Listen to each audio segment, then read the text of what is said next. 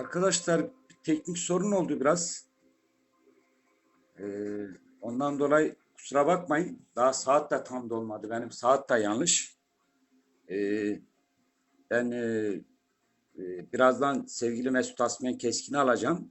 Gaza Dili bölümünde doktora yapan bir akademisyen arkadaşımız. Soruları alamayacağız. Kusura bakmayın. Türkçe soranlar olabilir. Şey yapabilirler. Alabiliriz. Sorularınızı yazın. Uzun bir söyleşi yapacağız sevgili Mesut Asmen Keskin'le. Ben kendisini davet edeyim.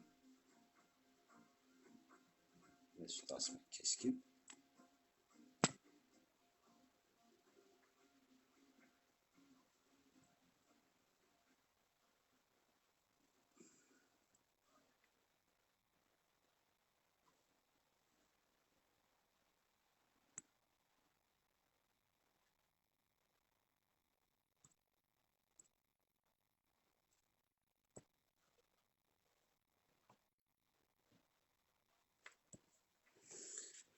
Sevgili Mesut, ben davetiye yolladım.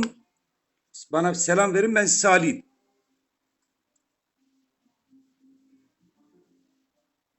İyi akşamlar diyeyim, ben sizi kamera alayım. Kadrajı alayım. Birazdan demin söyledim sevgili Mesut Asmen Keskin'le Zaza Dili, Zaza Tarihi, dilin arka penceresi, dilin oluşumu, dil tanımlamaları, dünyada kaç tane dil var, yaşayan diller, egemen diller, ölü diller, bu konularda geniş bir sohbet edeceğiz. Uzun da sürecek tartışmamız. Sorularınız varsa yazın. Sorularınızı da sorabilirim sevgili Mesut Asmen Keskin'e. Mesut Asmen Keskin kendisi Dersimli bir arkadaşımız, akademisyen. Küçük yaşta işi çocuğu. Burada bir başka üniversiteden Zaza Dil bölümüne geçer. Ana dili ve kültürü hakkında çalışmalar yapar ve çaba harcar. Bu anlamda ben sevgili Mesut'u çok önemserim, çok değer veririm.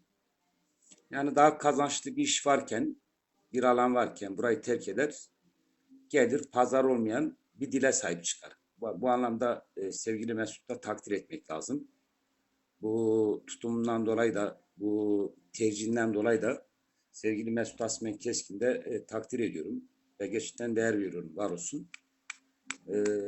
Bir ölüm sınırına bir dil ve tehdit altındaki bir dile sahip çıkmak bir vicdan olayıdır elbette. E, Duyarlılık olayıdır, bilinç olayıdır. E, Bunu da iyi okumak lazım. Belki 500 yıl sonra dünyada tek dil konuşulabilir diyemeyiz. Yani çünkü dünyada bugün aşağı yukarı 195 devlet var. 193 devleti Birleşmiş Milletler Devlet Hukukuna göre tanınmış. Vatikan ve Filistin sadece düzeyinde, gözlemci düzeyinde. Dünyada Birleşmiş Milletler Diller ve Kültürler Komisyonu yaptığı bir araştırmaya göre 7.000 ile 8.000 arasında dünyada dil var. 7.000 ile 8.000 arası. Tabii bu dilleri bunlar tasnif etmişler, yani kategorize etmişler. İşte devletlerin dili, yani egemen ulus devlet dili diyelim. Ee, Egemen ulus devletleri içinde ulus devlet tek dil içinde tek örnek İsviçre'dir. Burada 4 kanton var, 4 ayrı dil konuşulur. Batı'da tabii diller konusunda Batı bu konuda tutumunu da değiştirmiş. Ee, Yeni bir konvansiyon, yeni bir anlaşma da yapmış. Bütün dillere eşit derecede veriyorlar, haklar tanıyorlar. Böyle bir şey de var. Avrupa Azınlıklar Konvansiyonu diye geçer. Avrupa Birliği, Avrupa Konseyi, Avrupa Birliği şeylerinde var, sitelerinde var. İndirip okuyabilirsiniz. Bu dillerin bir kısmı korunuyor. Avrupa devletleri tarafından korunma altına almış. Ölen diller var. Bir de tehdit altına diller var. Yani devletler tarafından desteklenmeyen, işte kaldığı ülkenin sınırlar içinde konuşulan diller. Ki bu dillerin devlet dili dışında diğer dillerin anayasal güvencesi yok. Teşvik yok. Hiçbir bütçe yok. Müfredat yok. Haliyle bu diller altında, tehdit altında. Bu diller içinde özellikle Türkiye'de, Anadolu'da ben geçen bir araştırma yaptım. Aşağı yukarı Türkiye'de Ee, 37 olması lazımdı. Yanılmıyorsam bir bakayım. Evet. 36 tane dil var Türkiye'de. Konuşulan diller daha doğrusu. Türkiye yani şu anda Anadolu coğrafyasında toplam 36 dil konuşuluyor. Bu diller içinde göreceli olarak Kürt dili biraz avantajlı. Çünkü Kürtlerin devlet dili de var.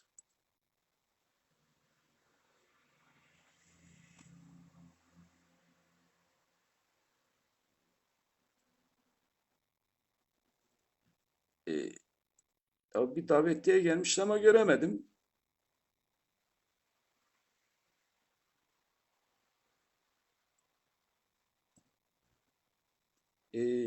Bir dakika. Sevgili Mesut, eğer hattaysan bana bir selam vermeni rica ediyorum.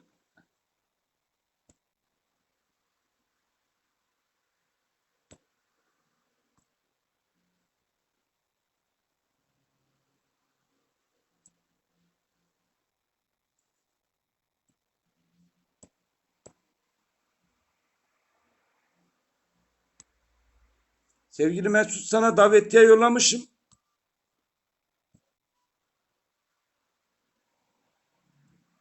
Girmen lazım kadraja. Bir daha bir selam ver bir zahmet.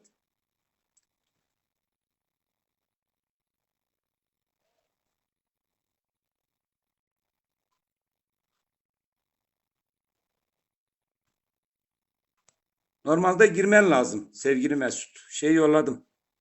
Davetiye yolladım. Niye giriş yapamadın? Cep telefonu mu, laptopla mı giriyorsun?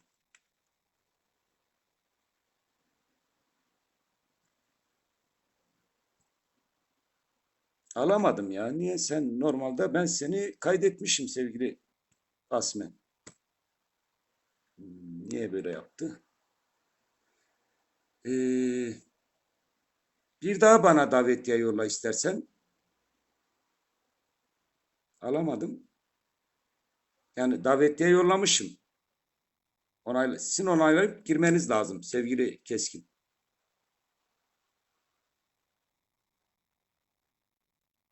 Bağlantı kuramadım. Ceplen gir istersen. Ceplen daha iyi. Mobillen. Mobillen gir. Niye öyle oldu anlayamadım.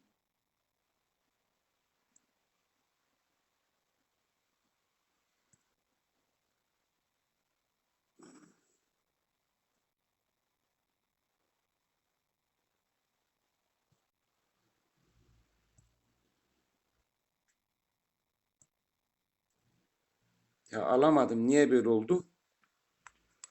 Ee, Onu anlayamadım. Girmede zorlanıyoruz. Şeye dene bir zahmet sevgili Asmen. Mobil telefonla bir girmeye çalış.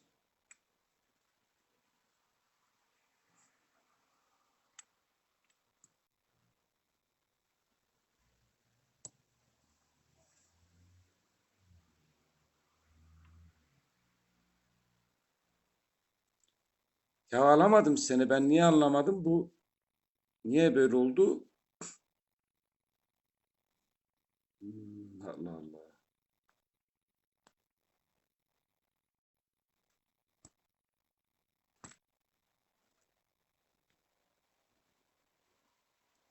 Alamadım ya.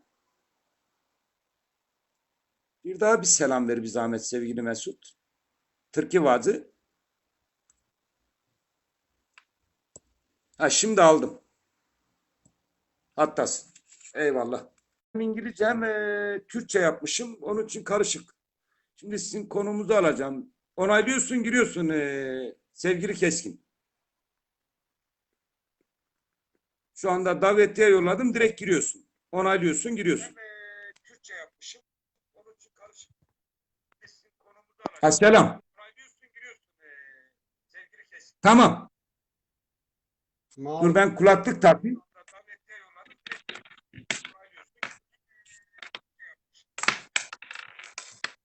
Sıkıntı var mı? Beni duyuyor musun? Duyuyorum da neden Cep telefondan oluyor da neden şeyden olmadı onu anlamadım. Olabilir. Cepten benim sesimi alıyorsun değil mi sevgili Ya Ketil? ben git hocam. Sesini alıyorum. Fak. Oldu. Tu her ama sandık tu her bu İtok khair bu. e, ve su var ve milletime tu naskenu. Yani hatıma ciranıma iyi ki vanani iyi ki natat tu sekeni peru tu naskeni. Bırak hırvacı. Ancak tu hem zonuma zazaki hem Türkiye vacı. Kama, Kotama dünya, Tutsuvant, bırak hırvacı. E, hem Türkiye vacı hem zonuma vacı. Aha. Şimdi bu cebi de biraz ayarlama gerek de şimdi Zazaca Tamam. bilmeyen arkadaşlar için kısa bir Zazaca giriş yapacağım için biraz müsaade isteyeceğim. E, Rica ediyorum. Rica ediyorum. Buyur. Ermiyan bir Buyur. kapıyorum pia khairami tsamanı mısırami iyi alaka musteni şirkeni pero pia payna tsamanı madahin ami ezaf sabiyo İsalama zonuma seru ilmi zon seru hal vaziyat zonuma seru ma euro mobet kemeves. Bu arada ya namımın Mesut'u namımın o bin asmen o namımın o khora suru kuma nara visto pon serravi hani ita piesorok dergi vetene o vakti herkes lekeme ebe lekeme nostine tike mordem ki Çin'e Türkiye belki ben o yani durumu hukunu talike heto binna ki ma pe namane resmiu kail ni bine tike ma vatene ma honak vame yani name ma ebe zor devlete işte kerdo Türkiye name ne mara name halak name çeyi yani vazme inika soyadı ma keskin ama alakabe yani tuzvani kardia tuzera keçina çekeş krayeno tike kalkanıma pirkanıma verende devuzan oxori devede devuzu xubi yani marabe xubi inuri keska pota keska kuveni ya herkes sanu Keska. Hı. leane gursu keska pata uza maravatı çekeşk uzara işte name keşki ki devleti memuranı devleti ardo Türkiser işte no pra keskin vazme yetuk biter tsa alaka huesta çe mamu doğulura Ma piyukora ma baba nu biter çıku ya va lazım amu eskiçiğime çünü bak emini testu bıraktım bak kiçiğimanı mant mari biter emin kerdu yani tuvazı hı. yani lazan kutbu kafa koran ama emin duzu tuvazı soy ismi duzu he vazım kadar tu bir şey. Ya az desim ra plemoriye rao hatta maravane dere sansı vane dere balabanu vane sıkma yani uza eve name aşırama name biyo ma Şindor Erzincan nazak nezdime yani aksata ma alışverişi ma Erzincan sersonu. Ahir ama devamak tabi plemoriye desim sero milleti ki yani ne vazonu ser Erzincanik bu yani pe desimiz bir ayna koy yok yani haskeni kaili. Ama az devedik ne mendo yani az İstanbul'da amidune ora tepi ora ravi yani hire tarser ravi ma piyemi be apanımra ame İstanbul gotu uzay kerdo uzay zamudina khora az gona niş Ama garibi ame garibiye ya uzay ama tabi garibi ma da garibi var ha. ya tepya gama Didine, Kurbetiya Didine Marvizya. İşte konuk işçi vana Alman ki de piyimi o süre ame bir Almanya. Az ona de serni bir ama az ma ahurek ame meyta. Yani e, de e, de serdi bir ona de serni kutu az amu ita vajme az ma ahura. Au na walat ve şey ahura meme. Ya zobi az uzay Türkçe serükşkin vaji Nasıl malimini kon malimeni Almanki ama devade ve deseri üniversite Frankfurt'te İtalya Frankfurt'te manon. Zonumadaki kurs dine üniversitede. Doktora hoki ez ona zonuma seru vrazenu. Me ilmi zoni. İta Frankfurt'te lüe Profesör Gipert de ilmi zon. İlmi zonla ez biyomezun. Ya isterseniz şimdi Türkçe'ye geçelim. Arkadaşlar anlamadıysa. E, Yani zaten Ya çoğu şey var. Sevgili Keskin, bizim listede Türk dostlarımız var. İkincisi Zazalar var. Kürtler de var. Yani şey karışık. hı hı. Profil karışık. Türkçe açıklama yapmakta yarar var. Tabii biz dilimizden de gene devam ettireceğiz. Buyurun, biraz da özgeçmişinizi Türkçeyle de özetlerseniz sevinirim sevgili Keskin. Ben e, Bu ara İstanbul'da doğdum. hepiniz hoş geldiniz. Epey izleyicimiz var, dinleyicimiz var, aynı zamanda selam veriyorlar. Hepinize ayrı ayrı teşekkür ediyorum. Sma pörü herame gos danama sma ve su var biri. Buyur Mesut. Bir dakika. Heh. Em, Ya gurbette doğdum ben. Gurbet çocuğuyum. İstanbul doğumluyum. Ailem Dersim'in Pülümür ilçesine ait Süleyman Uşağı köyü. Zazırcası Mazra Süleyman'ın.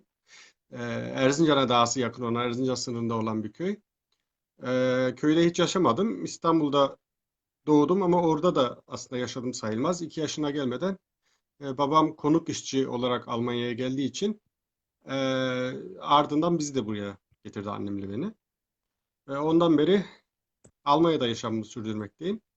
Yani Türkiye'de olsun ya da Dersim'de olsun yaşamadım. Yani Zazaca'yı da Türkçeyi de ben evde öğrendim. Evde 2 dil konuşuluyordu. Önceleri Zazaca'yı anlıyordum. Yani benimkiler hep bizim yani annemle babam asla dilinden utanmadılar. Her yerde konuştular. Dersim'de olduğunda gizlemediler. Alevi olduğunu da gizlemediler. Zazaca'yı da konuştular, ayıplamadılar. Fakat yaşıtlarımın Zazaca konuşmamasından ötürü tabii ki o Türkiye'nin dil politikası, asimilasyon politikası o insanlar o korkuyla sadece korku değil yani onun bir şekilde artık o şekilde yürürlüğe geçmişti yani Türkçe öğrenmek. Bir nevi modaydı da. Bir yandan da tabii korkutuldu da insanlar yani özellikle azınlık olanlar için diyorum. Çünkü bir gün mutlaka Türkiye'ye geri dönüş düşünülüyordu. O şekilde Türkçe ağırlıklıydı evde ilk zamanlar. Ama belirli zaman sonra özellikle benim isteğimle daha çok Zazaca'ya ağırlık verilmeye başladı. Em, Bütün eğitimimi burada Yani aldım. hı Ee, hı. Dil bilim yani kısacası 90 yani ana dilime yönelmeye başladığımda 93-94 senesindeydi. Vare dergisiyle özellikle tanıştım. Bu beni bayağı etkiledi. Çünkü çok fazla insanın ulaşabildiği bir dergi değildi. Ama 3 dilde çıkıyordu. Yani hem Almanca, Türkçe ve Zazaca. Bazen de İngilizce. Yani Zaza dili ve kültürüne hitap eden bir dergi olarak çıkıyordu. Bu arada ben hani Zaza dili, Zaza halkı derken bütün kesimi yani bunun e, Alevisi de, Sünnisi de veya işte e, Şiisi de var artık, ateisti de var. Ben bütün bu dili konuşan insanları kastediyorum. Yani Türkçe konuşulduğunda farkı gözetmeksizin tabii. İnanç farkı veya yöresel adlandırma farkı. Tabii yöresel adlandırma farklılıkları var. O da bizim zenginliğimizdir. Birçok dilde de olduğu gibi. Hani şimdiden söyleyeyim diyorum. Ee, Orada yani dilimi de o şekilde geliştirdim. Sonradan yani ilkin ben makine mühendisliği olarak e, okumaya başlamıştım. Orada onu bitirmeden yani ön lisansı aldıktan sonra dil bilime geçtim burada Frankfurt Üniversitesi'nde. Ee, Frankfurt Üniversitesi'nde 4 yıl geçmeden tamamladım dil bilimi eğitimimi. Profesör Doktor Gipert'in yanında ve Agnes Korn da vardı, Doktor Agnes Korn. O arkadaşlarla ve akademisyenlerle önceden de tanışıklığım vardı çünkü 1994-95 yılları olmalı. O zamanlar özellikle o zaman Kazım Aktaş ve e, Kahraman Gündüzkanat adlı akademisyen ve arkadaşlarımızın teşvikiyle Gipert öyle bir dilinin var olduğunu, yani var olduğunu zaten biliyor da yani o dilde ilk defa bu dili konuşanlarla karşılaşıp ve ilgisini göstererek bir araştırma yapmaya başlamıştı üniversitede. Oraya katılma imkanım oldu. Ve dilimi kendim de her zaman, yani hala da geliştiriyorum. Hala da belki hakim değilim derken, yani dedelerimizin, nenelerimizin, annelerimizin, babalarımızın konuştuğu şekilde yani o şeye maalesef hakim değiliz. Çünkü bir yerde yaşama şansımız olmadı. Bu çok önemli. Çünkü 25 yıl sonra da hala köye gittiğimde yeni yeni kelimeler öğreniyorum ki bildiğin gibi şey de var, bizim bir uzun zamandır sürdürdüğümüz sözlük projesi var. Bütün şiveleri kapsayan sözlük projesi ve farklı yörelerden insanlarla, Zazalarla tanıştığımızda ve herkes, yani buna katkı sunan herkese de ayrıca teşekkür ederim. Herkes de bu dilin aslında ne kadar zengin olduğunu, yani yöresellik birçok dilde, birçok halklarda, yani uluslaşmış milletlerde yöresellik biraz şey olarak görülür.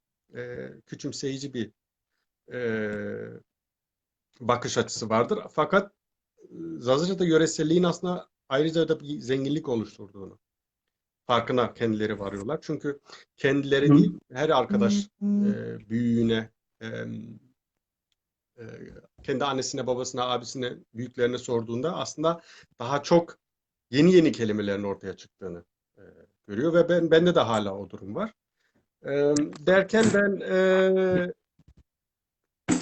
master tezimi Zazaca'nın lehçeleri, şiveleri üzerine yazdım. Ondan sonra e,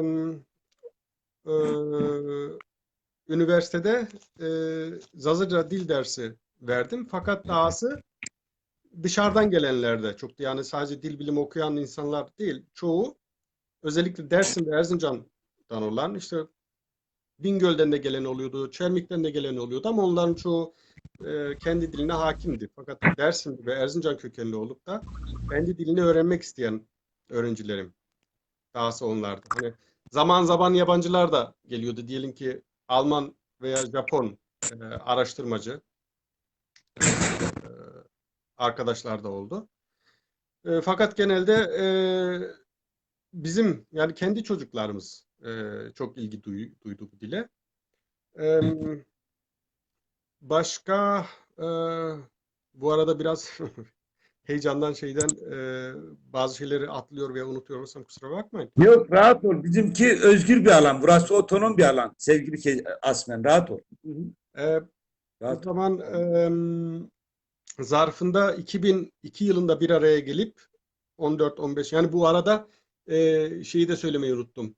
Bir şanslı olduğum bir durum da şuydu: 94-95'ten sonra Zazaca üzerine seminerler düzenleniyordu. Ee, Yılda 2 kez C.M. Jacobson ve bu arada rahmetli olan eşi San Donato, Mary, ama onlara şey derdik, Bra Mikael ve Bra Merivane, onların öncülüğünde iki dil bilimci olarak bizim Zazaca Yakup, yazarlarla birlikte, Yakup senleri diyorsun değil mi evet, sevgili Jacob, Asmen?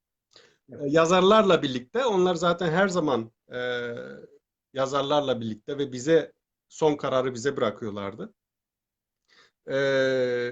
Yılda 2 kez seminer veriliyordu. Orada da özellikle Dersim, Varto, Erzincan, Çermik, Siverek, e, Elazığ yöresinden yazarlar, ilgililer geliyordu. O da büyük bir, yani bir şanstı. Çünkü Hı hı. yurt dışında oluyordu bu. Almanya'da oluyordu özellikle. E, Hı hı. Benden önce, yani ben tanışmadan önce diyelim ki Ayrı dergisi, Pia dergisi veya başka dergiler bu konuda şey atmaya başlamıştı Zazacan'ın yazı diline geçirilmesine dair. E, Vare dergisi de onlardan biriydi. İşte o sonra farklı dergilerde çıktı. Rush diye çıkmıştı. Desmala Sure vardı. Efendim Tija Sodiri, Kormuşkan, sonra Vate gibi dergiler çıktı. Ve gittikçe e, hem bir yandan yayıldı, bir yandan da ekonomik, yani bizim aslında Avrupa'daki arkadaşlar belki inanmayacak ama ekonomik sebeplerden ötürü yayınlar ya durduruldu ya da değişti. Yani yeni diyelim yayınlar e, çıktı. Hı hı. Hani onların istikrarlı olmamasının şeyi ekonomik sebepler. Çünkü arkadaşların çoğu biz bir yerden destek almıyorduk. Çoğu dergi masraflarını, yol masraflarını, posta masraflarını e, cebimizden ödüyorduk. Tabii tehdit meditler de vardı. Yani o zaman sevgili Aspen tabuğuna gireceğiz daha sonradan. Ben çabanızı biliyorum, emeklerinizi biliyorum. Bu konuda Zaza dili ve kültürü konusunda son derece bir dervişçe bir yürek taştığınızı içtenlikten biliyorum. Şimdi şöyle bir soruyla girelim. Epey arkadaşlarımın çoğu Zaza, ezici çoğunluğu şu anda izleyenler. Kürtler de var, Türkler de var. Herkes iyi akşam, herkese iyi akşamlar, selamlar, Ben de sevgiler, tekrar saygılar. iyi akşamlar diliyorum. Sma piro pia khair Sma nama serami. Alvazi delali dost kadir grani. He vaze. Keko. Smaperu herame san smapernu herbru. Rasmen şimdi şöyle gireyim. Bu Zaza eski arkaik tarihi de ve modern kimlik tanımlamaları içinde de tanımlayabilirsiniz. Bu Zaza bunun etimolojik tanımlamasını bir yapar mısınız? Hem eski arkaik hem de günümüz tanımlamasıyla. Bir etimolojik tanımlama daha doğrusu. Zaza teriminin mi? Evet. Zaza teriminin de e, diğer isimlerinde ekonomik şeyini aslında pek ekonomik diyorum pardon. Etimolojik tanımlamasını yapmak pek mümkün değil. Sadece varsayım olarak. Hani Zaza teriminin şunu önceden diyeyim, Sasani ile alakası yok. Yani etimolojik olarak da dil olarak da Sasani diliyle Zaza dilinin sadece amca çocukları, öyle diyelim. Biri Sasani, yani Sasanilerin hangi milletlerden oluştuğunu söyleyemeyiz ama kullandıkları dil Orta Farsça. Yani bugünkü Farsçanın İslamlaşma döneminden önceki olan dili. E, e, Yazı dili en azından Farsçaydı ve Zaza Sasa benzerliğinden bağlantı kuranlar var ve İrani halk, İrani topluluklar olduğu için ona da sonradan gireceğiz. Fakat ben buradan şema gönderemiyorum galiba maalesef. Şemalar hazırlamıştım fakat dosya göndermem galiba mümkün değil maalesef. Neyse bir şekilde bu şekilde anlatmaya çalışırım. E, Zazana terimi yukarı Fırat Havzası. Bundan 2500, yaklaşık 2500 sene önce, 2500 seneden fazla.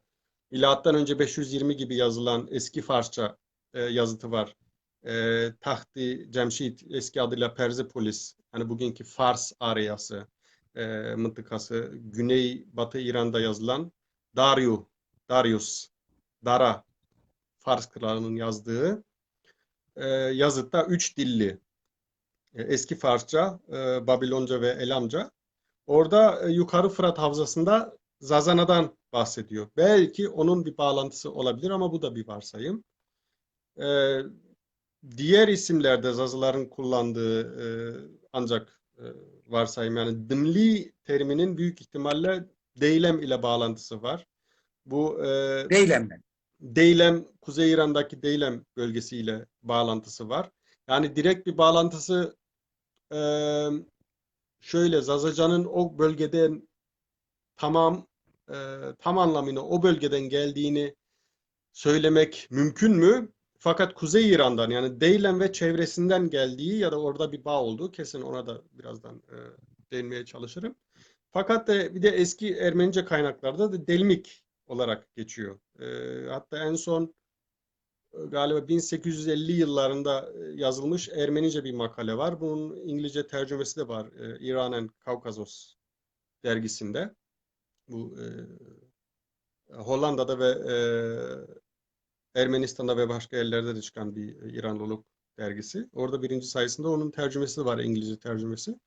Orada dilmik olarak geçiyor ve Deylemli olduğu aktarılıyor. Buna Antranik de dersim kitabında değiniyor.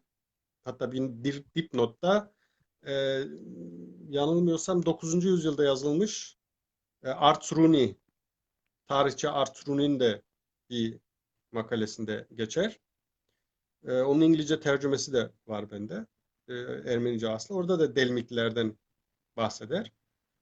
Onunla alakası da olsa gerek ve bugün Hınıs, Tekman, Varto yöresindeki Alevizazlar Diyarbakır'dan gelen Sünnizazlara Dılmic der. Hani Deylem Dılmic, dilimli gibi bir anlam çıkıyor.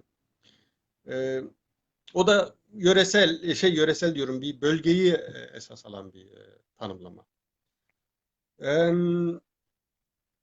Ya sorun oydu, biz nerede kalmıştık? Dedim şey söyledim sevgili Asmen. Dedim ki Zazaca'nın etimolojik açılımı yani kök bilgi, sözcüğün kök bilgisi nereden geliyor onu anlattınız. Buyur devam edin. Aha. Başka Kırmanz ve Kırd adları da var ve Şarema adı da var. Şarema Varto. Ha, sevgili Keskin o yerel adlandırmalar, bölgesel adlandırmalara da girsen iyi olur. Soracaktım. Buyurun.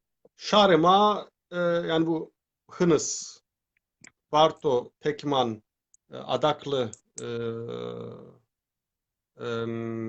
Karlıova, Varto ve kısmen de Ardahan Göle'de de o, yani birçok yörede aslında Şarema kullanılıyor ama Varto, Hınıs özellikle o yörede artık bir isim olmuştur. Şarema, Zonema o bildiğimiz halk kelimesi. Yani bizim halk demek. Şar kelimesi de Türkçeden bildiğimiz şehir kelimesiyle aynı. Eski İrani dillerde Veya şark. Şark da oradan da gelebilir. yok, Şarema, yok, yok. şark. Alakası yoktur. Değil mi? Şar Türkçe'de şehir olarak bildiğimiz Türkçe'ye Farsçadan geçmiştir. Fakat Farsça değildir o kelime. Part dilindendir. E, Eski dilde, eski İrani dilde Kshatriya olarak bilinen Burada kelime. O da sevgili Keskin imparatorluk. Gımgım'dan Hüseyin Özdağ diye bir dostumuz yazmış kardeşimiz. Gımgım'da biz Şarema diyoruz Ha, diyor. Doğru ona söylüyor. değiniyoruz zaten. Hı. Şar orada yani bugünkü Zazaca'da halk anlamına ve el anlamına da geliyor. Eloğlu. Ee, Kshatriya, imparatorluk veya ülke anlamında kullanılıyordu. Bu eski Hintçe'de de var Kshatriya olarak ve eski İrani dillerde de Avesta ve Farsça'da da geçer Kshatriya olarak. Fakat anlam değişikliği olmuş. Zazaca'da şar, e, el veya millet anlamında iken e, bugünkü Türkçe'de yani Partçadan veya Farsçadan Farsçada var olan da bir kelime. Aslı Partçadandır. Farsça değil. Şehir olarak geçiyor. Kırmanz adı e, onun üzerine de belirli bir şey diyemeyeceğim. Hani fakat Kürtlerde, Kuzey Kürtlerde yani Kurmançlarda kullanılan isim ile aynı etimolojisi. Fakat Kırmanz derken Erzincan ve Dersim yöresinde Alevizaza veya Alevi anlamında kullanılmakta. Yani onda da aslında biraz sıkıntı var. Çünkü belli bir kalıba oturtmak da zor onu. Yani senin de dediğin gibi Ali abi, annen 100 yaşında olan annen mesela ben farklı Dersimli yaşlılarla da konuştuğumda veya not ettiğimde Dımli adı da geçerliydi. Hem dil için hem halk için. Özellikle dil için Doğru. Dımli. Fakat Kırmanz derken bugünkü kullanımda bizim yörede özellikle Dersim'de Alevi anlamında. Hani Kırmanzıma dediği zaman Alevi, Türk dediği zaman Sünni. Bir etnik tanımlama olmayıp dinsel bir referanstır. Yani Evet, Kırmanç dinsel veya bir Kırdak bir referans fakat etnisite tanımlamak değil. fakat ondan önceki kuşakta Alevi Zazalar için daha sık kullanılıyor. Çünkü özellikle Cemal Taş Bir abinin kitabında hatırlatma yapayım sevgili Asmen. Tevfik abi diyor ki Karabal diyor Koçgiri bölgesinde Kuzeybatı Dersim diyor Horevanı Mazazayı Evet. mı? Evet, oraya da değineceğiz. Şimdi Zaza Hı hı. terimi bugün kendi tanımlama, öz tanımlama olarak en yaygın terimdir. Yani bu Karabel, Sivas'a bağlı, Sivas ve bugün Almus. Almus'a da bağlı, Tokat Almus'a da bağlı bir köy var. Ve genelde Ulaş, Kangal, Zara yöresinde kullanılan öz tanımlama Zazayme. Orada da geçiyor ve özellikle Elazığ, Diyarbakır, çoğu Bingöl'de dahil orada geçen öz tanımlama. Kırmanz derken dede aşiretinden olan yani Kureyşanlılar, Baba Mansurlar vesaire yani Dersim'deki Alevi dede aşiretinden olanlar taliplere yani Alevi müritlerine, taliplerine o şekilde Kırmanz diye anarlardı. Kendilerini e, ayrı tutarlardı. Ve başka bir kaynağa göre de Maraba, topraksız olanlara da en yaşlı bizim yöreden bir amcadan ben dolaylı olarak duydum. E, Maraba olana e, Kırmanz denirken kendilerine Ağleri. Ağleri mesela Dersim'de çok çok kullanılır Ağleri diye ismi. E, Evet. Zaza tanımına da değindik. Dımli de var. Güney Zaza özellikle yani Dersim'de yaşlılarca bilinen Dımli var iken Hanefi Zazaların Siverek, e, Gerger, Çermik yöresinde kullanılan terim. Ona da değindik. Bir de Bingöl ve Palu'nun kısmen kullandığı yani Zaza'nın yanında Kırd da kullanılır. Kırd terimi de Kurd ile aynı fakat e, kendine Kırd diyen Zazalar dediğim gibi bir yandan hem Zaza teriminde kullanılır bir de kurmançları Kırd diye tanımlamaz. Yani kurmanç, kurmonç diye tanımlar. Yani ma Kırdi kurmonci diye. Orada Hı yani hı. şey belirtilir. Dil veya etnik fark belirtilir. Onu da söylemek gerek. Fakat bunların harbi değeri var mı? O ayrı bir konu, siyasi bir konu bana göre yok. Yani istersek diyelim ki şöyle bir durum olabilirdi. Hüseyin arkadaş, Özdağ'ın arkadaşı yazdığı gibi sadece Varto değil. Diyelim ki bütün bu dili konuşan insanlar kendine şarıma, zonuma diyebilirdi. Öyle halklar da var. Mesela benim e, mesela e, Avar halkı var. Bir Kafkas halkıdır. Kuzey Kafkas veya Doğu Kafkas halkı. Bunlar Türkiye'de de yaşar. Yani Türkiye'ye de göçen Kafkaslardan göçen halklardan biri. Ee, kendi diline ma'arul mat der. Bu dağ dili anlamında. Yani farklı bir derim benim bildiğime göre yok. Yani dillerini dağ dili olarak kendi dilinde öyle tanımlar ama dünyaca Avarca olarak bilinen dil. Lezgi diline, Çeçen diline yakın bir dildir. Veya işte e, Hollandalıları göz önünde bulundurursak örnek olarak e, Hollandalılar Nederlands der. Nederlands da yani alçak ülke mi desek yani şey ülke.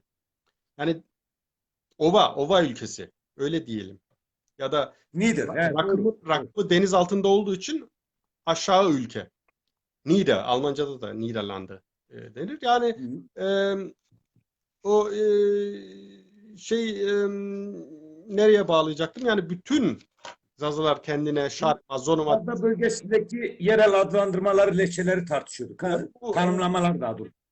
bunların çok önemi aslında yoktu. Özellikle diyelim ki biz dil bilimcileri için zaten şey olsaydı. Hani bütün Zazalar gelip kendine zonuma, şarıma deseydi de biz ancak bizim için önemli olan içeriğidir. Yani bu zonuma dediğiniz dil ya da işte diyelim ki bu kendi dilinizde Dimilki, Kırmançki, Kırtki, Zonuma dediğiniz dil, Zazaki dediğiniz dil ondan yani e, onu bize sunun deriz biz. Yani siz bu dilde diyelim ki nasıl şunu nasıl adlandırıyorsunuz?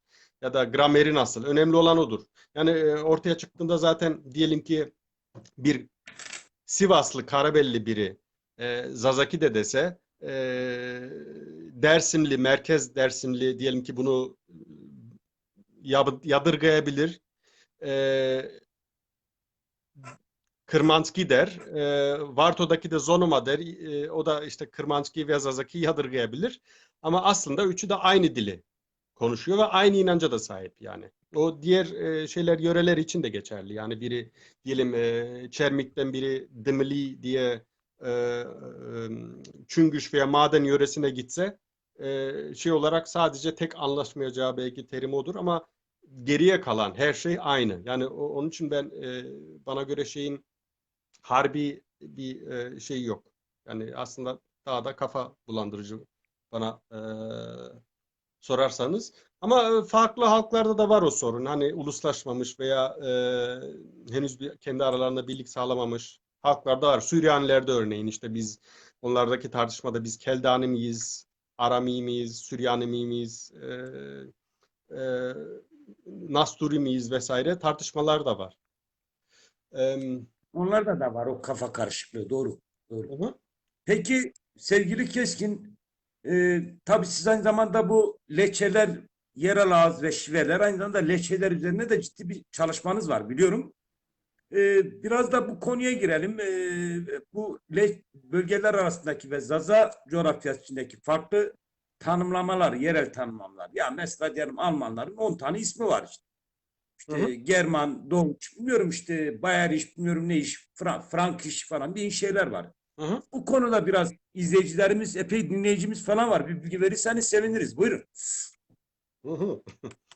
Yani dediğim gibi o şeyin nasıl, ne zaman ortaya çıktığı konusunda belirli bir şey demek zor. Fakat gidip Zazaların, Zazaca konuşan milletin yaşadığı yerlere bakılırsa belki daha iyi anlaşılır olur. Çünkü dağlık kesimde genelde yer alan bir halk. E, ve işte sürekli tarihe de bakıldığında belirli bir katliam politikasına ve zulüm politikasına maruz tutulduğu için e, büyük ihtimalle yani şey sebebi odur. Dağ, dağların en yüksek tepelerinde kalmasını, orayı mesken edilmesi.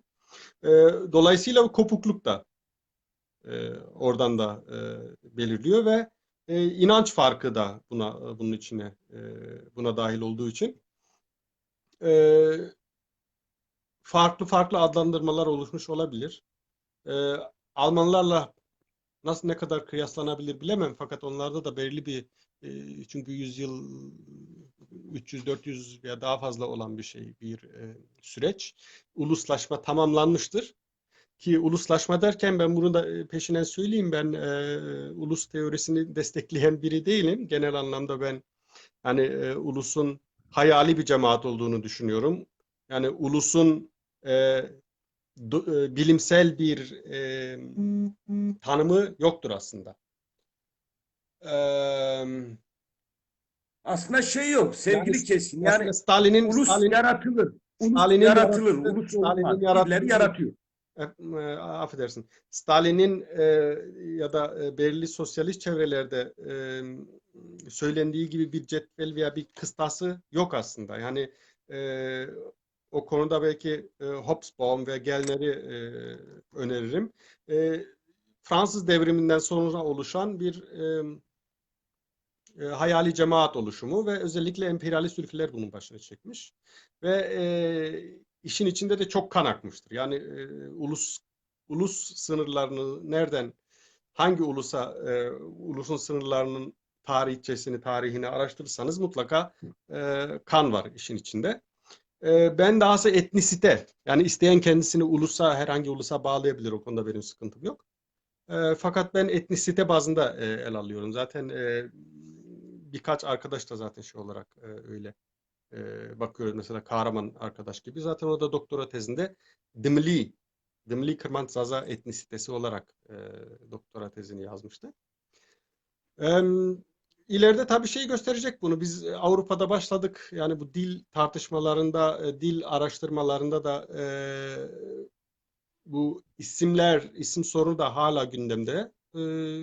Şu an Anadolu'da da bir parti girişimi veya belirli dernekleşmeler var. Parti girişimi var, dernekleşmeler var.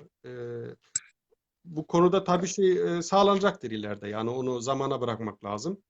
Ve daha önemlisi biz hepimiz görüşümüz, inancımız ne olursa olsun, ideolojimiz ne olursa olsun elimizi vicdanımıza koyarak ve ileriye bakarak çocuklarımızı da görerek bu dili nasıl, bu kültürü nasıl kurtarabiliriz? Onun için ne yapmamız gerek? Onu e, ele almak gerek. Şimdi Zazaca nasıl bir dil? Onu biraz onun üzerine aslında dursak daha iyi. Şimdi şu an Şöyle bir soru sorayım istersen buyur. sevgili Asmen. Ya bu dilin fonetiği, leksikonu ve morfolojiyi biraz anlatırsan iyi olur.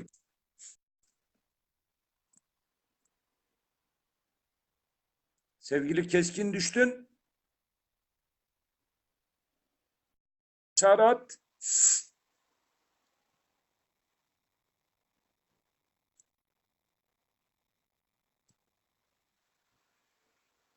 Ekledim.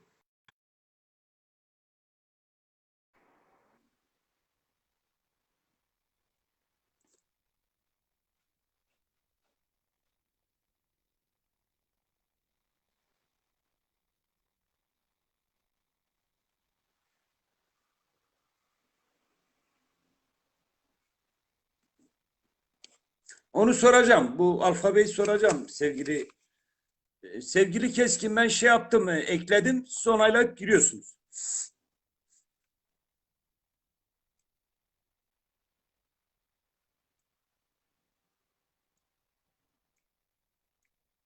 Ekledim. Ee, Ya genelde şey var. Bizim Zaza bölümde farklı tanımlam. Buyurun. Buyurun. Pardon, özür dilerim. Galiba bir teknik hatadan Rica ederim. ötürü bir şekilde çıktı. Yok, yok. Yani, Rica ederim. Buyurun. Bu şimdi şey diyecektim. sorun neydi abi?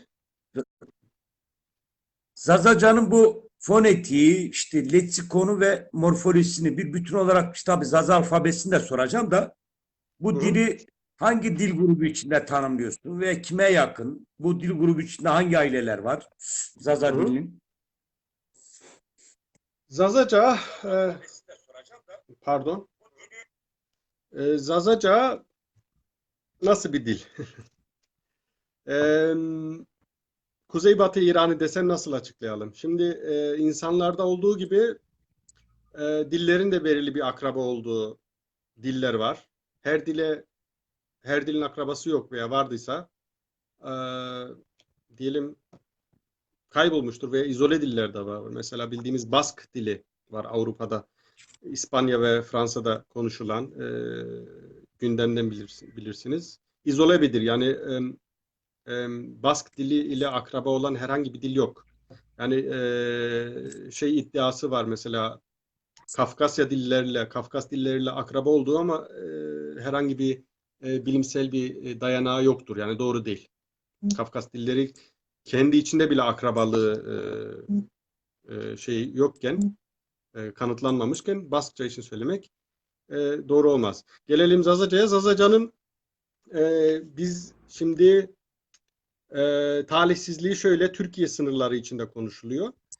Talihsizliği derken ne talihsizliği? Türkiye'deki sürdürülen dil politikasına bütün e, yönleriyle, coğrafi yönleriyle ve siyasi yönleriyle maruz kalması. E, ve bizim de bir şekilde bakış yani farklı bir dil tanımamıza pek bir engel de. Çünkü bakıyoruz bugün itibariyle Zazaca ile tek akraba dil coğrafi olarak Kürtçe, Kurmancı.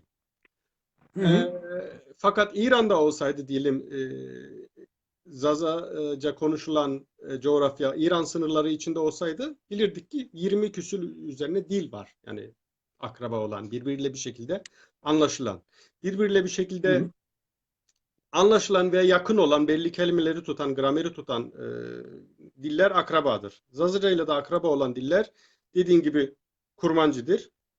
İlk etapta veya Kürtçe genel anlamda dersek. Yani Kürtçe derken ben burada İranolojide olduğu gibi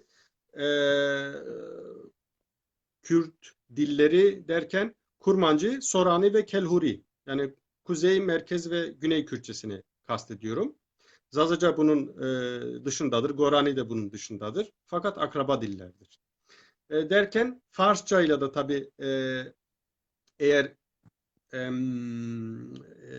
Türkiye'de okuyup da divan edebiyatı gören arkadaşlar bilir. Osmanlıca'da olan Farsça kelimelerle Zazaca kelimelerin birbirini tutmasından bilirler. Akraba dil olduğu için, hani Osmanlıca'da Zazaca terimlerin olduğundan değil, Farsça ile Zazaca'nın da Kurmancı ile akraba olduğu gibi birçok kelimelerin benzeşmesinden kaynaklanıyor. İşte sayılar diyelim benzer veya işte nan, mar, işte yılan, ekmek vesaire gibi kelimeler, birçok kelime yani. İrani diller dediğimiz 40 küsür İrani dil var. Hı Zazaca hı. İrani bir dildir. Kuzeybatı koluna ait. Kürtçe de İrani bir dildir. Kuzeybatı koluna ait. Farsça ise o da İrani bir dildir ve en bilinen yaygın dil olarak Kuzeybatı İrani olarak sınıflandırılıyor. Fakat Kürtçe her ne kadar Kuzeybatı İrani dili ise Güneybatı unsurları da taşır. Diyelim ki bu Zazaca'da 3'e gire diyoruz. Gire derken Kürtçe ve Farsça'da S veya işte biz kız kardeşe Y derken Kürtçe'de hua veya huşk, Farsça'da huahar. Bu gibi şeyler, özellikler de var. Diyelim ki Kürtçe ile Farsçayı biraz yakınlaştırıyor. Batı İran'ı dedik, Doğu İran'ı diller de var. Bunlar Batı İran'ı dillerine biraz daha uzaktır. Bildiğimiz Oset dili mesela veya Peştu. Peştu Afganistan'da ikinci resmi dil olan İran'ı bir dildir. Oset dili Kafkasya'da konuşulan izole bir İrani dildir. Bu arada Türkiye'de de Kafkasya'dan gelen bazı Osetler var. Fakat o daha uzak. Yani öyle anlaşılan birbiriyle anlaşılabilen diller değil. Bu sınıflandırmalar nasıl yapılıyor ona dair birkaç şema hazırlamıştım ama maalesef dosya olarak gönderemiyorum. Fakat zazaki.de yazayım. Orada bu anlattıklarımın üzerine makaleler var. Arkadaşlar bilir. Türkçe Zazaki.com değil mi Mesut Hocam? Zazaki.de yazdım şimdi. Orada Türkçe'de okumak isteyen İngilizce ve Almanca bölümünde de Zazaca üzerine farklı makaleler var. İşte orada sınıflandırma üzerine de duruluyor. Benim makale dışında daha önemli Ludwig Paul'un, Profesör Doktor Ludwig Paul'un makalesi var. Gippert'in makalesi var. Diğer dil bilimcilerinin de makalelerini bulabilirsiniz. Veya makalelerde birçok kaynak da belirtilmiş. Zazaca öyle bir dil. Bu İrani dil grubu 40 küsür İrani dilden ibaret ve bunlar akraba. Yani bu dediğim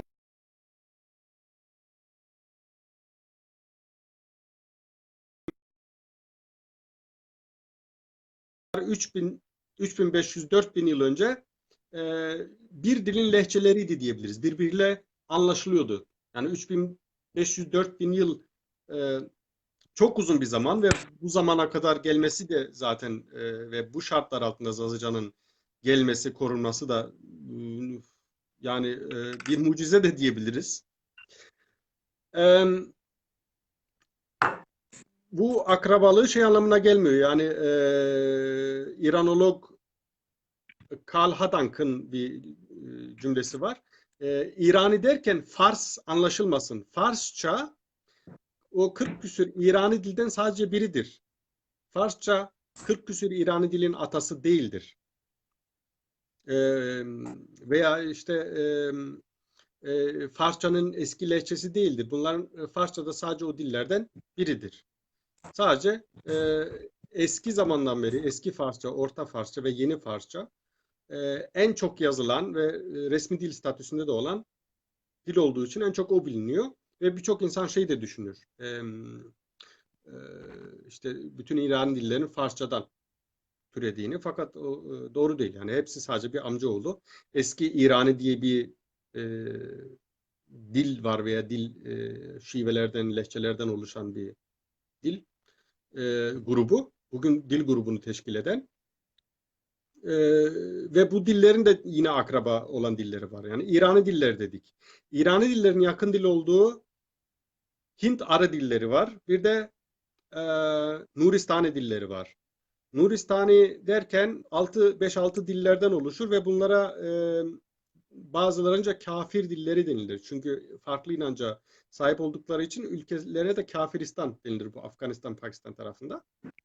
Bir de Hint Arı dilleri dedik. Bugün Pakistan'daki Urdu dili veya Hindistan'daki Hindi dili aslında aynı dildir ve işte Sri Lanka, Bangladeş, Bengali gibi bilinen diller olarak sayıyorum. 100 küsür diller var bu Hint Arı dil grubuna ait.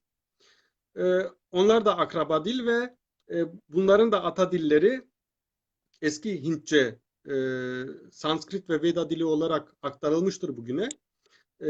Sanskrit dili de Avesta diline çok yakın bir dil. %80'i tutuyor diyelim. Yani bundan 3500-4000 yıl önce bunlar ayrılmış. 4000 yıl önce diyelim bu Hindu kuş tarafında ayrılmış diller. Biri batıya, diğeri doğuya doğru ilerlerken bunlar genelde yayılmacı halk. Yani yayıldığı yörelerde yerel halkları da yerlerini de işgal eden halklar. Yani bu Hint, Avrupa halklarına da hastır diyebiliriz. Derken şimdi Hint Avrupa dedik.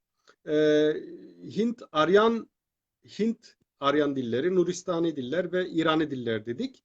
Bu üç dil grubunun arı dilleri, Hint-İran dilleri olarak da bilinir. Ya da arı dilleri olarak da bilinir. Bunlar da Hint-Avrupa dil ailesine mensuptur. 200 veya daha fazla. Şu an tam sayısını bilemeyeceğim, kusura bakmayın da 200 üzerine dile sahip Hint-Avrupa dil ailesinden bahsediyoruz. Ve ismin neden Hint-Avrupa olması, işte en doğuda Hint dillerinin, Hint arı dillerinin konuşulduğundan, en batısında da Avrupa dillerinden İndo-Germaniş, Hint-Cermen de olarak da bilinir.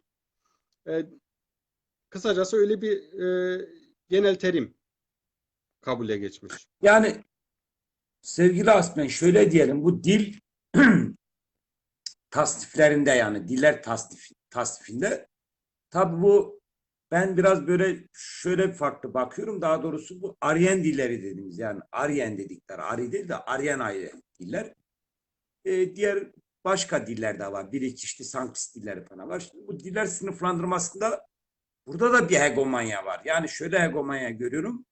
Aryen dilleri üst diller, Hoh diller olarak tanımlanıyor. Burada bir batı merkezi bir ırkçı görüş yok mu sence? Yani bir soru olarak soruyorum. Yok. Aslında arı kelimesinin, Aryan kelimesinin Nazi faşistleri tarafından yanlış bir şekilde kullanılmasından kaynaklı. Çünkü aslında zaten Almanlar onların yani öngördüğü veya işte saçma, hastalıklı diyebileceğimiz faşist ideolojisinde kurguladığı arı ile alakası yok. Yani Alman halkları arı halklarına dahil değildir. O svastika, yani gamalı haçın da Doğu, Uzak Asya'dan alınan bir sembol, güç simgesi olarak. Hint geleneği. Hint, evet. E, Hint Hint veya o geleneği. yöredeki genelde anlamda, yani Uzak Asya, Çin, Kore vesaire şeylerde de geçer o gamalı haçın güç simgesi olarak. E, Almanya'da artık yasak bir simgeye dönüşmüş ve arı kelimesi de, Aryen kelimesi de kullanılıyor, ama bu aslında Nazilerin yanlış bir şekilde yani kullandığından kaynaklı, şeyle alakası olduğundan değil. Ve Aslında ona şöyle bir parantez açayım. hı hı, Şimdi tabii bu Nietzsche diye bir, biliyorsun, Alman bu nihilist bir filozof. Şimdi Nietzsche, Zerdüşt böyle buyurdu kitabında. Aslında Nietzsche orada üst insan kavramı Nietzsche'de özgürlükçü insan tipidir. Yani bütün üst egoları sistemin ilk ve üst değerleri yıkan insan özgürdür. Yani o insan üst insan tanımlaması Nietzsche'de böyledir. Şimdi Nietzsche'nin bir taristi Nietzsche'de mesela ben şey de gördüm. Bu Zerdüşt böyle buyurdu kitabında der ki şimdi o Zerdüşt ilk Aryan tanrı olduğu için peygamber olduğu için över. Ve şöyle dedir. Der Aryenler üstün bir toplumdur. Yeryüzünde yönetici geleneği vardır. Mutlaka Aryenler yeryüzünde. Şimdi böyle ilginç tezleri de var.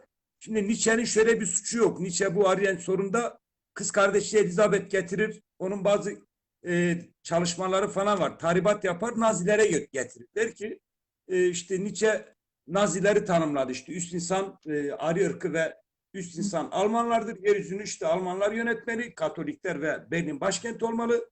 Bu bir şey manipülatif propaganda amaçtır. Yoksa Aryen ve Arya ırkı kavramı Naziler bunu biraz da şey yaptı. Çarpıttı daha doğrusu. Öyle söyleyeyim.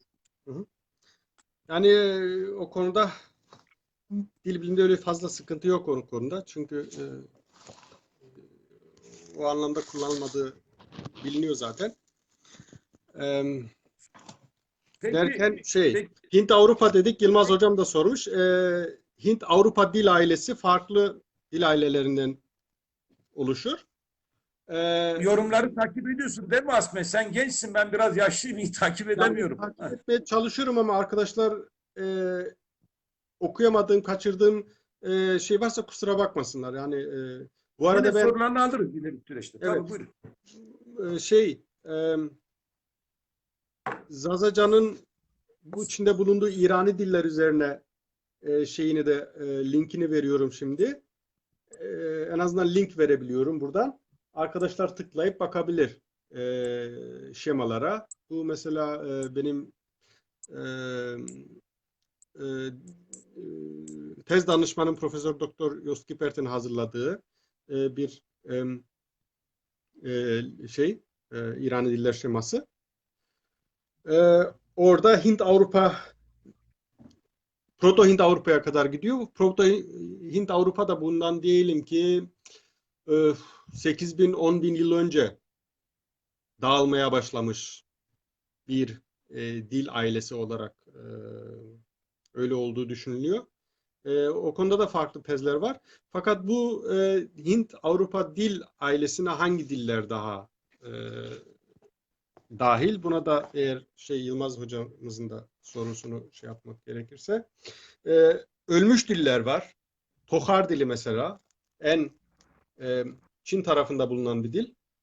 Fakat Hint-Avrupa dili ve Anadolu dilleri yani bugün üzerinde bulunduğumuz bugün yani Zazacan'ın da ait olduğu topraklardan biri Anadolu, Küçük Asya, Anadolu dilleri diye bir Hint-Avrupa dillerine ait dil grubu vardı. Bildiğimiz Hititçe ya da Lidya veya Luvice dilleri de buna dahildi. Bu diller konuşulmuyor artık. Ölü bir dil artık. Fakat bu şey anlamına gelmiyor. Yani o dili konuşanların da artık öldüğü anlamına gelmiyor. Sadece o insanlar dil değişmiştir. Yani bugün belki diyelim Asimile akraba. olmuşlardır. Başka toplumlara dahil olmuşlardır. Evet yani belki birçoğumuzun akrabası geçmişi de şey olabilir. Hani Hitit de olabilir veya farklı halklardan da Urartulardan da başka halklardan da gelmiş olabilir. O da mümkün. Ya şimdi sevgili Keskin, yani şimdi Anadolu medeniyet diye bir kavram da var tabii. Şimdi burada Luviler yaşadı, Hatiler yaşadı, Sümerler yaşadı, aşağıda Asürler, Urartular var, Elamlar var. Yani bu Anadolu medeniyet diye bir kavram da var tabii. Onu iyi anlamak lazım. O topluluklar bir gecede kıran girmedi. Yani bir Hı veba hı. gelip toplumlar yok olmadı. Evet. Etkin ve baskın güçlerin baskısına uğradılar ve süreç içinde asimile oldular. Buyurun. Hı hı. Bu arada Ahmet Bozkurt arkadaş sormuş yeni görüyorum. Ziyar devleti hakkında bilgi ver demiş de ben bilgi veremeyeceğim çünkü bilgim yok o konuda. Yani bilmediğim veya araştırmasını yapmadığım konular üzerine fazla şeyde bulmak istemiyorum. Sıkıntım yok yani bilmiyorsam bilmiyorum. Kusura bakmasın. E, Şimdi sevgili Şimdi Asme, iyi ha, bir şey söyledin. Bir şey daha söyleyeyim. Şimdi ben fark ettim, burada eğitim almış. Daha doğrusu buranın eğitim pedagojik modeline göre şekillenenler çok enteresan. der ki ben aslında bilir. Yani şeyle tarih bilgileri de var ama der ki benim uzmanlık alanım budur. Ben bunun dışında bir şey çıkamam, bilemem der. Böyle şey var. Batı akademisyenlerde böyle bir etik bir durum var. Türkiye'dekiler her şeyi biliyor ama. Devam et. Her şeyi Türkiye'dekiler biliyorlar. bizim bizim Dersimler'de her şeyi bilir herkesten. Tabii tabii. Bizim Neyse. solcular da her şeyi biliyor. Aha. Neyse bir yana da yaşayan dillere gelelim. Anadolu ve Tohar dilleri konuşulmuyor artık. Fakat o medeniyetten e, muhakkak bizim atalarımız, nenelerimiz bir şekilde dahil olmuştur o medeniyete. Dahil olmuşsa ne mutlu bize. Olmadıysa da önemi yok. E, Avrupa'da konuşulan Hint-Avrupa dilleri var ve bütün dünyaya yayılmış İngilizce mesela. İngilizce e, Yılmaz Kanat arkadaşımız sorduğu soruya gelecek isek, İngilizce, Almanca, Danimarkaca, İsveççe, Norveççe, Lüksemburgça, Hollandaca ve hatta Güney Afrika'da konuşulan Afrikaans dili de Cermen dil grubuna dahildir. Bu arada yöresel adlandırma veya bahsi geçmişti ya hani dillerin. Afrikaans, Güney Afrika'daki konuşulan Afrikaans anlamı Afrikancadır. Yani aslında hiç de Afrikandır. He. Afrikaans o dildeki anlamı Afrikanca. Yani aslında Afrika'ya ait gibi gösteriliyor ama Hollandaca'nın bir lehçesidir aslında. Boeren dedikleri dil. O da Cermen dillerine dahildir. Ve tabii çok uzaktan İrani dillerine de akrabadır. Tabii bu sayılarda, akrabalık terimlerinde de belli oluyor. Peki Mesut Hocam, bu Zazaca lehçeler bir bölgelere göre bir tanımlar mısınız bir zahmet? Ona da geleceğim. Başka şeyi de bitirelim bir Hint-Avrupa dillerini. Kelt dilleri var. Fazla konuşulmayan artık. Yani İrlanda ve aslında bugün İngiltere, Büyük Britanya adasının da asıl yerlilerinin dili. Fransa'nın Keltler. kuzeyinde, Almanya'nın ya da Batı Avrupa'nın birçok yöresinde konuşulmuş olan dil artık e, konuşulmuyor veya Fransa'da çok az, yani kaybolma tehlikesi yaşayan diller şeyinde diyebiliriz. Bretonyaca veya işte İrlanda'da veya Wales, Gelce diye bilinen Türkçe'de diller. O da Hint-Avrupa dilinin Kelt dil grubuna dahildir. Slav dilleri var. Slav dilleri işte Rusça bildiğimiz, Polonyaca, Çekçe, Slovakça, Sırp, Hırvatça, Bulgarca. Bunlar da Slav dillerinin ve Slav dillerinin özelliği şu ki daha geç bir dönemde birbirinden ayrıldıkları ve hep ovalarda yani alçak dağlık bölgelerde değil de ovalıklarda konuşulduğu için birbirlerine yakınlığı korumuştur. Yani bir diyelim Çek ile bir Polonyalı'nın iki lehçe konuştuğu kimse aklına gelmez. Yani onlara göre zaten yani dildir de Çekçe de bir dildir, Polonyaca da bir dildir ama %60, %70 veya daha fazlası anlaşılıyor. Onlar var ve bir de dil grubu olmayan 3 dil var Hint-Avrupa dil grubu içinde, dil ailesi içinde. Bunlar Yunanca, Arnavutça ve Ermenice. Yunanca, Arnavutça ve Ermenice'nin de büyük ihtimalle Balkan deniliyor. Balkan Hint Avrupacası deniliyor. Büyük ihtimalle aynı kökene sahip. Yani diyelim ki Ermenice dili Anadolu'ya gelmeden önce 3000 yıl önce herhalde olmuş olabilir. 3000 mi 3500 mü ben bir şey diyemeyeceğim. Fakat Armenia yani Ermenistan tabiri bu demin bahsi geçen Dara kralının 2500 yıl önce yazdığı eski Farsça ve iki diğer dilde yazdığı yazıtta Armenya ülkesi de geçiyor. Yani onların da İrani halkların şeyine gelmeden önce, bugünkü İran ve Anadolu bölgesine gelmeden önce orada bir beylikleri, bir medeniyeti vardı. Ve de şunu da belirtmek gerek. Ermenice 1877 yanılmıyorsam, ben sayıları iyi aklımda tutamıyorum. 1877'ye kadar bir İrani dil olduğu düşünülüyor.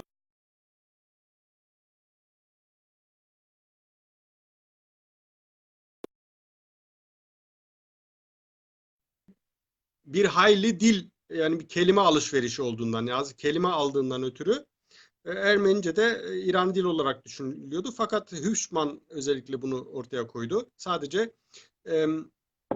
İrani kültürle iç içe geçmiş bir halk olarak şey olmuştur. Yani e, etkilenmiştir. Kelime alışverişi olmuştur. Fakat İrani dil değil, kendi başına bir dildir Ermenice'de. Ve bu da dediğim gibi Yunanca ile Arnavutça ile uzaktan akraba olduğu düşünülüyor, varsayılıyor. Bunlar da Hint-Avrupa dil ailesine ait ama Yunanca'nın, Ermenice'nin ve Arnavutça'nın şeyi yoktur. Yani direkt akraba olduğu bir grup yoktur. Fakat araştırıldığında işte Yunanca'da da özellikle Yunanca çok önemli bir dildir Hint-Avrupa dili araştırmasında. Hint-Avrupa dil olduğu kesin yani. Yunan dili. Hı hı, Peki somut olarak şeye inersek, tabii diller taksonomisi, diller bilimi daha doğrusu hı hı. derin bir alan. Şimdi e, somut olarak biz şeye gelmemiz gerekirken bu bizim Zaza topluluğun kendi bölgeler arasındaki, orta, kuzey ve güney arasındaki bu dil farkları, bunu soracağım. İkincisi de Zaza alfabesini siz hangi alfabeyi esas alıyorsunuz? Bu konuda ne Hı hı. düşünüyorsunuz? Sağ olun, bu konuda Zeki ve bir iki diğer arkadaş da galiba sorusu var. Ona da değineyim. Şema bulabilir miyim bilmem ama dediğim gibi o sayfada makalelerde şeyler var, şemalar belirtilmiş. Zazaca'nın lehçeleri üzerine. Zazaca kendi içinde bir bütünlük oluşturur farklı lehçeleriyle. Ludwig Paul bu konuda araştırmayı ilk 98 yılında yaptı doktora teziyle. Kendisi Hamburg Üniversitesi'nde İranoloji bölümünün kürsü başkanı. Ve ilk tanıdığım İranolog'da ve ilk tanıdığımda şunu da belirtmem gerek. Demin Jacobson'dan bahsettim ya, Amerikalı dil Evet. bilimci ve alfabede bize öncülük eden e, arkadaş. Şöyle bir karşılaşma oldu. Jacobson benimle Zazaca konuşuyor. Ben İngilizce yanıt veriyorum. Çünkü Zazaca'ya o zaman hani akıcı olarak konuşamıyordum. Anlıyordum hepsini fakat akıcı olarak konuşamıyordum ve şeyi de dahildi şu an oturuma katılan Haydar abi de o zamandan beri de tanışırız Haydar abiyle. Meğerse Haydar abiyle de dedelerimiz zaten tanışıyor. Yani ikrarlık falan da var. Onu da sonradan öğrenmiş oldum. Ee, Ha, Öyle bir karşılaşma oldu ve Ludwig Paul da Veyvi Kitabı dediğimiz o zaman yapılan Haydar Şahin abi ve Hasan Devran işte ve Vare dergisinden arkadaşlarla işte Kahraman Gündüzkan, Halçelker, Elibra vesaire adını sayamadığım arkadaşlar varsa kusura bakmasınlar öncülüğünde Zaza Kitap Şenliği'nde çıkıp sahneye Zazaca konuşmuştu Ludwig Paul. Ve onun doktora tezi Zazaca, Güney Zazaca'nın grameri ve Zazaca diyalektolojiye bir giriş. Ee, Orada 3 lehçeye ayırıyor. Şu an Dersim Munzur Üniversitesi'nde de e, kürsü başkanı olan Doktor Zülfü Selcan'a göre ise 2 lehçeden oluşuyor. Bana göre de benim master tezim de Zazaca'nın lehçe yapısı üzerine 3 lehçeden oluşuyor. Ve şu anda Münih Üniversitesi'nde Yaşar Aratömür'ü bazıları Zaza Yaşar olarak bilir. Bingöllü arkadaşımız. Doktora tezini Zazaca'nın lehçeleri üzerine, şiveleri üzerine yapmakta ve çok başarılı bir şekilde ilerlemekte. E, Alan çalışması yapmakta. Belki hemen hemen bütün yöreleri gezmiştir kendi imkanlarıyla. Zazaca nasıl bir bütünlük gösterir? Şimdi Zazaca'nın başlı başına bir dil olduğunu zaten Oscar Mann e, ve Karl Hadank bunu kanıtlıyor 1900'lü yılların başında. Çünkü ondan önce bir şey algısı vardı. Zazacan'ın bir Kürt lehçesi olduğuna. Fakat bunun dil bilimsel bir kanıtı şeyi yoktu. Hani bir dayanağı. Neden Zazaca?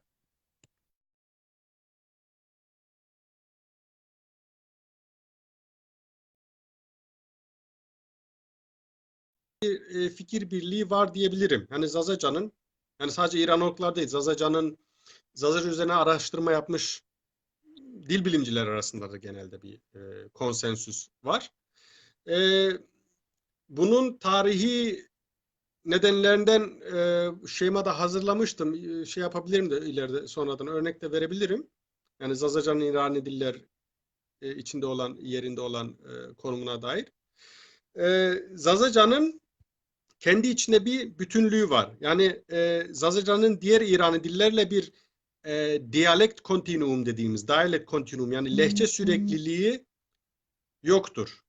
Şöyle, Zazaca herhangi bölgede gittikçe Kurmancı'ya yaklaşmamaktadır. Zazaca gittikçe herhangi bölgede Farsça'ya yaklaşmamaktadır. Veya diyelim ki Güney Kürtçesi, Kermanşahi ya da Kelhuri diye bildiğimiz Farsça ile bayağı bir alışverişte olmuştur. Daha da bazı özellikleri yaklaşmıştır Farsça'ya. Ama Kelhuri de diyelim ki gittikçe Farsça şeyine benzememektedir. Bu diller kendi içinde bir bütünlük sağlamakta. Zazaca'da da 3 lehçeden oluşuyor ve bu 3 diller içinde de bir bütünlük de var. Şöyle 3 ana lehçe: Kuzey, Merkez ve Güney. Kuzey Zazacası'ndan başlayacak olursak Dersim, Kuzey Bingöl, Doğu Erzincan, Varto, Hınıs dedik. Ardahan ve Kars'ın Selim yöresinde 5 köyde konuşulmakta. Karabel dedik. Bu Sivas'ın Koçgiri, Karabel bölgesine tekabül etmekte. Yani Kangal ve Zara'da en çok konuşulur. O dağlık bölgelerinde orada keza konuşulmakta. Ve hemen hemen Dersim'in genelde Dersim dendiği zaman bu arada da tanımlamalara şey diyecek olursam bunu da ekleyeyim. Demin unuttum söylemeyi. Erzincan, Varto, Hınıs yöresinde Türkçe'de eskiden Alevice dendiğinde akla Zazaca gelirdi. Yani yaşlılarda hala Türkçe konuştuğunda Alevice terimi derken Zazaca'yı algılarlar. Yani bir Alevilikle, o bölgede Alevilikle iç içe geçmiştir o anlayış. Yani nasıl ki mesela İslam dendiğinde Arapça ile özdeşleşirken, Arap diliyle İslam, o Hatırlıyorum. bölgede de Zazır Alevice derken Erzincan'daki veya işte Barto Hınıs'taki şeyde insanlarda Dersim Zazacası akla gelir. Ve Dersimce terimi de var. Bunu özellikle merhum Kamergenç kullanırdı fakat Dersimce Dersimce dendiğinde de Kuzey Zazacası akla gelir. O da bir kullanılan bir terim, öyle diyeyim. Özellikle Dersim'deki Kurmancı konuşan Alevi Kürtler var. Kırdaski dediğimiz. Onlar Desimki der. Yani şey için ve Dersimlere Alevi Zazalar onlar Desman der. Yani kendilerine değil de Alevi Zazalara, Dersim'deki Alevi Zazalara Desman der. Öyle bir terim de var. Veya bu Varto yöresindeki Kürtler, Kurmançlar Zazaca için Çareki veya Loli. Bunlar aşiret adı bildiğiniz gibi. Loli veya Çareki der o dilede. Doğru. Doğru. Kısa bir şey olarak dipnot olarak belirteyim. Kuzey Zazacası. Şimdi Zazaca'nın lehçelerinde bir çok ilginç olan bir yapı var ki lehçe farklılıkları inançla da örtüşmekte. Kuzey Zazacası Aleviler tarafından konuşulur. Merkez Zazacası özellikle Bingöl, Palu, Elazığ yöresinde konuşulan Zazacadır. İşte Bingöl derken Genç, Bingöl Merkez, Solhan o yörelerde konuşulur. Palu'da konuşulur. İşte Alacakaya, Sivrice, E, Maden ise maden de Elazığ'a bağlı ama Güney Zazacası diyebiliriz. Bir geçiş şivesi değil ama Güney Zazacası'na daha yakındır. Ve gelelim Güney Zazacası'na, orada e, Hanefiler tarafından Merkez Zazacası diye saydığım yöreler Zaza olup, ana dili Zazacı olup Şafii inancına mensup insanlar tarafından konuşulur. Güney Zazacası Adıyaman, Çermik, Siverek, Çüngüş, e, Maden'de konuşulan Zazaca ve bu arada Merkez Zazacası'nda şeyi de ekleyelim tabii. Eğil, Ergani, Eğil, Dicle, Piran Zazacası'nı da ekleyelim. Dahası Piran Zazacası güneye daha yakın. Derken Güney ile Merkez Zazacası arasında geçiş şiveleri de vardır. Bunlar nedir? Mutki, Baykan yöresinde konuşulan Zazaca ve ayrıca Aksaray'da konuşulan, 14-15 köyde konuşulan, yani İç Anadolu'da Aksaray'da. Bunlar büyük ihtimalle Diyarbakır'ın işte Piran ve çevresindeki köylerden oraya göçmüş olmalı. Onlar da Hanefidir. Fakat konuştukları lehçe bayağı en çok Piran diyelim, Dicle, Lice o tarafın Zazacasına yakın. Yani geçiş şiveleri de var. Merkez ve Güney Zazacası birbirine biraz köken olarak daha yakındır. Kuzey Zazacası ile de önemli farklılıklar var ama anlaşma şöyle. Yani bizim babalarımızın, annelerimizin çağında 24 saat Zazaca ile yetişmiş ve farklı şiveleri iyi bilen biri diğer şiveleri de rahat bir şekilde çözer. Yani kendimden örnek vereyim. Ben ilk defa bahsettiğim seminerlerde farklı Zazaca şiveleriyle karşılaştım. En başta Pülümür Erzincan Zazacasını anlıyordum. Fakat dersin merkezle bile inanmayacaksınız zorluk çekiyordum anlamakta.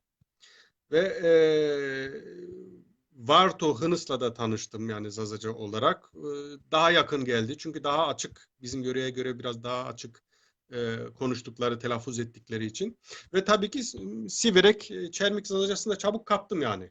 O belli terim, belli gramer şeylerini, belli kelimeleri anlaştıktan sonra şey yapabiliyorsunuz. Fakat bundan hem Türkçe okula gitmiş, eğitim almış, kendi dilinden biraz koparılmış veya kendi dilinin kelime hazinesine artık babası, annesi, dedesi, nenesi gibi sahip olmayan insanlarda gittikçe tabii bu kendi şivesini de, kendi diline hakim olmadığı için diğer şiveleri de anlamakta daha çok zorluk çekiyor. Fakat şey yapacak olursak burada bir bütünlük var. Yani Zazaca kendi şey içinde bir bütünlük oluşturmakta. Köken olarak dediğim gibi Kürtçe ve Farsçayı saydık. Fakat gönderdiğim şemada da ve bir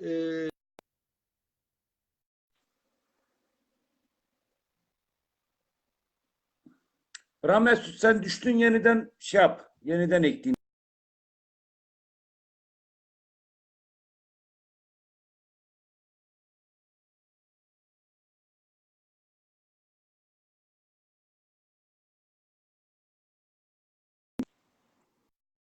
Alo. Seni gene alayım sevgili Keskin. Abi.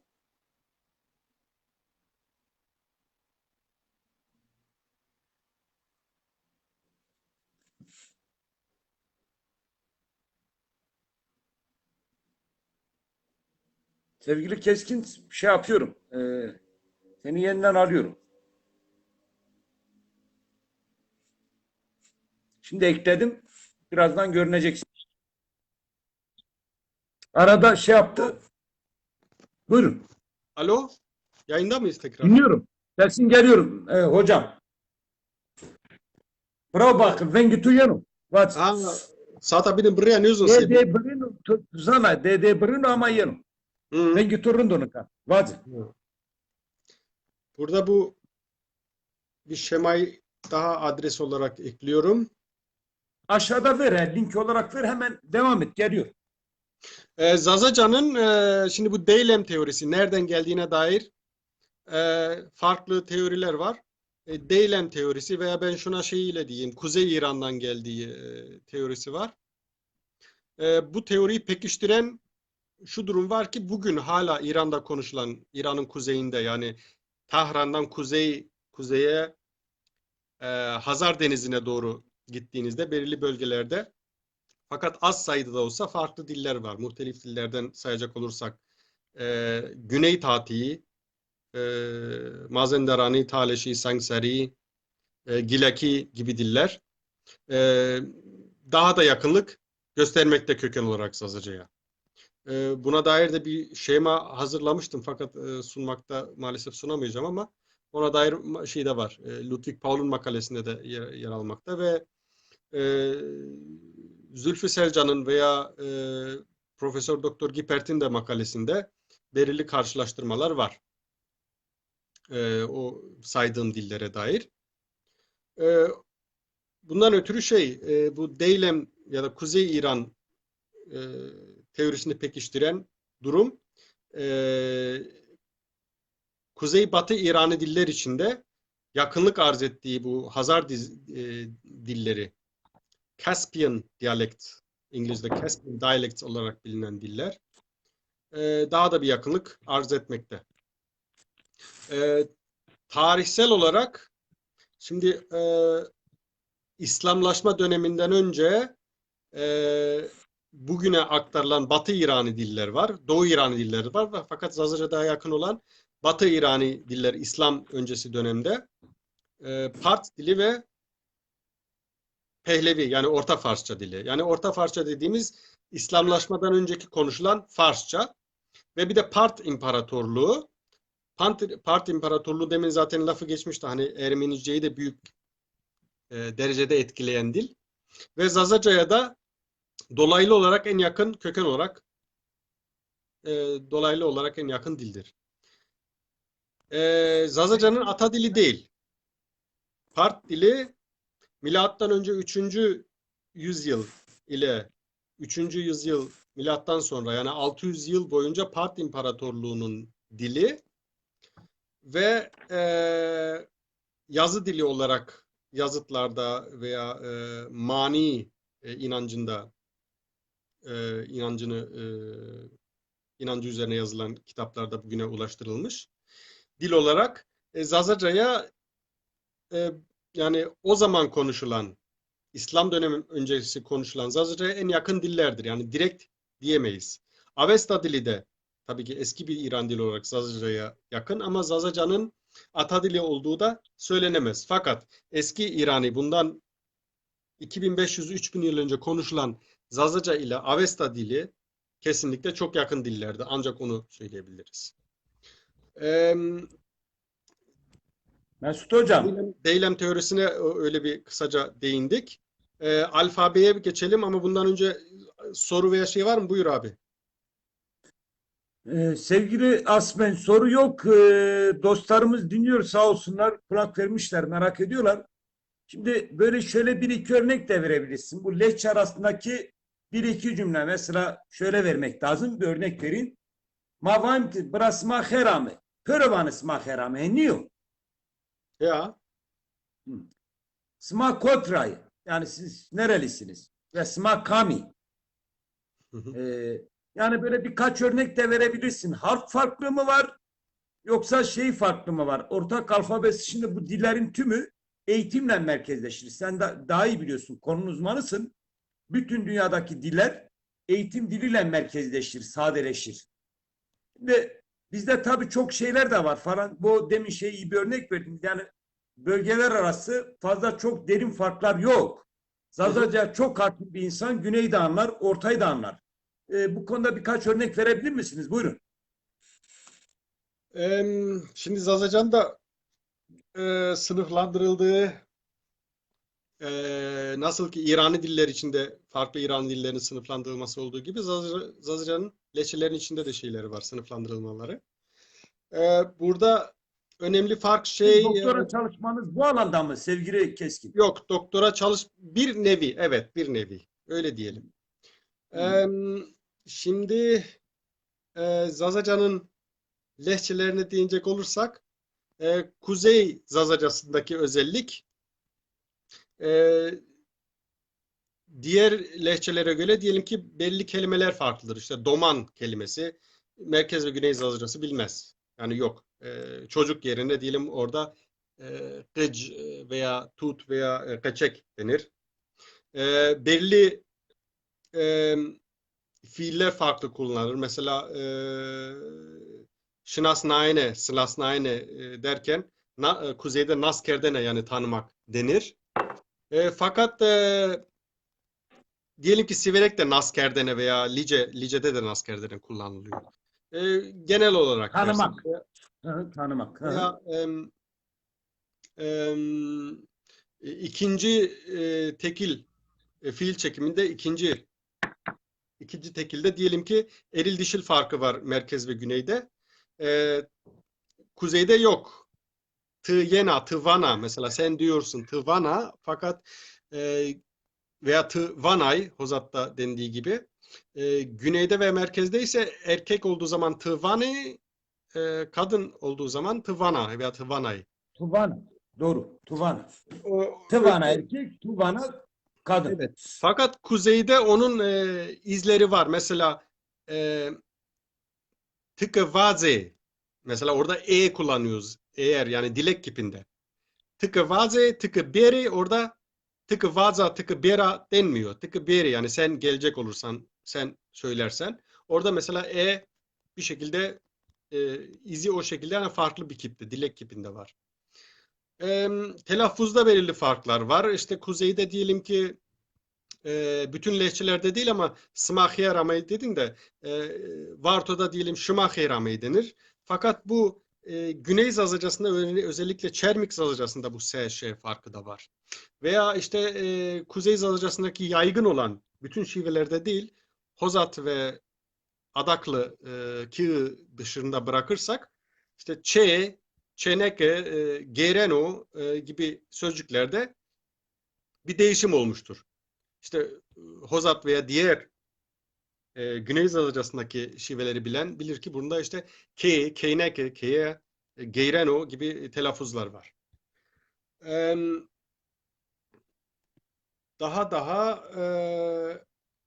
çağır hani kotra kısma kotra'yı dedin. Mesela merkez hazinesi dahası tıçarava ya da tıkumcarava diye e, Tukambrova. Hı hı. kamcarava, tıçarava denir.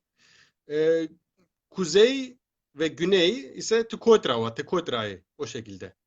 Yani SŞ farkı bir kıstas değil. Çünkü Varto'da da o Varto, Gınyan, Koçgiri'deki, Karabel'deki, Sivas'taki Gınyan aşireti de veya Sarız'ı da söylemeyi unuttum burada kusura bakmayın. Sarız'da, Kayseri Sarız'a bağlı iki köy de Zazaca konuşuyor. İlginç olan bu Sarız'daki iki köy biri Gınyan ağzını yani Şımakhirami der. Diğeri ise Çarıkan ağzını yani bizim Plümür'deki konuşulan Smakhirami o şekilde. Biri Hı Roz hı. der, bizim gibi güne, diğeri Roj der. İki farklı şive hala orada korunmuş. Burada yorumlara dönecek olursak Yılmaz hocam Partça yani Gipert Partça'nın ata dili olduğunu söylemiyor. Sadece Zazaca'nın tarihini Partça'nın etrafında aramalıyız. Onu diyor. Çünkü Partça dışında ve Pehlevice dışında bugün aktarılan farklı bir dil yok elimizde. Yani olarak, belgeli olarak. Başka Tacik dili Hüseyin Özdağ demiş. Tacik dili zaten Farsçanın bir ağzı. Yani her ne kadar Tacikçe olarak adlandırılıyorsa veya Afganistan'daki dil, Dari dili olarak adlandırılsa da Farsçanın farklı bir lehçesidir. Yani belli telaffuz farkı var, belli kelimeler farklıdır. Fakat Farsçaya hakim olan biri diğer dillerle de rahat bir şekilde anlaşır. Yani olarak tabii şive farkları olabilir. Fakat anlaşmakta öyle fazla da sorun yok. Hangi dil esas alınmalı? Şimdi Zazaca'nın standart bir dili yok henüz. Bu konuda çalışması var. Vate dergisi Vate Çevresi'nin. Fakat Vate Çevresi'nin çalışması dil bilimsel değil. Çünkü bu çalışmaya dahil olanların içinde dil bilimci yoktur ve kıstasları da kıstasları da dil bilimsel bazda değil. Çünkü arkadaşlar Zazaca'yı lehçe olarak görüyor fakat bunun herhangi bir bilimsel bir dayanağı yoktur. Ee, Sevgili Keskin, tabii benim o doktora lehçe, tezim benim ben ona doktora girmek istemiyorum. O lehçe, benim lehçe onlar doktora tezim yalan. O geç, onu geçelim. doktora tezim ya yine de Zazaca olan çalışması olan herkese benim saygım var. Teşekkür ederim herkese dili ne olarak görse, isterse Farsçanın, isterse Kürtçenin, isterse Tanzanya'nın lehçesi olarak görse ama bu dilin ayakta kalması için çaba sarf eden herkese teşekkür borçluyuz. Onu Sağ olun. yapmayalım. Tabii E, tabii. benim doktora tezimin konusu Zazaca'nın hani Zazaca için ortak bir yazı dili oluşturmak. Bu demek değil ki Hedefiniz standart bu mu? Zazaca. Efendim? Hedefiniz bu mu? Benim doktora tezimin hedefi yani standart bir şiveler üstü bir yazı dili oluşturmak. Derken bilimde ve herkese diyelim ki bir televizyon kanalında veya bir bilimsel çalışmalarda, akademide herkese hitap eden bir dil. Gerek. Diyelim ki var bugün. Zazaca Wikipedia var. O Zazaca Wikipedia'da standart bir Zazaca'da kullanılmakta ama herkes kendi şivesinde yazabilir. Yani benim doktora tezimdeki iki şu şekilde paralel. Yani genele hitap kolektif bir dilde standart kullanılacak. Ama herkes kendi yöresinde kendi şivesini korumalı.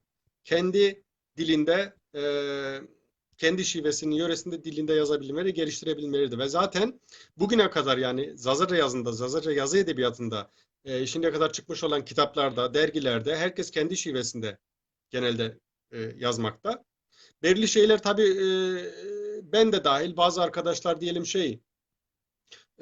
diğer yöreler rahat anlasın diye veya diyelim ki bizim yörede ya da kendi yöresinde o kelime artık Türkçe kullanılıyor diye veya Kürtçeden veya farklı dilden aldığı için Zazaca'yı tercih etmekte diğer yörenin.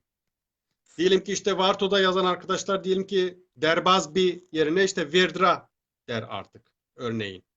Veya da Dersim'de Erzincan'da yazmış kerdene yerine Nusnaine kullanırız. Çünkü o asıl Zazacası olduğunu öğrendiğimiz, bildiğimiz için halkta kullanılan yazmış kerdene değil de Nusnaine. Yani yazmış kerdene derken bunu yabana atmamak gerek. Ben ayrıca 3 yıldır yabancılara, buradaki özellikle yabancılara, mültecilere Almanca entegrasyon dersi veriyorum. Kuzey Irak'tan ve Suriye'den Kürt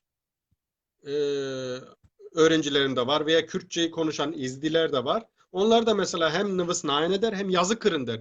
Yani Türkiye dışında olanlarda da Türkçenin etkisi girmiştir. Onu demek istiyorum sadece. Bu konuda lehçe derken lehçeler üstü bir yazı dilinden bahsediyorduk. Şöyle bir durum var.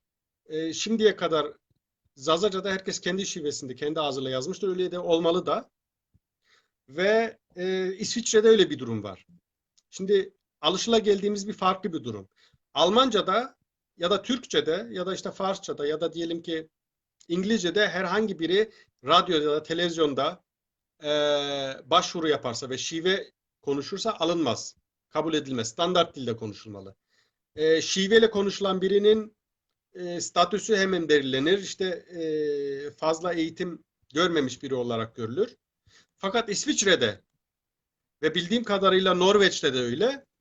Herkes kendi şivesiyle gurur duyuyor ve kendi şivesini konuşuyor. Yani bir farklı tabakalardan gelen eğitim seviyesinde olan insanlar, doktorundan tutun, mühendisinden tutun, politikacısından ta fabrika çalışanına veya üniversite eğitimi görmüş veya akademik olan, profesör olandan ta eğitimsiz olana kadar herkes kendi şivesini İsviçre'de, Almancadan bahsediyorum. Yani o diğer 3 dilden değil. Almanca içinde yani İsviçre'ye de yaşayan insan sadece Hochdeutsch dediğimiz standart dille yaşamak sadece onunla yaşayamaz orada. Bir şekilde mümkündür ama halk arasına entegre olmak için oranın şivesini de konuşuyor ve herkes de bugüne kadar da korunmuştur. Yani orada o şekilde ve bunu ben örnek alarak şey yapıyorum. Çünkü Zazaca'da da asla bir insan kendi şivesini konuştuğu için farklı bir sosyal statü şeyi verilmemeli ona.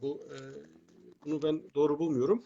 Ve zaten şeyine de yakışır yani Zazaca'nın bugüne kadarki yazım tarihine de yakışan bir durum. Ee, şey e, alfabede de tabii zaten sorun başlıyor. Benim e, bakalım şey yapabildim mi? Yok. Onun makalenin de şeyini vereyim. İlk zaten adım Altta ver bir zahmet. Bir zahmet altta ver. alfabe sorunu da var. Zaten o da bir doktora tezimin bir bölümü. Orada zaten o Bingöl Üniversitesi'nin yaptığı Zaza dili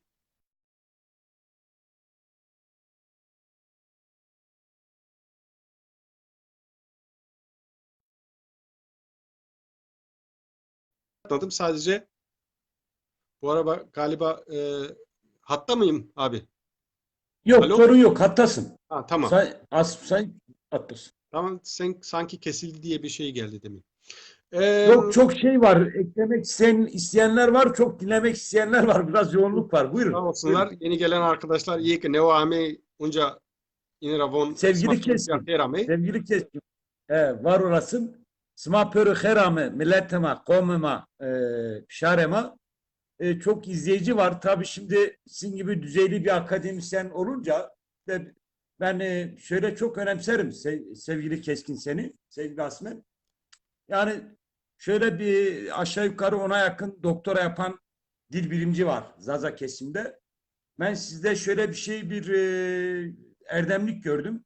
Siz makina mühendisliğini terk ettiniz. Yani burada para kazanmanız gereken bir alan. Burayı terk ettiniz ve ana dilinize döndünüz. Ben bu anlamda sizi çok özel görürüm. Yani bu yönüyle bu iltifat olarak kabul etmeyin. Siz bu konuda gerçekten çok samimi gördüm. Doğal olarak da bu Zaza entelektüel aydınlar ve Zaza dostları arasında da bir saygınlığınız var. Biliyorum o konuda mütevazisiniz. O Bu sizin anlamda sizi havaydı. çok Sağ olun. önemserim. Devam edin. Sağ olun. O Yani sizin. üniversitenin aynı zamanda şey de söyleyeyim. Frankfurt ekolü diye bir şey de var. Ekol de var. Biliyorsun bunlar kritik Marksist. Bu Adorno'nun, Horkheimer'in, Aha. Walter Benjamin'in, Erik Fromm'un olduğu bir ekol de var. Frankfurt ekolü. Yani Evet. 1930'larda Aha. Sovyetlerdeki o diktatorya sistemi eleştiren bir ekol geleneği de var. Buyurun. Hı. Ya o Frankfurt ekolünü aslında bir de Frankfurt'taki Zazaca ekolü de eklemek gerek. Çünkü çok önemli bir yere sahip. İyi ki dedin. Tabii Oscar Mann var. Tabii tabii. Frankfurt'ta e, farklı yani dil bilim dışında farklı bilim alanlarında da işte eğitim, pedagoji, eğitim bilimi veya politoloji, sosyal bilimlerde e, Zazalar özellikle Dersimler üzerinde Pedagoji. yazmış doktora tezleri var. İşte 97 yılında 25 yıldan fazladır arkadaşım olan Kahraman Gündüzkanat ilk doktora tezini orada ve çok değerli bir tezdir de. Çünkü hala güncel. Yani Türkiye eğitim sistemini eleştirel bakarak iki dillilik öneren bir doktora tezi pedagoji eğitim bilim dalında ve Zazaları örnek alarak, Zaza dilini örnek alarak e, bunu bütün yani Türkiye coğrafyasında dahası yani Anadolu, Küçük Asya diyelim coğrafyasında bulunan halklara da uygulanabilir. İki dillilik eğitim. Onun dışında Kazım Aktaş, Doktor Kazım Aktaş'ın Dersim'i baz alan ve bir doktora çalışması var. Şey bazında milliyetçilik ve milliyetler konusu üzerine baz alan bir saygın güzel bir doktora çalışması var. Doktor Gülsüm Fırat, o da yani bu saydıklarım Kahraman olsun, Kazım olsun, Gülsüm Fırat olsun, Dersimli değerlerimiz. E, Gülsüm Fırat'ın da Dersimliler üzerine bir sosyolojik bir çalışması var. Frankfurt Üniversitesi'nden keza. Ve Frankfurt'ta çok uzak da olmayan, yani Düsseldorf'ta şu an e, Munzur Dersim Üniversitesi'nde e, eğitim görevlisi olan arkadaşım Doktor İlyas Arslan hem doktorasını hem dil bilimsel master tezini Düsseldorf Üniversitesi'nde genel dil biliminde yapmış arkadaş var. E, Frankfurt'ta başka Nevzat Gedik var, Vartolu. O da Varto'daki özellikle insanları, yani Zazalar ve Kürtler üzerine onu değerlendiren bir sosyolojik çalışması var. Bunlar tez mi doktora mı sevgili Asmen? Doktora, benim saydıklarım doktora. Doktora. Hı. Benimki tez, yani master tezi. Doktora da umarım yakında gelir. Ee, şöyle Ya e, Zaza Dil ve Frankfurt Zaza Dil ve Enstitüsü'nde yöneticisin. Daha ne istiyorsun? evet, 2002 yılında 15 kişi falan bir araya geldik. İmza attık. Zaza Dil Enstitüsü kuruldu. Dil bilimcileriyle birlikte burada Gippert, Agnes Kohn, Michael Jacobson, Mary Jacobson Sandonato yer aldı ve farklı ozanlarımız, yazarlarımız, e, değerlerimiz yer aldı o çalışmada. Yani çalışma değil, o kuruluş bildirgesinde. Ondan beri bir Zaza Dil Enstitüsü de var. Fakat maddi imkanlarımız çok kısıtlı olduğu için çok fazla şey olmadı. Hani Zazaca üzerine çalışma yapan arkadaşlara, yazarlara, projelere katkımız oluyor. Diyelim ki işte e, benim yakın arkadaşım Cengiz Aslan'ın romanı yayınlandığında katkıda bulundu. Veya işte bendeniz Şahzade Yokuşkek, yani Küçük Prens'i Zazaca'ya çevirimde bir yardımı oldu. Veya keza Darmstadt'ta kurduğumuz 2001 yılında kurduğumuz Dersim Derneği, onların da katkısı oldu sağ olsun. Bu arada şeyi de söylemek gerek tabii. Almanya'da hani Zazaca yazın İsveç'te ve Almanya'da alırken Dersim dernekleşmesi de yayıldı. Bu arada 2012 yılında aklıma gelmişken demin söylemeyi unuttum da 2012 Ha. yılında Almanca olarak Zazaca ders kitabım yayınlandı bir proje bazında. Özellikle O ben Tevfik bir dakika Şahin. Sayın sevgili Asmen. He, Ya vallahi. öyle dedim bir örnek vereyim. Yani kitaplarından da söz edeyim de ayıp olur. Şimdi ben biraz dil özürlü biriyim. Küçükken bizim yörel öğretmenleri getirdiler, götürmüşlerdi. Bunlar hep askeri militarist bir eğitim almışlardı. Dayak yiyerek ben Türkçe öğrendim. To benim içimde bir acı kaldı. Bir anımı paylaşayım, devam edin. Buyur. Ben burada bir klinikte bir dönem çalıştım. Bir klinikte Türk ve Kürt kadınlara danışmanlık yaptım daha doğrusu. Bir psikiyatrist klinikti. Başkanı Profesör Koch diye bir adam, Alman. Aristokrat bir aile çocuğu. Ben dilde zorlanıyordum. Ya dedi, sen dedi bir test yapayım seni dedi. Aramızda espri kalsın. Ya dedi, sen çok yüksek çıktın, bir deli çıktın. Sen bu dili niye öğrenmiyorsun falan dedi bana. Ben dedim ki ya Koch dedim, ben Türkçe öğrenirken dayak yiyerek öğrendim bu dili. Dedim bundan dolayı dil takıntım var dedim. Bu Almanca'da zorlanıyordum. Sonuçta e, ikinci baskı yapan Alman şeyi tarafından onaylanan Zonema Zanene. Ha, şunu göstereyim sevgili Keskin. Gördün mü? Hı hı. He. Ya bunun sayesinde Almancayı da öğrendim. Yani çözdüm Almancayı, çözdüm yani felsefesini çözdüm. Çünkü Hı hı. biz Türk dili mantığıyla düşündüğümüzden dolayı zorlanıyoruz. Diğer bir kitabın Sıma Zazaki Zane. Geoaktif yayınlarından çıkmış, Dersim yayınları daha doğrusu. Şöyle göstereyim. Şöyle göstereyim. He. Sıma Zazaki Zane. Diğeri Zonema Zanani. Zonema Zanani. Ben gerçekten çok kaliteli buldum sevgili Asmen. Çok iyi bir çalışma. Burada bir Alman öğretmen arkadaşım var. Şimdi Zazaca öğreniyor. Dedi Mesut Bey buraya gelirse bir tanışmak istiyorum dedi. Çok güzel hazırlanmış dedi. Yani ilk defa ortaokul ve ilkokullar için böyle mükemmel bir kitap gördüm dedi. Tanışmak da istiyorum dedi. Bir daha Berlin'e geldiğinizde size tanıştırayım o zaman olursa. Umarım. Bu konuda çok Memnuniyetle. değerli çalışmalarınız da var biliyorum. Çok kaliteli çalışmalarınız da var. Zaza kardeşlerim özellikle yeni başlayanlar için Zonema Zanani. Bu hem Almanca hem Zazaki öğrenmenizi öneririm. Çok kaliteli ikinci baskı da yapılmış. Bu konuda size hayretten kutlamam lazım sevgili Keskin, sevgili Aslı. Sadece benim şeyde çok sağ olun. Bu kitap 2012 yılında o Almanca olan Plümür Erzincan Zazırasını baz alarak, çünkü Almanya'da genelde Dersimliler Zazaca bilmeyip öğrenmek isteyenler, bir proje bazında Lehrbuch Projekt, yani dil dersi, dil kitabı projesinde çıktı. Basel Weil am Rhein'da. Özellikle sevgili Zefo Tarıkız ya da Tevfik Şahin diye bildiğimiz ve Hasan Yıldız arkadaşların fikriyle bu oldu. Özellikle Hasan Yıldız arkadaşım. Aysel ve diğer arkadaşlar da projede yer aldı. Kitapta belirtilmiş zaten. Bu proje bazında hani hem kendimiz hem de çevreden yardım alarak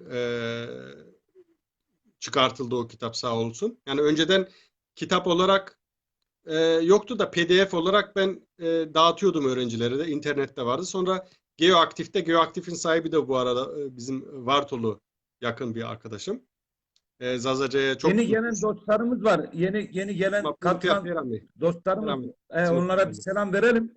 Sma peru herami hand sma her bro. Bra Mesut Tuyu zonuma da emin ki pek katılan var sağ olsun dostlarımız. İnşallah hedir yasma yena. Müsevatine. Geoaktif'teki arkadaş da Cemal arkadaşlarına da selam söyleyelim. Çünkü Zazaca'ya çok iyi derecede hakim bir arkadaş. Sen de şahsen tanıyorsun, ailesini tanıyorsun. Onda çıktı kitap. Bu yani Almanya'da yayıldı ama kitap ilk birinci baskısı İstanbul'da basıldı. Şimdi ikinci baskısı burada. Üçüncü baskısına da hazırlıyoruz. Yani çabuk tükendi. Beklediğimizden de çabuk tükendi. Şu an elinde yok. Yani isteyenlere maalesef biraz beklemelerini rica ediyorum. Bu çok sevindirici tabii bizim açıdan. Yeterli mi? Değil. İkinci baskı bitti mi? Sevgili Asme. İkinci baskı bitti mi? İkinci baskı da bitti maalesef. Üçüncü baskıya şimdi hazırlamakta ben şeye gönderdim. Bizim en iyi grafiker arkadaşımız Musa Çimen. O da ona da selam söyleyelim bu arada. O da Dersimli bir değerimiz, arkadaşımız. Çok güzel bir şekilde, çünkü grafik dış görünüm şeyi de çok önemli kitabın yani. Yok şeyde var. Brames Zazalarda son derece entelektüel bir şey de var. Bunu görüyorum. Evet. Var yani. Aha. Önemli olan işte bu bütün alanlarda, farklı bilimsel alanlarda da bilim alanlarında da meslek alanlarında da insanların kendi kültürüne, insanlarına, köyüne, memleketine sahip çıkması. Çünkü sadece dil açısından değil, birçok yönden kendi değerlerinden uzaklaştırılmış, maruz bırakılmış, mahrum Özür dilerim bırakılmış. Cemile Kırmızı Çiçek kardeşimiz diyor. Çıktığında haberim olsun. Ben de istiyorum. Tabii. Diyor. Arkadaşlar bağlantıya geçebilirler. Şimazazaki Zaneni Türkiye'de o da Tevfik Şahin ve diğer arkadaşların öncülüğüyle Basel'de kalan, o da kendisi de çalışmaları var. Kendisi Sivas Karabey'de. Tevfik Taş abi de bizi izliyor. Bu da kendisine Tuherama bra Tevfik ve Suvarbe Tuyrengurina Tuyzonu Khore Eskena Matore Eski. Evacı bra keski. O da ama o Türkiye'de çıktığı için yani Dersim Yayınlar'da bu ara arkadaşım Şükran, Dersim Yayınları'nın sahiplerinden biri, buna çok yardımcı oldu. Şükran Dilek Yürek.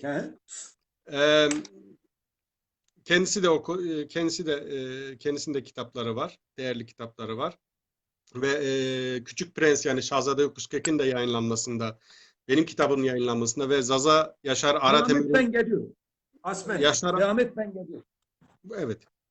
Yaşar Aratemür'ün Kuzey Zazacası için hazırladığı alfabe kitabında çıkmasında çok yardımcı oldu. Onun yayın evinde çıktı. O da adı üstünde zaten Dersim Yayınları. Proje bazında çıktı o kitaplar ve Shima Zazakizaneni demin gösterdiğin kitap yani Türkiye'de basılan ve orada dağıtımı yapılan standart yani öngörülen standart bir Zazacayla hazırlanmıştır. O da bir öneri. Hani benim bir şey yapacağım bir öneri. Tabii bu ilk adım. Bu sadece bir kitapla olup bitecek değil. Bu sadece bütün bu yaptığımız çabalar, alfabe, sözlük çalışmaları, gramer çalışmaları birçok arkadaşın yani akademik dışı olan da yazan arkadaşları var. Herkese buradan teşekkürü sunmam gerek. Yani isimlerini sayamazsam kusura bakmasınlar. Hani Faruk Ömer İremet, Koyu Berz, Hıdır Eren, Haydar Şahin gibi arkadaşların da çalışmaları, Fahri Pamukçu arkadaş hocamın da çalışmaları da hepsi değerli. Ve adı aklıma gelmeyen arkadaşlar da. Ve bunlar ilk adım. Yani dahası gelecek. Umarım gelecek.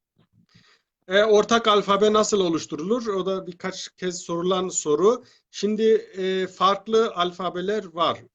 Yani önerilen alfabeler daha çok. Fakat şu an iki alfabe var. İki alfabe paralel bir şekilde yazın mevcut. Neden öyle? Ya neden öyle? Onun tabii politik ve farklı sebepleri de var. Fakat bu sadece Zazaca'ya has bir durum değil. Örneğin Norveç ülkesinde iki tane alfabe standart olarak kabul görmüş. 4 veya 5 alfabe var fakat iki tanesi yürürlükte yani. İkisi de mevcut olan birbirinden neticede çok farklı olmayan alfabe. Ve Norveç'te de dediğin gibi herkes kendi şivesiyle de hala konuşur. Yani standart şeyinde öyle çok fazla yani yaz dili olarak kullanılır ama şiveler de hala korunur. Benim önerdiğim şeyde alfabede şu göze alındı. Her yörenin farklı farklı telaffuzları da var. Örneğin işte Dersim'deki birçok Dersim ağzındaki C, Z seslerini nasıl telaffuz edebiliriz? Veya işte soluklu veya soluksuz örneğin P mi P mi? Yani kal veya kal. Teiro veya teiro veya işte ponce, panse veya pons kelimeleri nasıl ayırt edebiliriz o konuda? Veya işte güney ağzında, merkez ağzında da farklı Sevgili sesler. Keskin, sevgili Keskin Aynen. araya gireyim. Araya Hı, gireyim özür dilerim. Eş değer sözcükler konusunda Zazaki son derece zengin değil mi? Yani eş değer evet, sözcükler. evet. Yani o konuda sadece şey yapmak lazım. Hani diyelim ki şınas naine varsa naskerdene de tanımak anlamda kullanılır. Sadece değerli bir zenginlik katar dile. Yani bugün konuştuğumuz Almanca standart dilinde de birçok eşdeğer sözcükler hepsi aynı şiveden değil, farklı yörelerden toplanılmış şeylerdir. Yani kelimelerdir de. O da var. Hı hı. E, Etimolojisi zengin ya. Yani evet, leksikon olarak Zazaki çok zengin. Ben onu fark ettim. Buyurun. evet, evet. E, Şimdi iki tane yürürlükte olan alfabe var. Farklı alfabeler de var. O yazımda değiniyorum da. Önemli olan herkesin kendi şivesini yazarken bir ifade edebileceği bir alfabe olması ve teknik olarak teknik olarak da yazması mümkün olan alfabe. Şimdi biz harflerin üzerine veya altına nokta ekleyebiliriz, belirli işaretler koyabiliriz. Fakat bunu bilgisayarda veya cep telefonunda bulamazsak zorluk çekeriz. Yani onlar mümkün yapabiliriz de. Diyelim ki R'nin üzerine, P'nin üzerine, L'nin üzerine ve altına bir nokta çizebiliriz. Mesela lingi, ayaklar, Ayaklar. lingi. Ama bir de lingi var. Ling, L, lingi ayaklar. Doğru. evet bir de lingi var. Biraz sulu çamur. Lingi. Güney Zazacasında da Kuzey Zazacası'nda bir derin L ile telaffuz ediliyor. Bunu diyelim LH ile yazabiliriz ama farklı harf ile kullanmak diyelim ki ben ekleyebilirim. Benim için sorun değil. Hani bende şey olabilir. Fakat sıradaki bir Zaza okuru yazarı nasıl o harfleri nereden şey yapacak mesela? Xerama bramuzdur. Sma pörü xeramı smonum seramı. Ya. Meymanıma Mesut Asmen Keskinu zonama de doktora kenu zonama de gurinu bro bakılu gossidre eke persi smak esti mre vazir ezdira perskom. Buyur bırak. Ya. Hüseyin arkadaş diyor Çinliler yapıyor. Soft ve klavyeler var da şimdi Çinliler yani her Çinli dükkana gittiğinde cep telefonu veya bilgisayar aldığında o şey zaten sürümde software'da yani programda var. Orada bir sorun yok. Hani bir diyelim ki Almanya'da yaşayan biri Türkçe yazmak istiyorsa, Zazaca yazmak istiyorsa Türkçe alfabe klavyede Türkçe alfabe yok ama ayarları var. Yani Windows'ta veya cep telefonunda Türkçe ayarlarını alabilir. Fakat bırakın Zazaca'yı, Zazaca için zaten özel bir klavye şeyi yok Windows'ta veya cep telefonlarında. Kürtçe'de bile yok. Yani Kürtçe Kuzey Irak yani Irak Kürdistan'da, Kuzey Irak'ta otonomi dil olarak kabul görmesine rağmen Windows'ta veya cep telefonunda Kürtçe bile, Kürtçe yani Arapçanın uyarlandığı Kürtçe alfabe var, Sorani. Onda bile şeyi bulamıyorsunuz. Birçok dilin henüz şeyi yoktur. Fakat bizim yapabileceğimiz nedir? Bizim dediğimiz şu ki dil seminerlerinden beri de Türkçe Zazaca konuşulduğu alan Türkiye'de olduğu için bütün Zazılar bu ara Türkçe eğitime tabi tutulduğu için, mecbur olduğu için. Asimilasyon. Yani asimilasyon neticede herkes Türkçe yazmayı beceriyor. Asimilasyon olsa da olmasa da Türkçeyi biliyoruz hepimiz ve Türkçeye sadece 4 harf ile ekleyerek Zazacayı öğrenebiliyoruz. Yani G, V, H bir de şapkalı E. Bunlar Türkçe'de olmayan harfler. Ya ben Bunları eklediğimizde Sevgili Asmen, ben bu konuda Jacobsen alfabesini çok yakın görüyorum, çok mantıklı görüyorum ve doğru görüyorum açık söyleyeyim. hı hı. Jacobsen. Devam et. Buyurun. Şimdi Jacobsen alfabesi kuzey, güney, merkez benim de zaten Ware ve Jacobsen alfabesi olarak adlandırdığım alfabe benim çalışmamda. Çünkü benim ürettiğim bir alfabe değil o. Ben mevcut olan alfabeden yanayım ve Yola çıkıyorsun. Anladım. ondan kolaylık sağlayacak bir şekilde yazabilecek. Yani o dediğin 4 harfi yeni öğrenip diğer harfleri işte kombine harfler var. Diyelim galık veya lınci işte H harfini ekleyerek şey yapabiliriz. Ha eğer ileride diyelim ki Windows, Microsoft veya diğer teknik şeyi sunanlar kabul etti Zazaca'yı dil olarak aldı listesine. O zaman tekrar oturup yeni bir şey de düşünülebilir alfabe. Ha diğer alfabe ne?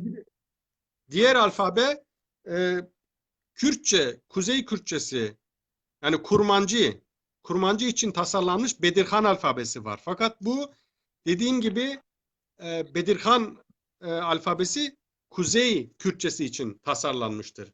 Bedirhan, Celadet Ali Bedirhan bunu tasarlarken Zazaca'yı göz önünde bulundurmamıştır. Zazaca'daki fonetik yapıyı göz önünde bulundurmamıştır. Ve bu alfabe yaygın bir şekilde Zazaca'da artık özellikle Vate çevresi ve diğer Zazaca'yı Kürtçe'ye dahil gören çevrelerce özellikle kullanılan alfabede sıkıntılar var. Hani özellikle yerel dili yazdığında işte diyelim bu kal, gal, pons, bons veya lınc veya ayn mesela Ali kuzeyde kuzeyde olmayan ama güneyde ve merkezde olan gırtlaktan çıkan sesleri var. Bu işte Arapçanın ve Süryanice'nin etkisiyle olmuştur. Ali işte Hazreti Ali mesela nasıl yazarsın? Onu bizim alfabeyle yazmak mümkün Sevgili ama sevgili ha, Asmen, bizim Cemal Piraniş Vate grubunda çalıştı. Çok değerli bir arkadaşımız. Bir soru sormuş. O soruyu diyor ki Kekali lütfen sorar mısın? Dil ile leç arasında kesin ve net bir tanımlam var mıdır? Mesut Keskin açıklayabilir ki hı, ayrıca Jackson evet. alfabesi bölgesel bir alfabe değil midir? Ha, Selam diyor. Bir soru ha, sormuş. ha. Yılmaz Hocam da şimdi yazdığı gibi önemli bir fark. Mesela bunu da değineceğim. Sonra geçeceğim soruya. Hag, her gibi kelimeleri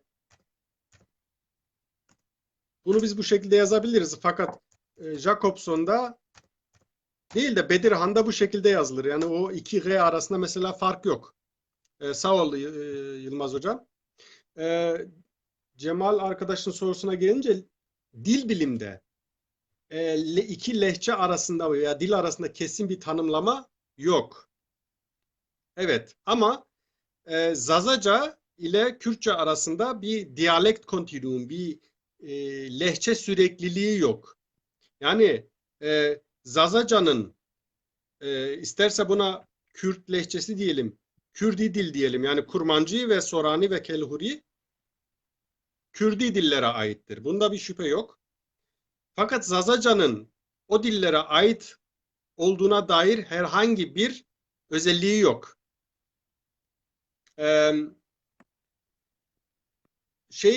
Kıstas değildir. Yani bazı arkadaşlar şey diyor, iki dil anlaşılırsa dildir veya lehçedir. Anlaşma sağlanıyorsa, anlaşma sağlanmıyorsa lehçe değildir, ayrı dillerdir. Yani o da sıkıntılı. Yani diyelim Çek dili ile Polonya dili %80 belki anlaşılır ama iki ayrı dildir. Fakat İsviçre'de diyelim ki Sevgili Keskin, sevgili bazı Asmen, yani evet şöyle bir şey tartışmak doğru değil. Zazaca bir dil, böyle bir toplum var. Bu politik tanımlamalara girmeyelim. Senden rica yok ediyorum. politik bir Yani tanım değil yani dil bilimde de şöyle haklı olarak sordu. Dil ile lehçe arasında kesin bir çizgi, kesin bir kıstas yok. Fakat Zazaca ile Kurmancı arasında lehçe diyebileceğimiz bir durum yok. Yani tarihsel olarak çok farklılaşmış artık. Bunu diyelim ki Kurmancı ile Sorani arasında diyelim ki Mukri şivesi var. Orada diyelim ki geçişler vardır. Mukri'de diyelim ki Mahabat yöresinde konuşulan Sorani'de. Mukri'de bildiğim kadarıyla uzmanlık alanım değil ama e, cinsiyet korunmuştur. Kurmancı'da olduğu gibi belirli isimde. Ama Sorani'de yoktur artık o cinsiyet. Orada geçişler vardır ama Kurmancı ile Kurmancı ile Zazaca arasında bir geçiş söz konusu değil. Onun için lehçe olup olmadığı zaten tartışılmıyor. Yani sadece tarihsel açıdan değil, bugünkü konuşulan dil gramer e, yapısına bakıldığında bile ayrı diller olduğu zaten kesin. Bunu Farsça ile Sorani veya Farsça ile Kurmancı arasında söyleyebildiğimiz gibi Kurmancı ile Zazaca arasında da söyleyebiliriz. Diğer soru neydi bir bakayım. ya sevgili Asmen, Hı hı. yani dostlarımız sağ olsun seni bulmuşken bırakmayız öyle kolay kolay. Ucuz bırakmak yok. Hı hı. Daha konular yani bir kahve içebilirsin. Seni dinlendirebilirim bir Zaza Yok müziği yok koymak sorun için. değil Hani sorun değil. yorulduysan bir Yok yok müzik sorun değil. koyabilirim. Heh. Ee, Bu arada Yaptığım yorumlar çok geldiği için programlar içinde ilk defa böyle bir ha, canlı, çok pardon. yaygın katılım, Jacobson müthiş bir katılım alfabesi var. Onu söyleyeyim. Jacobson alfabesi bölgesel bir alfabe değil. Şöyle seminerlerde farklı bölgelerden gelen arkadaşlar, yazarlar vardı. Zazaca okuma yazma el kitabına bakarsanız orada Kuzey Zazacası ve Güney Zazacası için yazımlar öneriliyor. Yani bir Kuzey yani bir Dersim veya Vartoz Zazacası konuşan da bir Çermik veya Siverek veya Adıyaman veya işte Çüngüş Zazacasını konuşan da o alfabeyle yazabilir. Vare Jacobson ve bu çevreden gelen arkadaşlar zaten herkes kendi yöresiyle yazdığı için bir standart dil e, yok.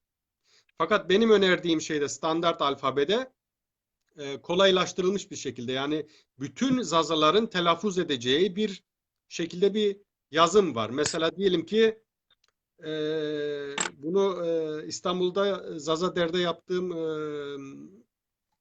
sunumda da demiştim. Mesela 4 sözcüğünü ele alırsak çahar.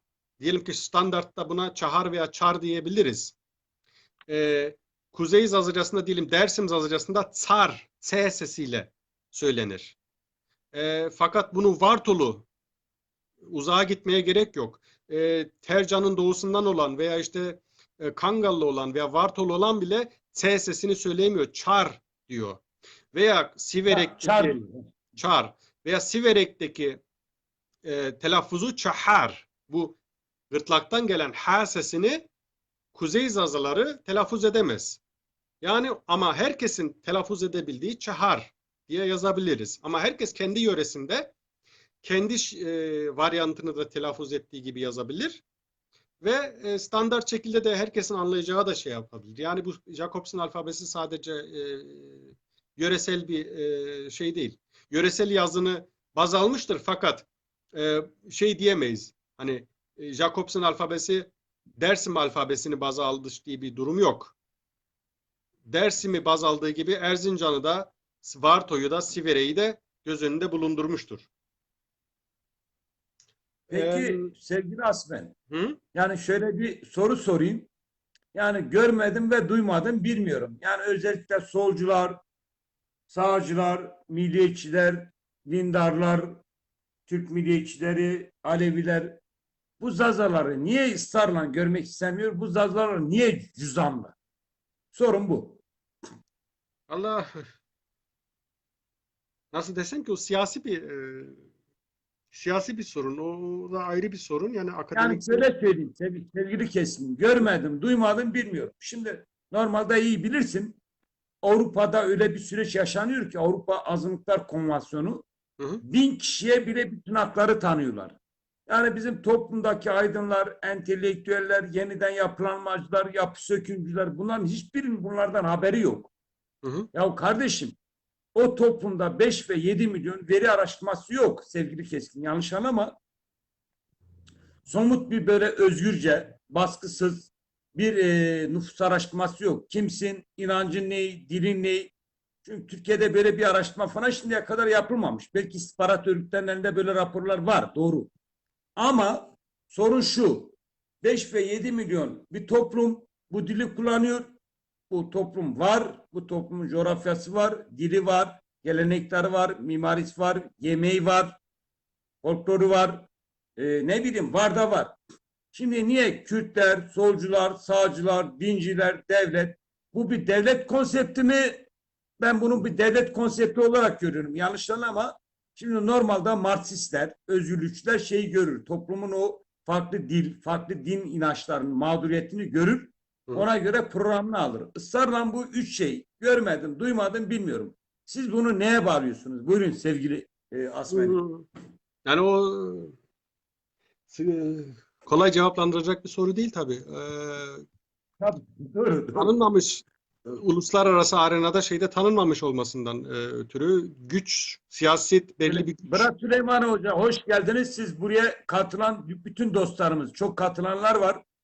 Sand sma herbu, sma Hı pörü herame, meymanımı bakılı mordeme mau, zonamadı keşkenu, gossidrali. Buyur sevgili Yani kesim. siyasi güçle alakalı. Mesela farklı bir şey vereyim. Zazalardan daha çok konuşulan mesela Beluçi dili 3 ülkede.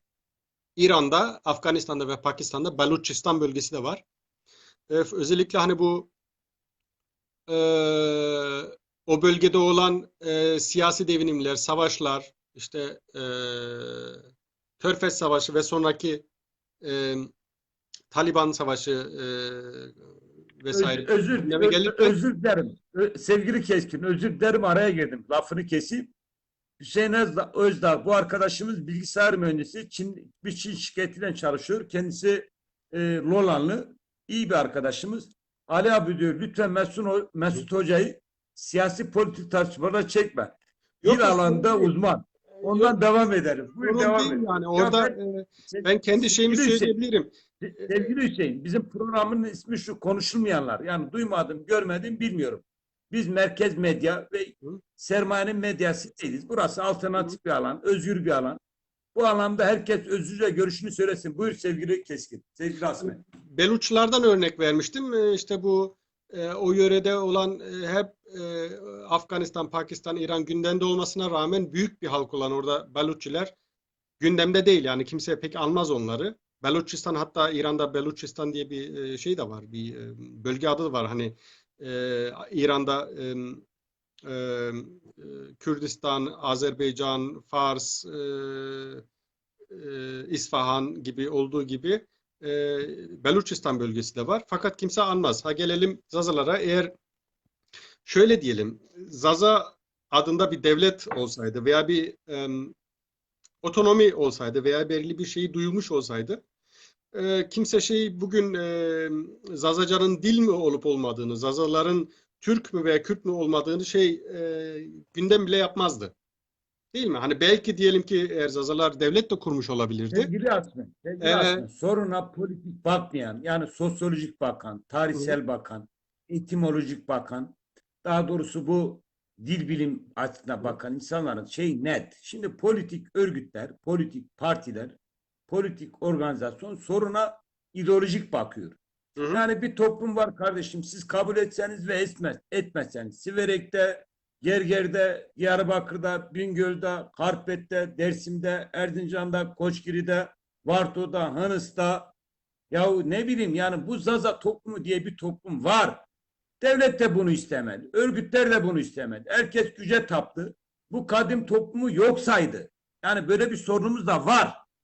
Buyur Sayın Öyle bir Keskin. sorun var da şimdi siyasi alanda ve halkın içinde de kabul görmemiş. Mesela böyle e, benzer bir sorunla mesela Kürtler de karşı karşıyaydı. Yani sen daha iyi bilirsin. Hani Kürt ulusal Sevgili mücadelesinde sevgili Asmen, özür dilerim sık sık kesiyorum. Ya ben Kürtleri anlarım. Onların derdi nüfus ve toprak sorunu. yok, Anlarım. yok. Yani Şunu açık diyeceğim, söyleyeyim, şunu samimi diyeceğim abi. söylüyorum. Yani değil ki Ee, burası Kürdistan.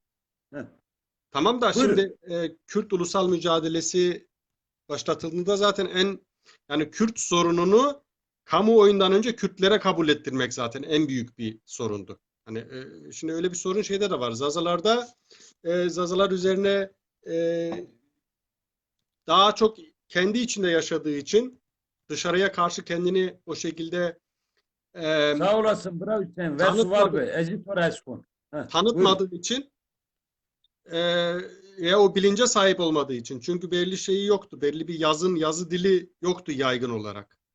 E, Yani birçok faktör var. Ben onu o şekilde kolay bir şekilde açıklayamam ama siyasi gücü ve eksiklik olduğu için bilgi eksikliği olduğu için insanlar e, farklı yani Almanya'ya geldiğinde Ya bilgi kirliliği hepimiz de var. tabii ki Sevgili bilgi Asmen. Yani kirliliği de var da güçlü olan, fakat silahlı bizim olan, güçlü olan kendini bütün yönlerinden diğer zayıflara dayatır. Bu net. Yani sen orası bu konuları kesin. iyi Yani bilirsin yani. İyi anlarsın. orası kesin de şimdi insanların bilinciyle de alakalı. Şimdi Avrupa'ya geldiğimizde bütün Türkiye'li olarak hepimiz Türk olarak görülüyorduk burada. Türkiye'de Zazalar da dahil birçok halklar üzerine ön yargılar var. Mesela bizim için de Karadeniz için burada birçok Zaza'ya da sorabilirsiniz. Laz'ın ne olduğunu açıklayamazlar mesela. Karadeniz derken hepsi Laz. Ama hayır yani Hatırlıyorum.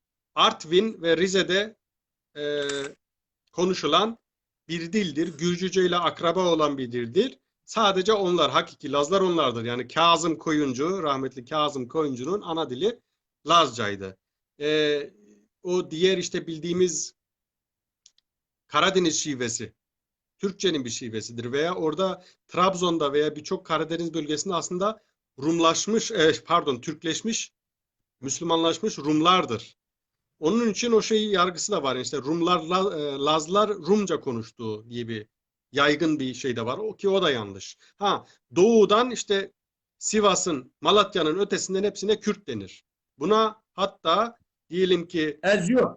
Eziyor. he, Kars'tan, Malatya'dan giden Alevi Türkmen dahil, Çermik'ten giden doğuya, batıya giden Alevi Türkmen dahil, hatta Diyarbakır'dan İstanbul'a giden Ermeni de dahil dışarıda Kürt olarak görünüyor. Hani bu kalıpları kırmak zor. Bu da şeye gittiğinde, yani batıya gittiğince daha çok e, şey yapmak çok zordu. Şimdi Almanya'da e, Kürt ulusal mücadelesi, işte burada da taban, yani bilgi kazanıldığında, insanlar haberlerde, gündemde Kürt sorunu diye bir sorunun olduğunu öğrendiğinde, birçok, özellikle Alman, Kürt'ün ne olduğunu bilmiyordu. Kürtleri bir Türklerin bir kolu veya bir işte bir lehçe mi, dil mi, işte Bavyeralılar gibi bir ayrı bir devlet mi istiyor diye birçok soruyla karşılaşıyordum. Yani Türkiye'yi bir Anadolu, Mezopotamya, Küçük Asya topraklarını bir çok dilli, çok kültürlü olan bir ülke olarak bilmiyorlardı. Hala da bilmiyorlar. Yani onun için e, bu Kürt sorunu gündeme geldikten sonra birçok insan yavaş yavaş o da kavramaya başladı Kürt'ün ne olduğunu. Ha, dışarıdan e, diyelim ki tipik sıradan bir Türk için bir Zaza ile bir Kürt çok fazla farkı yok, çünkü ikisi İrani bir halk. Dilleri ona göre ikisi de anlaşılmaz, yakın dillerdir.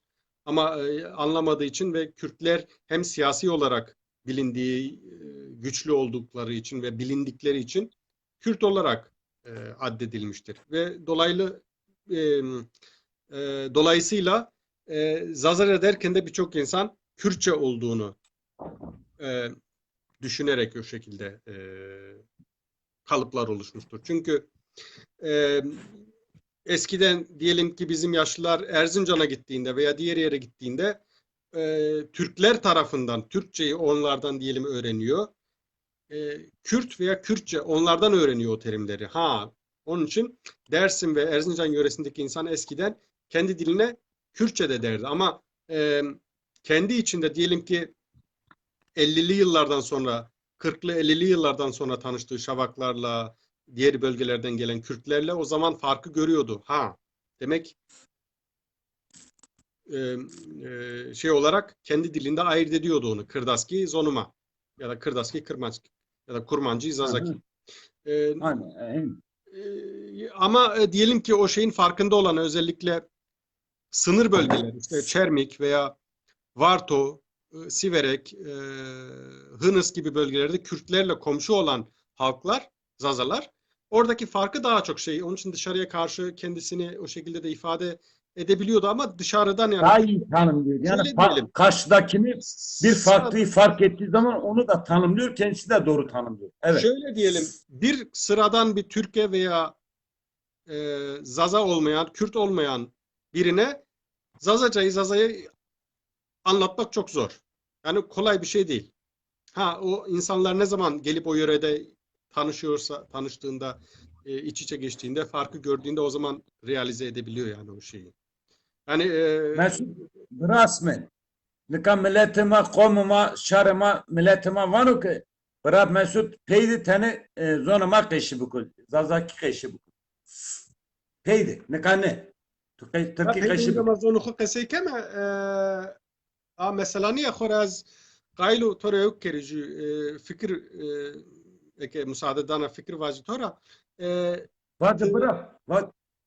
yani bu yaptığın söyleşiler çok değerli, çok farklı, yani farklı insanları, farklı değerlerimizi, aydınlarımızı, yazarlarımızı, siyasetçilerimizi, akademisyenlerini davet etmenle gerçekten çok güzel bir adım ve çaba sarf ediyorsun. Vaktini, değerli vaktini Versi var mı? Versi var mı? ayırıyorsun Versi ona. var mı? Ve benim önerim isteyen arkadaşlarla sadece Zazaca'dan oluşan bir e, söyleşi de Bir yapmak. program yapacağım. Bir Bir program program yani. yap. Yani Diyelim ki sadece benim Zaza de konuşulacak. katılabileceğim, işte diyelim diğer arkadaşlar da işte Haydar abi diyelim ya da isteyen arkadaş da Zazaca üzerine sadece konu siyaset değil. Diyelim ki kültürel konusunda da mesela çok açlığımız, bilgi eksikliğimiz var. Herkes kendi yöresinden de kültürel değerlerini, bilgilerini aktarırsa mesela olur. Veya herhangi bir sohbet de olabilir. Bu siyasi sohbet de olabilir ama baştan sona Zazaca olsa. Çünkü ona göre kitle katılır. Çünkü şimdi Zazaca konuşursak elbette zonu hukukeseykem ama o vakit hayvani ki ma zon ismaniye zaman Ma ne Zazaca zanim he? Ma Türkî zanim, ma Kırdaşkî zanim, ya ma zon ma ismaniye zaman Sam neşkime nekî ne ma ne? neşkime gosro sernime ayra iyi ki vazeni ma zonu xodu mobet bir kerime elbet ki ma roza dibine isala yeme tevlüet ki dert kulma zonuma o dert kulma ki zonuma Neka ama elbet ki o ma millet ma vanu ke bira tuzaf keşme ke bira asme mesut asme keski keşme. Ha keşi bik. Mahunca graniye dama zomuhu ama burada Türkçeyi zaten özellikle Zazacayı bilmeyen arkadaşlara e, ya da Zazacasında eksiklik hisseden arkadaşlara anlamayan, bilmeyen arkadaşlar için açıklama olarak yapıyoruz burada. Yoksa Tu keşi bik. Bira asme. Tu keşi ez tora emin ne ku tu keşi bik. başka bir Şare ma soru vanu ke bira asme keski keşku tu fındı bira ali vanu. ne aslında? Soru arada birçok soru kaynadıysa kusura bakmayın. Ne tu vad. Zazaca. Ma Türkiye vadı. Zazaca Zazaki vadı. Savana vadı. Tora taba persek. Zazaca bu şunu da önemli bir konu. 2000 yani biz zaten ya da dergi çıkaran arkadaşlar, Zazaca'yı yazıya geçiren arkadaşların zaten baştan beri olan şeyi sürekli vurguladığı. Bu dil gittikçe işte Türkiye'deki mevcut dil politikasından, baskıcı dil politikasından sen de güzel bir örnek verdin kendinden. Bu insanlara yaşatılan korku, travma, bir nevi beyaz soykırım diyebileceğimiz yani beyaz Kültürel soykırım soykırım. derken Kültürel soykırım. dillerin de ölmesine hedef alınan bir politikanın kurbanı olan Zazaca ve sadece o dili ölsün diyerek değil insanlara da yaşatılan korku, travma şeyi var. Dergi çıkaran, kitap çıkaran arkadaşlardaki şey de zaten oydu. Lafını ballan kestim. Unutma. Bizim Hüseyin Özdağ diye bir dostumuz var. Ahbabımız var. Lolanlı. O bana da daha önceden sordu. Sağ olsun Fra Hüseyin. Diyor ki bu Astare yani Marvanya Astare Yıldız ve İştar Ştar Almanlar Ştar der falan. Ştarke. Bu konuda da bir açıklama yok. Kardeşimiz Hüseyin Özdağ kardeşimiz sormuş. Özel olarak sordu dedi. Mesut abiye dedi. Mesut hocama bu soruyu sor dedi. Unutmayasın devam et. Onu unutmadım ama diyeceğim şey de yok. O bir tane link de göndermişti sağ olsun ama fakat bu hani İştar tanrıçasıyla Hint Avrupa dillerdeki yıldız Astare Zazaca'daki Almanca'daki Stern İngilizce'deki star vesaire bağlantısı var mı yok mu onun için ben kesin bir şey diyemem. Yani olabilir de olmayabilir de fakat Astare Star birçok dilde Hint Avrupa dilinde ortak dillerden ortak kelimelerden olan önemli ortak kelimelerden biridir. Fakat şey olarak onu daha iyi irdelemek gerek. Ben ancak şeyini verebilirim. Hani farklı dillerdeki Hint Avrupa dillerdeki işte Almanca, İngilizce, Yunanca, Ermenice, Zazaca, Farsça, Kürtçe vesaire Latince'deki gibi dillerdeki telaffuzunu verebilirim ve bunun ilk şeklini verebilirim. Yani en eski şekilde nasıl telaffuz edildiğini. Fakat bu yıldıza dair verilen şeyden ona dair bir şey diyemem. Çünkü o daha derin bir araştırmayı şey yapan bir isteyen bir Hocam konu. mesela bu Şimdi Sümerce'de iştar var. Sümerce'de iştar var. İştar ama bizdeki Sümerce ile Hint Avrupa dilleri zaten zaman olarak şey olarak kesişmiyor. Bir de coğrafik olarak farklı. Karşılaştırmak da biraz dikkat yani etmek gerek. Çünkü Sümerce diyerek Türkçe'ye bile veya diğer dilleri bile zorlama bir şey yapılıyor, bir karşılaştırma yapılıyor. Halbuki köken olarak hiç alakası olmayan diller. Yani o benzeşmeler ya zorlamadır ya da tesadüftür. Yani iki mesela eee, şöyle diyelim. Hititçe'de ana ve ata, anne baba. Azerice'de de Zamanı ana ve ata. iki, Yani anne ve baba. ha, Türk dillerinde de öyle. Mesela Azerice'de de ana ve ata. Fakat bu tesadüf. Hem tesadüf hem de çocuk dilinden ata, ana şeyinden de gelmiş olabilir. Hani bazı kelimelerin şeyi de vardır. O konuda dikkat etmek gerek. Birbirine benzeyen kelimeler bakıyorsunuz ki, araştırıyorsunuz ki aslında şey olarak, köken olarak ayrı, sadece birbirine şey düşmesi tesadüftür. Ha, Zazaca'nın şuna değinecektim ben. Yazı diline geçiren arkadaşlar olsun. E, Bu Zazaca dergi çıkma şeyinde de sorun yaşandı tabii. Ama asıl amaç şeydi. Zazaca gittikçe bu Türk devletinin uyguladığı e, dil siyasetine, faşist dil politikasına inat, unutmamaya, dilin unutulmamasına, ancak yazı dili olarak geçirilirse ciddiye alındığını düşünen arkadaşlar, ki doğru bir adım attılar. Zazaca dergi ve kitap çıkarmaya başladılar. Ve neticede yani 20-25 yıl sonra 2008 yılında UNESCO'da bu dilin Zazaca'nın Türkiye'de konuşulan 15 dillerden biri olarak tehlike taşıdığını, kaybolma tehlikesiyle taşıdığını. tehlike altında sınıflandırmasında yani Zaza dili Evet. bu yüzyıl içinde sevgili Keskin, Hı hı. sevgili Mesut Asım'ın Keskin, bu dil içinde tehlike içinde olan diller kategorisinde yani sahip çıkılmazsa, yaşatılmazsa, devlet teşvik etmezse, Avrupa sahip çıkmazsa Hı bu hı. temel büyük dillerden biri ölüm sınırında. Yani buna dikkat çekmek için moratorium verdi. Sen benden daha iyi biliyorsun. Hı hı. 2008 yılında Birleşmiş Milletler Diller ve Kültürler Komisyonu bir moratorium verdi. 50 dil bilimcinin aracılığıyla bir rapor da hazırladı. Bu temel köklü dillerden biri. Bu dil ölmemesi için Avrupa toplumlarına ve özellikle Türkiye moratorium verdiler. Yani şey verdiler, talimat verdiler. Bu dili teşvik edin diye. Hı hı. Buyurun.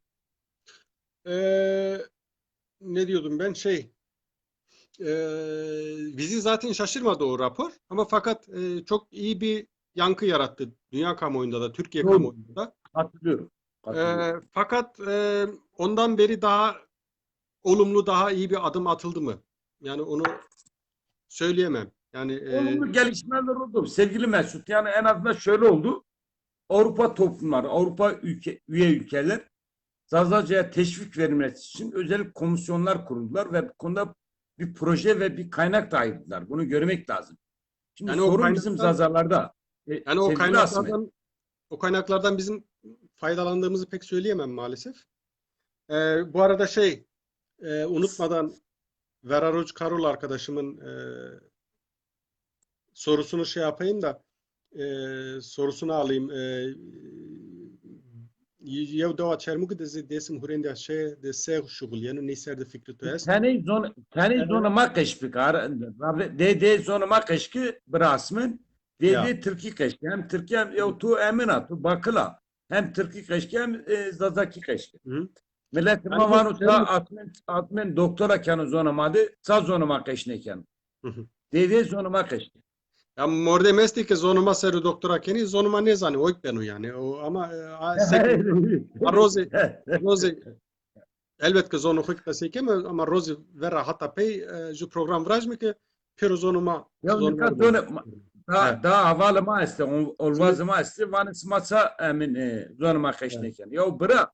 Sıkı zonuma da leçe esti, şive esti. Yer alazlar Mesela var. niye? Mesela Onun için Miami fek bir lehçe bir Miami huriya mesela niye? Tay alvaz bin işte yok nikeni Türkiye zaneni zonuma kesin famlıyken. ne zani. Gavni serne soni. Tuvadı bravo Şimdi bakıl. Tuvadı. Az gustoncu havalı may dostlarınızı seke brasmen. Ben şimdiye kadar 7-8 program yaptım açık söyleyeyim. İlk defa bu kadar ilgi gördüm. çok sağ ol. Şimdi şeyi Bak kısa bir samimi değineceğim. söylüyorum. İlk, E, ilk, ilk defa böyle canlı 40 kişi izleyen ilk defa canlı gördüm. 200-150 paylaşım olmuş. Şimdi sorun şu, bizim toplumumuz yoksul kalmış, kabul edilmemiş, reddedilmiş, asimile edilmiş, travma yaşamış, kıyım yaşamış, coğrafyası bölünmüş, dili bölünmüş, inancı bölünmüş. Doğal olarak da toplumumuzun böyle bir şeye ihtiyacı var. Sağ olsun sizin gibi böyle güzel, merhametli, vicdanlı ve adaletli aydınlarımız olduğu sürece bu toplumumuz var olacaktır. Buna inan, bunun karşılığı da var. Bütün samimiyetle söylüyorum. Bizi dinleyen Siverekli, Gergerli, Ahmetli, Dersimli, Harpetli, Şolikli, Erzincanlı, Hınıslı, Vartolu, Koçgiri sayısız dostlarımız var. Bütün samimiyetimle söylüyorum. İlk defa böyle bir programa karşılaştım. Ama Buyurun. Sayyatora vengi mavejino bra. Sayyatora vengi magmele. Ya sizce Brasmen. Şimdi örgütlü olan toplumların medyası var. Devletin var. Bir de sermayenin var. Kürtler de örgütlüdür. Dergileri var, gazeteleri var, vakıflar var, iş adamları var, milletvekilleri var. Şimdi bu zavallı zazalar yani bize görmedim, duymadım, bilmiyorum. Aslında bu zazalara uygun bir kavram. Ben hayvanlarla bu maymun şey yapıyorlar. Görmedim, duymadım, bilmiyorum. Şimdi böyle bir toplum mağdur bir toplum. Bu açık, kadim bir toplum, yerleşik bir toplum. Yani bu toplum tanınmadı, görmedi, bilinmedi, reddedildi. Bunu biz nedenlerini biliyoruz. Buyurun sen devam et sevgili Asım Keskin. Şimdi kısa bir Verar Hoca arkadaşın yazdığı kaynamaması için Bizim şer Hüseyin bölgesinde Lolanlı bilgisayar mühendisi Hüseyin Azal diyor ki Mesut Burak gördüm. Gazeteci Eğitim Bakanı olsun. Ya Benim bakanlık ama olmaz. Sememi daha önemli niyo. Sağ olun. Nasıl var mı? Sememi ne Peru deru ne veciri ederu bra. Yok zon. Bırak Mesut zon. Ben dedim bizim burada 10 tane dersimle konuştum. Ya dedim bizim Mesut aslında Keskin. Bak 2 yaşında Almanya'ya geldi. Makine mühendisliğini okudu. Orada bıraktı. Annesinin babasının senin kendi asilzade kültürüne döndü. Siz bundan gurur duyun, onur duyun. Ya dediler keşke herkes bizim Mesut Asım'ın Keskin olsun. Buyur bırak Mesut. Ne kraj bu yani. Ya bunu iltifat olarak söylemiyorum. Bir realite olarak söylüyorum. Heh, buyurun. Şöyle Çermik yöresinin Budaran bölgesinde Heseran pardon Budaran köyü ve Zeydlan köyü orada şive farkı var. Bu Roşan Hayık arkadaşım Mahmut Pamukçu veya Pamuklu diye bilinen köy. Roşan Hayık'ın da masal kitabı 3 dilli Zaza masalları çıkardığı kitabı biliyorum. Zazaca Güney Zazaca için çıkardığı çok değerli bir sözlüğün sahibi. Ona da sorabilir. Güzel bir çalışma. Evet. Şimdi evet. o şivede Ş ve J sesi yoktur. Onlar hep S ve Z olarak mesela Jeu yerine Zeu, Ju yerine Zu, Şıma yerine Sıma, Sıma Sandı Sine Koti mesela der ama o çevresindeki veya Siverek veya Çermik diğer köyleri Şıma Şandı Şine Koti yani akşam nereye gidiyorsunuz? O fark neden var onu bilmiyorum. Çünkü şey olarak insanlara yani o şivelerin oluştuğunu tespit edebiliriz. Fakat neden öyle olduğunu her zaman bilemeyiz. Belki çevredeki dillerin veya belirli bir şeyin sebep olmuş olabilir farklı dillerden etkilendiği. Fakat o Çermik yöresindeki neden Ş ve J seslerini bulundurmadığına dair şeyi söyleyemem ama var. O da bir zenginliktir. Şimdi şeye dönelim. Zazacan'ın durumu. Sevgili Mesut Asım Keskin şurada izleyicilerimiz var, dinleyicilerimiz var olsun. Lütfen diyorlar Abmamur sen konuşma bizim Mesut konuşun. Tamam bırak. Tamam söz sen. Yine bir soru alırsa arada hatırlat Mahmut Ali abi. Zazaca UNESCO'dan bahsetmiştik. Durumu gerçekten içler acısı. Şimdi herkes bu şekilde yani iyi bir gidişatı var fakat şöyle diyeyim. Türk devleti tarafından yani bunu ancak sağlayabilecek devletin kendisidir. Ve devlet de aslında buna mecburdur. Neden?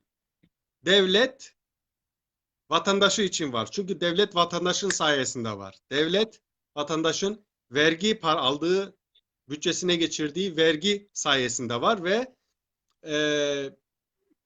vatandaşa hizmeti sunmak zorunda. İnsanların kendi diline, kendi kültürüne olan ihtiyacını da gidermek zorunda. Yani Türkçenin Türkiye'de sahip olduğu konum, hak bütün diller için geçerli olmalı. Yani ben köyümden Erzincan'a, Dersim'e veya başka yere iniyorsam kimse beni kendi dilimi bırakmaya, zorlamaya hakkı yok. Onu geçtim, Elbette, diyelim ki elbette. benim köyümde atalarım, nenelerim, babalarımız, annelerimiz o dil ile şekillendiyse, yani şimdi kökenimiz, hepimiz insanız. Ben dili baz alıyorum, şeyi önemli değildir. Farklı yörelerden elbette farklı insanlar, halklar birbirine karışmıştır. O kültürler karışmıştır. O Anadolu, Mezopotamya bir dil bahçesidir, diller bahçesidir, kültürler bahçesidir. E, Elbette, elbette, elbette. Fakat benim e, dilim, ben bu şekilde şekillendiysem yüzyıllar boyunca bu dili sürdürme hakkım en temel insani hakkımdır. Bunu kimse sorgulayamaz. Bunu sorgulamak insanlık suçudur. Derken bugünkü Elbette, çağda elbette. uygulamak gerek. Hani şimdi şey diyebilir, hükümet veya devlet adamları diyebilir, ya siz dilinizi konuşabilirsiniz, buna engel olan yok ki, yanlış politikalar yapıldı, ama hayır. Bugünkü çağda uyum sağlanacak. Yani bir Türk, diyelim ki bir Türkmen, bir Türk Kayseri'de, Yozgat'ta ne kadar kendi diline, hakkına sahip ise, Dersim'de, Erzincan'da, Bingöl'de, Siverek'te, Diyarbakır'da olan, ana dili Zazaca olan bir insan, ona da sahip olmalı bir Zaza. Yani onu kimse sorgulayamaz. Ona bir Kürt Ve de su sahip vardır. olmalı, bir Ve su var. Süryani de sahip olmalı, bir Ermeni de, bir Laz da, bir Gürcü de, bir Laz da vesaire. Bunu sorgulamak dahi insanlık suçudur. Yani şöyle diyelim, bazı arkadaşlar belki devleti eleştirmekte veya şey yapmakta sorun gören arkadaşlar, veya diyelim ki e, devlet ideolojisini benimsemiş Rahatmen arkadaşlar, geçim. veya Ezdi dekına yön tu kış veya büküm. Milletime gostanızı. devlet ideolojisini benimsemiş olsun, veya diyelim ki sıradan bir Türk, diyelim ki bir Burdurlu, bir Kayserili, bir Yozgatlı bir Türk arkadaşınız var. Ona şu şekilde sorabilirsiniz: güzel kardeşim, güzel ablam, e, ben şimdi senin şehrine, köyüne, ilçene gelsem, desem ki bundan sonra burada Zazaca konuşulacak, bu kasabada, bu köyde eğitim dili Zazaca olacak, bundan sonra camiye değil cemevine gideceksiniz. Böyle bir soru, böyle bir şey dayatma kimsenin aklına eminim gelmiyordur. Hiçbir Zaza'nın aklına gidip işte diyelim ki bir İzmir'deki, Yozgat'taki bir Türkiye böyle bir şey dayatmak aklına gelmiyordur bile. Bundan eminim. Veya hiçbir Alevi'nin de gidip bir Sünni bölgeye gidip işte bundan sonra siz camiyi bırakacaksınız da cemevine gideceksiniz diye bir dayatma aklına bile gelmiyordur. Ama yüzyılları geçtik, Cumhuriyet'ten sonra, Cumhuriyet kuruluşundan sonra ana dili Türkçe olmayan insanlara ve Alevi olup da yani Müslüman olmayan insanlara, Sünni, şöyle diyeyim, Sünni olmayan insanlara inanç dayatıldı okullarda ve dil dayatıldı. Ya evinde konuşulmayan bir dil dayatıldı. Yani şu şekilde belki göz önünde bulundurarak sizin devletinizin adınıza, Türklük adına, İslam adına halklara yapılanı size yapılsa, yani bir Dersimli, bir Erzincanlı gelip dese ki Yozgat'a, bundan sonra bu kasabada, bu şehirde Türkçe konuşulmayacak, Zazaca konuşulacak, bundan sonra ezan okunmayacak, bundan sonra cemevine gidilecek. Böyle bir soru sormanızı öneririm. Yani şey olan arkadaşlara. Çünkü e, bizim öyle bir şeyimiz olmadı şimdiye kadar. Hani öyle bir anlayışımız, bir şeyimiz yok, ama o insanlar, ya da o insanlar demeyeyim yanlış anlaşılmasın, o devlet insanlara da bu kendi yani Zazalara da dahil o ideolojiyi benimsetmeye çalıştı. Bundan sonra diliniz Türkçe olacak ve dine fazla değinmek istemiyorum. O da tartışmalı bir durum ama şöyle bir gerçek var. Alevi köylerine, Alevi yörelerine de cami yapıldı. Teşvik edildi insanlar. Zaten yani bu şekilde başladı. Bu konuda tezini andığım 1997'de doktora tezi yazan Kahraman Gündüz Kanat arkadaşımızın güzel bir doktora tezi var. Yani bu çok kültürlülüğe Mesut dillerin hocam, doktor Karaman Gündüz Kanat'ın o doktora çalışmasını Frankfurt Üniversitesi'ne yaptı. Siz onu niye Türkçe çevirmediniz? Bu ayrı bir eleştiri. ayrı bir eleştiri şey getirildi ama çevirebilecek arkadaş çıkmadı şimdiye kadar. Yani o fikir çoktan beri var. Ama eğitim bilim dalında o dile hakim yani bu bilimsel jargona, bilim diline hakim olan arkadaş varsa şey yapabilir tabii. Ben sadece işte bir iki makalemde o örnek olarak verdim. Alıntı yaptım arkadaşımın kitabından. İki dilli eğitim. Yani tabii ki Türkiye'de şimdi şu an Türkçe yaygınlaşmış şey dili olarak. Bugün devlet dese ki ayrılın size, Türkçe buradan kalkacak. Zazaca ne yapıyorsanız yapın desek biz bir şekilde ortada kalırız. Çünkü Zazaca fazla eğitim kitabı yok. Bu birkaç yılımızı alır. Ve Türkiye'de ister istemez bir ülkede şey de gerekiyor tabii ki. İster diyelim ki bu Hindistan'da olduğu gibi İngilizce de olabilirdi bir lingua franca yani bir genel dil veya işte bir Hindi dili de bir genel dil olarak öğreniliyor. Fakat e, Türkiye'de de Türkçe iş olarak kabul etmekte sorun yoktur yani eğitim dili olarak ama diyelim ki Dersim'de, Erzincan'da, Diyarbakır'da, Siverek'te bir insan doktora giderken, mahkemeye giderken, daireye giderken kendi dilini kullanmak istiyorsa bu en doğal hakkıdır. Yani bunu mesela İspanya'daki Bask da yapıyor, Katalan da yapıyor. Sorun yok. E, Hindistan'da 16 mı 18 arasında tanınmış dil var. Orada da bir sorun yok. Türkiye'de de sorun olmaz. Yani o konuda ilk adım atması gereken ve buna mecbur olan bence devlettir. Çünkü bu insanları teşvik de etmeli. Sadece şey yeterli değildir. Artık diliniz üzerine olan baskı kalkmıştır. Kendi dilinizde müzik, televizyon yayını, kaset, kitap, dergi çıkarabilirsiniz. Hayır bu yeterli değildir. Teşvik edilmeli insanlar. Zazaca ve diğer dillerde mecburi yani yerel diller mecburi olarak, zorunlu eğitim olarak programa Tabii alınabilir. tabii. Tabii tabii. Tabii. Başka şekilde insanları da tekrar kazanmak güç olur. Çünkü şey Şimdi, olarak yeterli değil.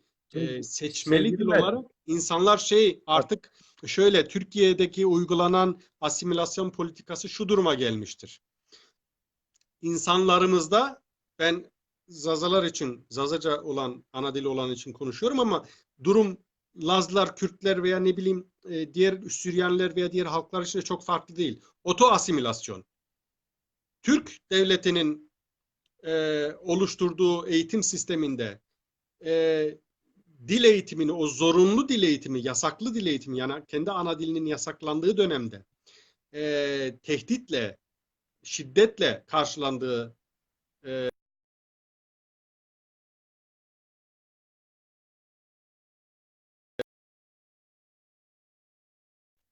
oluşmakta. Dil artık yasak değil ama Zazaca'yı öğrenip de ne yapsın? Zazaca ile para mı kazanacak? Zazaca ile ekmek mi kazanacak? Neye yarıyor gibi bir algı var artık. Şimdi o devlet arada kendini çıkarıp şey yapabilir. Devlet anlayışı, devlet ideolojisi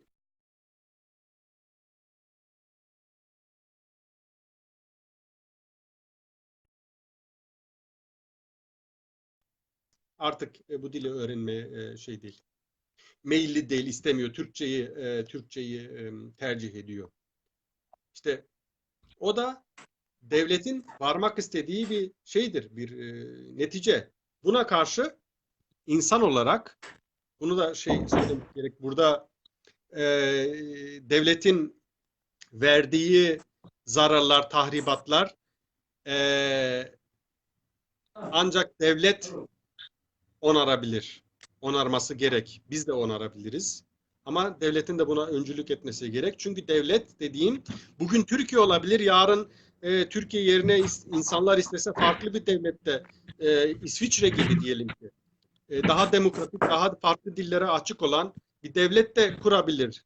Yani o insanların tercihi en büyük, o da en doğal hakkı yani. Hiçbir devlet değil bu. Devletler olmuştur, yıkılmıştır ya da yeniden kansız bir şekilde de diyelim ki Çekoslovakya, Çek Cumhuriyeti ile Slovak Cumhuriyeti'nin ayrıldığı gibi kansız şekilde ayrılabilir veya bir devlet yeniden konseptini, bütün şeyini değiştirebilir ve bütün vatandaşlarını eşit derecede kucaklayarak yapabilir. Öyle bir şeye aslında en doğal hakkımızdır bunu istemek de söylemek de. Sevgi, Kimse sevgili, devleti bölmek veya yapmak bir teröre teşvik diye bir şey yapmak zaten saçma. Şöyle diyeyim, zaten bunu yaparken yüzleşme, soykırım sorunu da var. Ona değinmeyeceğim. O da ayrı bir Zazıların da Ermenilerin de ve Kürtlerin de, Süryanilerin de, Rumların da maruz kaldığı bir katliam ve soykırım sorun var. O ayrı bir tartışılabilir. Benim alanım değil. Fakat her insanın burada Almanların kendi tarihiyle yüzleştiği gibi Nazi tarihiyle Türkiye'de de kesin o olarak şart. Neden? Şunu da altını çizerek söylüyorum. Barışın, sevginin, hoşgörünün sağlanması için. Yani tekrar öyle bir faşizmin, katliamın, dil yasaklarının, insanların kültürlerinin ya da varlığının sorgulanmasını baz alarak yasak getirmenin tekrar yaşanmaması için, o kinin sürdürülmesi değil, tam tersine ön yargının, kinin kesilmesi için barışın, halklar arası barışın, iletişimin sürdürülmesi için, yani birbirlerini kabul etmesi için o bilinçleştirme şart. Yani bu ara ben bakıyorum, sorulara bakıyorum. Sevgili Keskin, Kadı Töbici, ben şöyle bir soru sorayım. Bir nefes al, bir sigara iç, bir kahve iç. Devam edeceğim. Sana önemli sorunlarım var. Tabii. Bir nefes al, bir sigara iç. Ya ben açık söyleyeyim. Sigara ne ismi? Buraya kamku vazonu sigara kubus mu ama? Peki Persi şey mi? Bırak orayı vacı. Ben 5-6 10 program oldu aşağı yukarı yaptım. Bu program içinde en yoğun, en izleyici, yani en çok izleyicisi olan, dinleyicisi olan bir program. Bir kahve iç, davet edeceğim. 4-5 sorum falan var. Sonuca doğru gideceğiz. Bir sentez oluşturacağız daha doğrusu. Yani niye bu toplum gösterilmek istenmedi, görülmek istenmedi, reddedildi. Bir de son özel sorunlarım var, döneceğim. Bir kahve iç, bir nefes al, ben bir müzik dinlettireyim. Hı. Kabul ediyor muyuz? Ya ama zonum hadi bizine. Ha, sonum hadi bana. Hadi hata peydine. Görüşmek üzere. Sen kapatma. Kahveni hiç kapatma. Kapatmıyorum. Açık kalsın. Tamam. Bro bakıl, bro wes.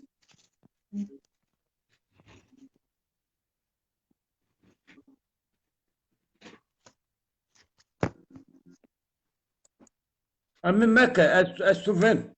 Hı hı.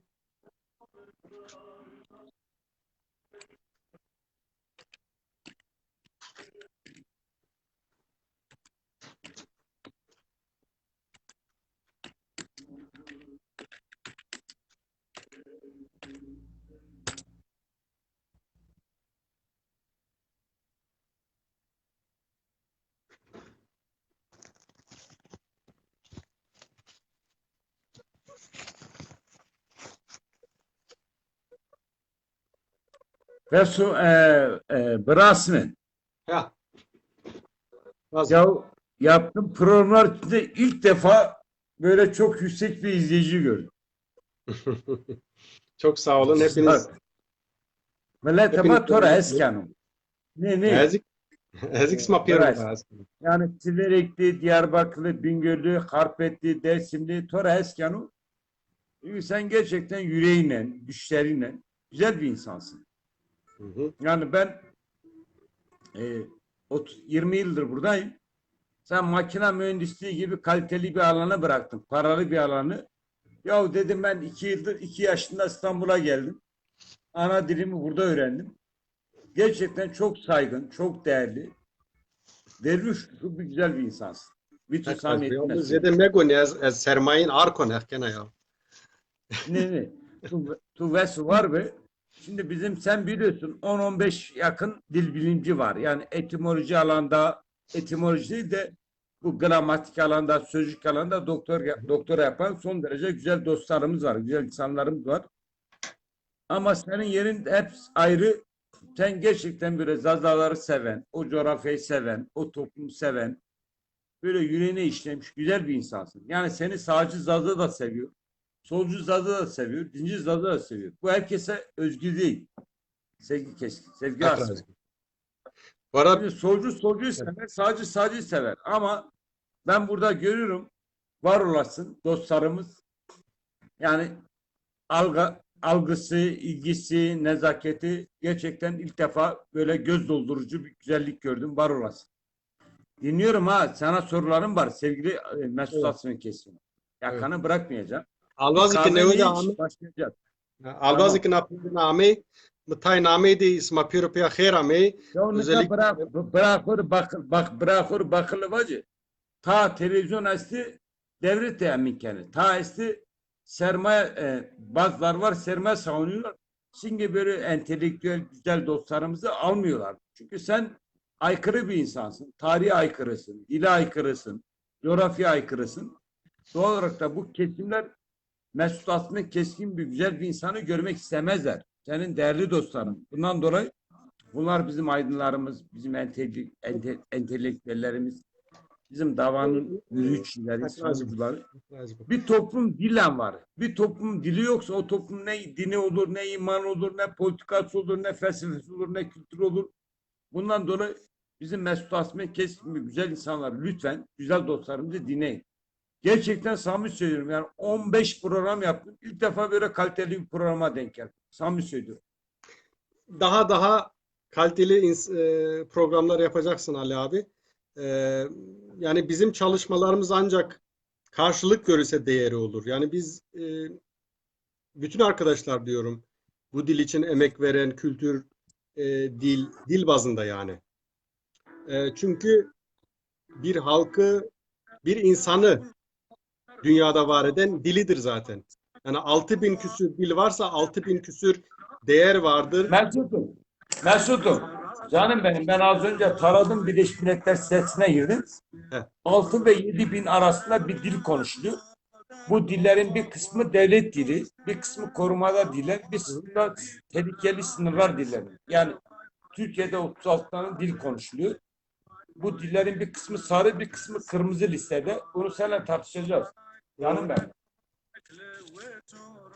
Bir kahve iç, zor sorular sorulacak. Nasıl var be? Bravo Bakır. Madem Bakır entelektüel demek sevgili Asmin. Madem Bakır var onu zaf bakılı. Tuzana. Zonum adı. Ondan dolayı ben Mesut Asmin Keskin'i açık söyleyeyim. Dil bilimcileri, dil akademisyenler içinde çok ayrı bir yere koyarım. Gerçekten asil bir insan, güzel bir insan. Yani buraya gelip para kazanmak için geldi bunlar. Yoksullardı. Ama Mesut Asmen Keskin makine mühendisliğini bıraktı. 4. sınıfta ana dili dedik ya bu benim ana dilim. Benim buna borcum var. Vicdanen sorumluyum. Bundan dolayı yoksulluğu temsil etti, tercih etti, ana diline yöneldi. Lütfen Zaza kardeşler, Zaza aydınlar, Zaza entelektüelleri, Zaza damasına gönül vermiş dostlarım. Mesut Asmen, madem Astari, Yıldız. Ne, bravo. Beso, me goyne. Beso sermay. Ya tu ten anarchista, kada tu estor estor estor estor estor zon Ne? eska Frankfurt Yonli tu. Sek Karaman modern momunu. Hı hı. Kazık amnu. Yonli tu. Tora eskon. Geçten sen böyle Gerek çıkarsın. gerek Karamandaki. Maske. Sonra aynı soru Güzel gerek bir Karamandaki kasi bir kere. zor zor. İyi jo. Evet. Karaman'ı diyorum. O İyice Karaman'a diyorum kaçak Hesene güreşme çıkıp makale çalışacaksın. Onu alacağım. Kale hesene rekasay hona ne kerdi sata bine mudi yani zonuma mobet kava hesene rekasay yenu insan verti gerekiydi zonuma kasay bir kere. He tu zonuma keşke. Teni Ne zonuma ne keşke. Ma pero. ezbonke Türkçe keşke. ezbonke Teni zonuma keşke. hesene rekasa mı sahibi mi no gereke jiyok vazonu tey zonuma zonu ko glor kero mobetu wes vrazo te gereki de yani mordem gereki de kasay bir kere. Şimdi Mesut'um. Havalimanı olmaz mı? Türkiye esti. Hı hı. Tırmancı esti. Zazaki esti. Dilsizce esti. Hayvan haklar sonuçları var. Doğa haklar sonuçları var. Benim çevrem çok geniş. Biliyorsun. Şimdi benim şöyle bir derdim yok sevgili Keskin. Yani ben yani yapı olarak bir anarşistim ama bu benim ana dilim. Benim ana dilimin mağduru yok. Toprak işgal etmemiş. Kimseyi gasp etmemiş. Kimseye kıymamış. Masum, mazlum bir dildir. Sen de bu dilin bir vicdanın bir arayışsın. Onun için benim için çok değerlisin. Bütün samimiyetimle söylüyorum.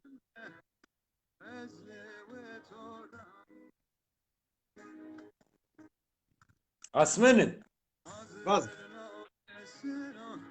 Yani onun için sen her zaman çok farklısın, çok özelsin benim için. Bütün samimiyetimle söylüyorum. Ya şimdi arkadaşlar isterse devam edebiliriz. Peki, Benim peki, zorda tam emine milletime vanu ki emin perskenu tu buane. Tu ne kadar tu söyle seviyor, sesler seviyor. Ez Türkondu guriyor, Kurundu guriyor. Ez mağduru, tu keşke. Kadar duruyor. Mesut'uma. ya şimdi arkadaşlar demin şey olabilir ben Zazacan'ın var olma sorununa değindiğimde bu arada şunu da belirteyim benim eğitim dilimim Türkçe olmadığı için bazı şeyde düşük cümleler kurabilirim. Mükemmel değil Türkçem ana dilimde olmadığı gibi. Ya sen Mesut'um sen bir entelektüelsin. Bırak biz aza dil edebiyatı ve dili konusunda sen bir entelektüelsin canım ben. Eşe bakın. Sonra madem Orada vazı Türkçe bilir. Vazana iyi bakın. Az yok. e, Tutmaz. demin belki sıkıntılı konularda da tabii ki var olma sorunu derken Zazacan'ın sıkıntısı da var. Ve sadece o dil ile de sınırlı değil. O halkın da ve komşu halklarında çünkü e, Kürtler gibi, Ermeniler gibi, Süryaniler gibi Zazaların da ortak kaderi paylaştığı halklar vardır. E, bunlarla kimilerini örnek alabilir insanlarımız, aydınlarımız, yazarlarımız. Ve önemlisi benim demek istediğim Zazaca için, Zaza dili için, kültürü için hak talep ederken yani bu dili konuşan insanlar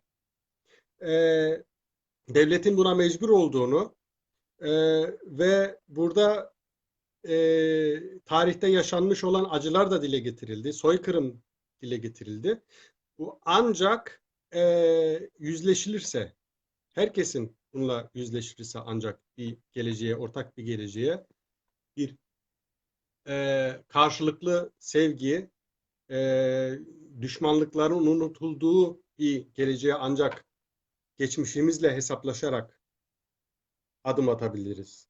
Yani bir daha savaşların, yasakların, birinin diğeri üzerine hak olmadığı halde hak talep etmenin, toprak talep etmenin, işgallerin son bulduğu bir e, son bulduğu bir e, yaşamı, bir dünyayı talep ederken çünkü o şeyi bir parçası sadece bizim Zazaca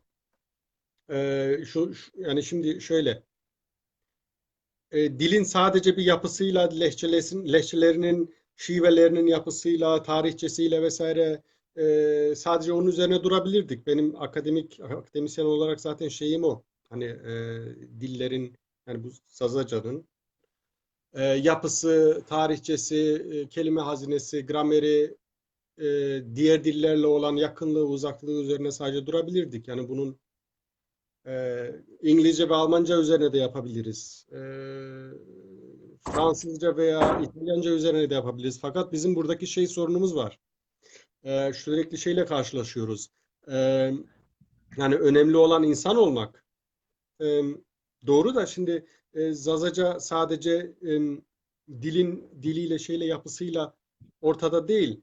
Bu insanlar yüzyıllardır e, yasaklara, tehditlere, katliamlara maruz kaldı. Yani onunla da insanlık adına yüzleşmek insanlık olarak borcumuzdur. Onu da söylemem gerekiyor.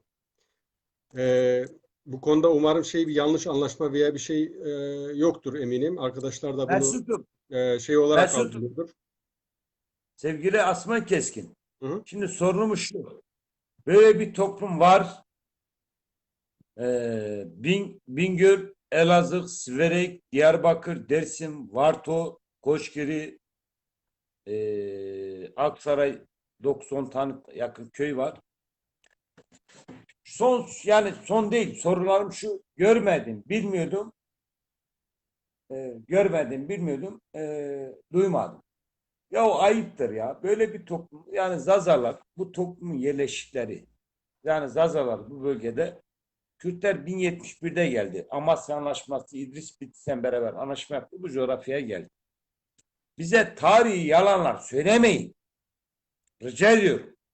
Bak burada dil konusunda, tarih konusunda ben uzman çıkaracağım. Bize yalan söylemeyin. Bu toplumu yok saymayın. Bu toplumu görmekten gelmeyin. Bu toplumu bilmekten gelmeyin. Bu toplum siz gelmeden önce bu Dicle Fırat bölgesinde yerleşik bir toplumdu canım benim. Yani böyle ideolojik, öyle politik söylemler. Yani siz Zaza yoksulları kandırabilirsiniz. Bilinçsiz insanları kandırabilirsiniz. Siz Zazaların entelektüellerini, aydınlarını, kanaat önlerini kandıramazsınız. Sizden rica ediyorum. Biz size saygılıyız. Kürtler de bizim komşumuz. Aynı coğrafyadayız, komşumuzdur. Aynı dil grubunda lütfen yalanlarında bu soysuzluğuna son verin. Sizden rica ediyorum. Buyur Selvi Keskin. Hı hı. Yani burada ben de siyasi konulara kaymak gibi bir şeyim yoktu. Fakat dediğim gibi Türkiye'de şu gerçek de var. Şöyle yani ben üniversitede oturup da diyelim ki ölü bir dil üzerine de araştırma yapabilirim. Var zaten. Hani diyelim ki Latinceyi, Sanskritçeyi, ölü dilleri konuşan belirli öğrenci veya akademik topluluklar da var. Veya yaptığımız araştırmalar sadece dört duvar arasında kalabilir. Ama önemli olan şu an sorunumuz var bizim. Yani bizi insan olarak insan yapan dillerdir.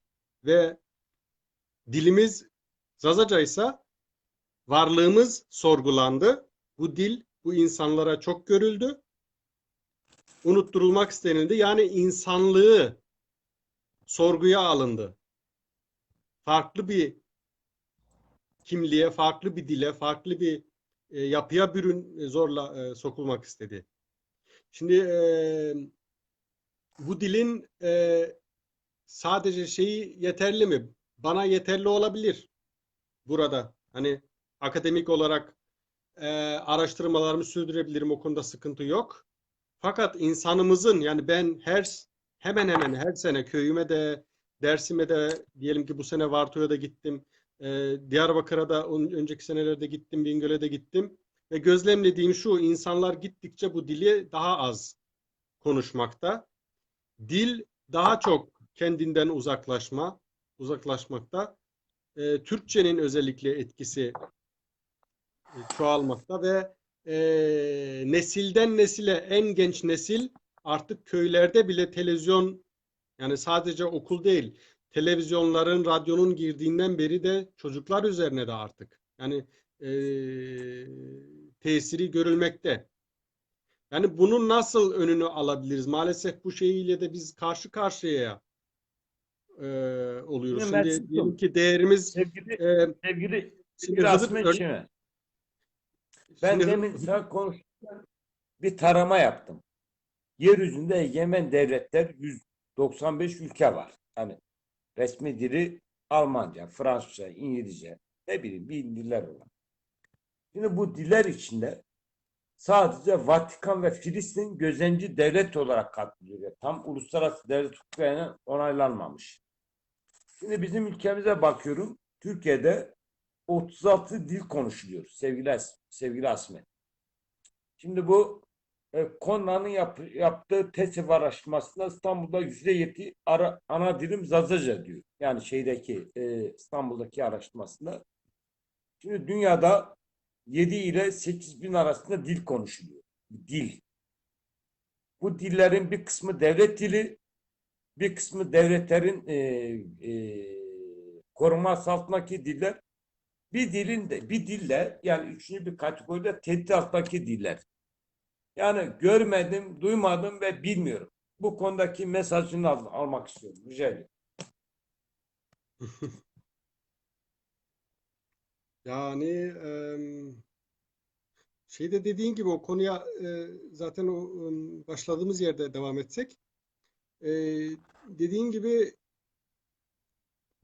Zazaca için hak talep ederseniz şimdi o şey siyasi şey sorunu başka zaten. Şu an dernekleşme var İstanbul'da, Bingöl'de ve farklı şeylerde. Şu an partileşmeye adımlarını atanlar var. Abi onu O şeyler de soracaktım. olmalı. Ben Sevgili Mesut Asım'ı keseyim. Şimdi Zazaların şöyle bir derdi de var. Dernekleri var, dergi çıkardılar, dernek kurdular, gece yaptılar. Senle beraber 11 tane yakın dil bilimci var. Yani Bingöl, Dersim Üniversitesi'nde Zaza Dili Öğretimi üyeliği yapan öğretim üyeleri var. Yanlış anlama. Yanlışım varsa düzelt. Ben 60 yaşındayım. Şimdiye kadar Kürtler içinde bir dil bilimci görmedim.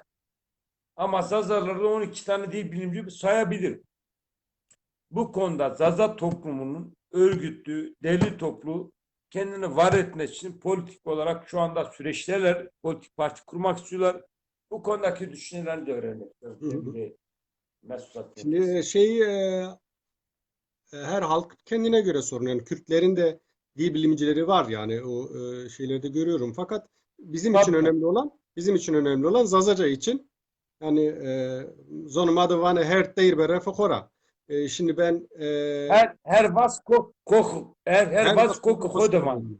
Şimdi Ben önemli olan bizim arkadaşların, akademisyen arkadaşların, e, dil bilimci arkadaşların ve diğer alanlarda da bu toplumun varlığını sürdürmek için bilimsel çalışmalar, akademik çalışmalar yapan arkadaşların da şeyi yapması önemli. E, Bu şey alandan sınırlı kalabilir tabii. Fakat önemli olan diyelim ki ben kitap çıkarıyorum. Demin işte diyelim ki şey örnek olarak veya şimdi şu an yanımda değil de ya da diyelim herhangi bir dil eğitim kitabı var. Diyelim ki ben şeyi çıkardım. Ee, Diyelim ki okulda önerdiğim bu kitap olabilir veya şu an yani bu Küçük Prens'in Zazaca çevirisi olabilir veya şu an diğer odada olduğu için hemen gidip getiremeyeceğim. Hıdır Eren hocamın e, Türkiye'de basmış olduğu okullar için eğitim kitabı var.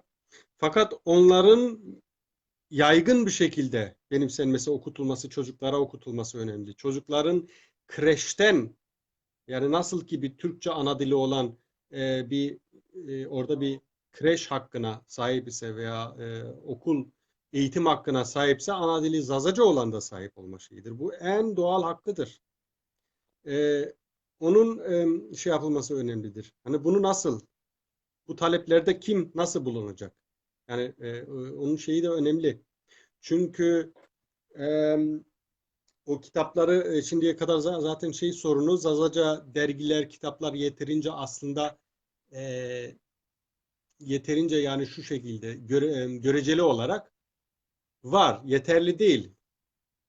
artmalı kitaplar. Fakat sayıları az olmayan şekilde yüzü aşkın 200 veya 300 bilemeyeceğim tam sayısını. Af buyurun. Fakat onlar bile okunmuyor. Yani raflarda veya depolarda tozlu kalıyor. Önemli olan ya da yayınları diyelim ki o da ayrı bir mesele. Şeye de değinecektim. Hazırca yayın konusunda da bir sıkıntı var. E, Hiçbir şey hakka sahip değil. Yani Zazaca herhangi bir resmi bir statüye sahip değil. Resmi statüye sahip olmadıkça istediğimiz kadar biz çabalayalım, üretelim, fazla bir şey olmaz. Hani bir fazla ürün meyve vermez. Ancak bu sonraki nesillere, çocuklara veya dilini unutmuş nesillere, insanlara aktarılmadıkça e, geleceği de olmaz. Onu da söylemek lazım. E, Partileşme konusunda ben fazla şey yapmak istemiyorum. Bu siyasi bir konu. Fakat her zaman dediğim var olmak isteyen toplulukların kendi başına örgütlenmeleri önemli. Dolayısıyla e, kendisini dünya oyuna Zaza olarak tanıtmak isteyen halk ve o halkın aydınları da tabii ki e, bir hareket bir şekilde bir siyasi devinim bir şeyi oluşturmalı. Yoksa farklı başka şekilde bunu yapılması mümkün değil. Yani bu sadece partileşme değil, ileriye doğru kamuoyunda diğer partilerle, diğer hareketlerle, diğer sivil e, kurumlarla da bağlantıya geçerek diyalog, halklar arası, insanlar arası diyalog sağlanarak e, yol alınabilir.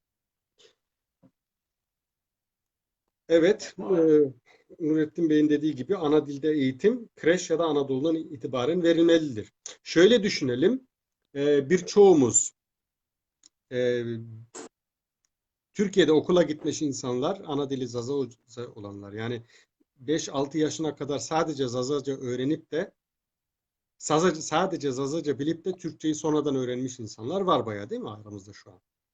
E, Ve bugün daha çok Türkçe'ye akıcı olarak bir şekilde e, konuşmaya sahip, hakim ya da bizim diyelim Almanya'da büyüyen nesil olarak Almanca'ya hakim olduğumuz gibi. Demek ki Zazaca'yı sonradan öğrenmek de mümkün.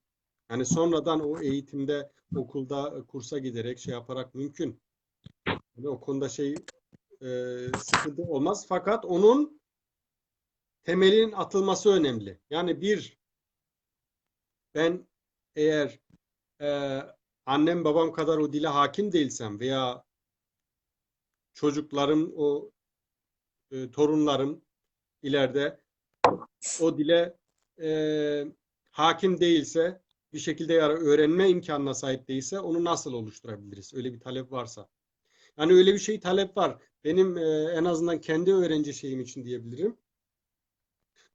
Çevrem için diyebilirim. Bu insanların çoğu e, öğrencilerimin hemen hemen hepsi üniversite bitirmiş insanlar veya en azından bir mesleğe sahip insanlar. Yani kendini e, ekonomik olarak kurtarmış insanlar.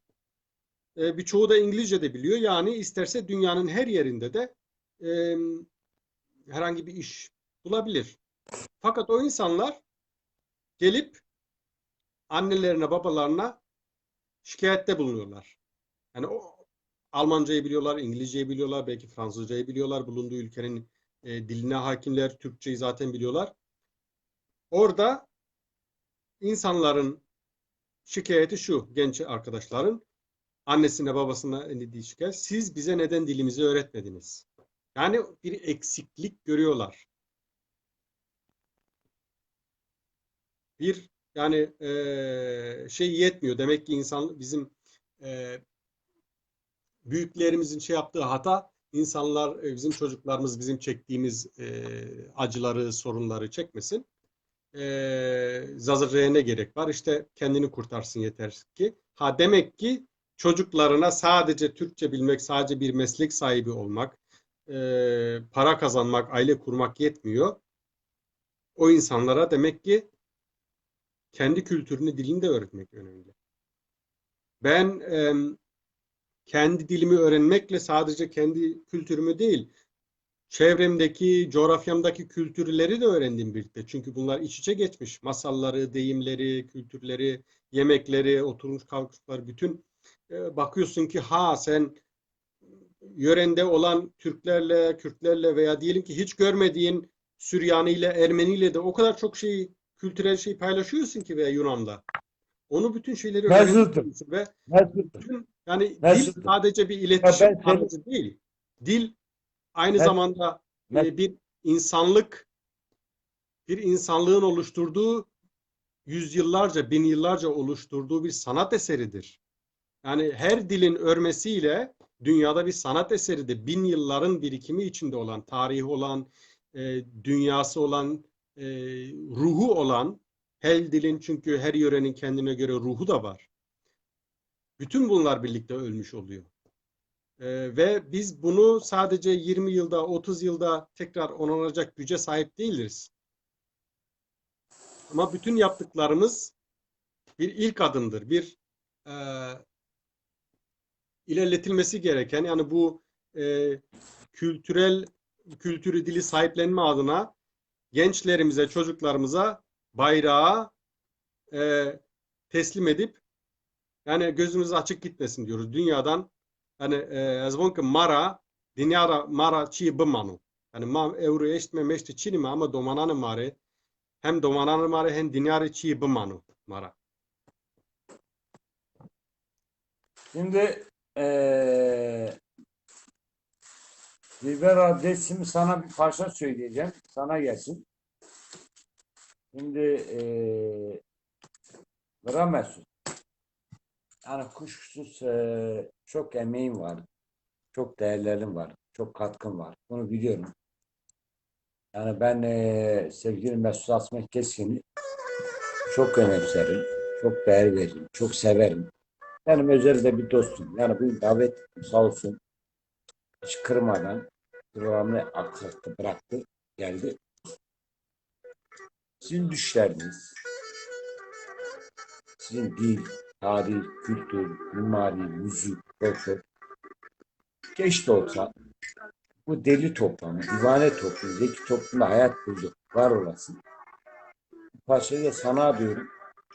Dilber Adelsin'i derken bu aşiretlerle çok güzel bir kadın var. Adelsin. Herkes aşık. Herkes seviyor. Yani düşünmüş, bütün aşiretleri birbirine düşürmüş. Ben e, e, Mikael Aslan'ın tutarlı bir yönünü görmüyorum açık söyleyeyim. Kürde girer Kürt olur, Gaz'a girer Sazı olur, Solcuya gider Zazı olur, Solcu olur. Dürüstseydim yani, düz, mert.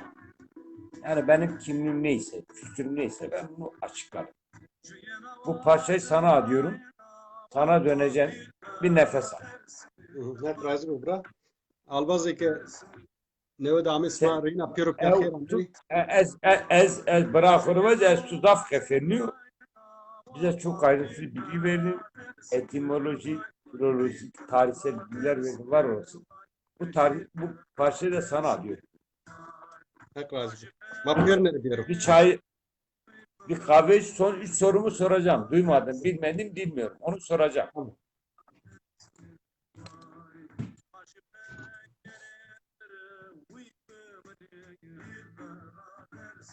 Vay vay Dilber dersim vay.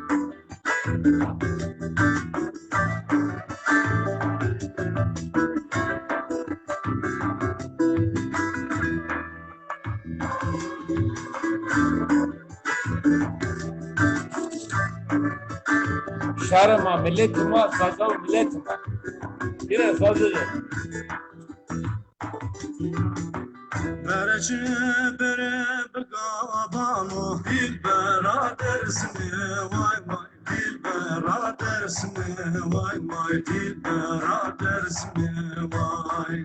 Berece bere begabano Dilber dersim vay vay Dilber dersim vay vay Dilber dersim vay. Desa dua şirin serrodan pero dilbera dersine vay vay dilbera dersine vay dest dua şirin serrodan pero dilbera dersine vay vay dilbera dersine vay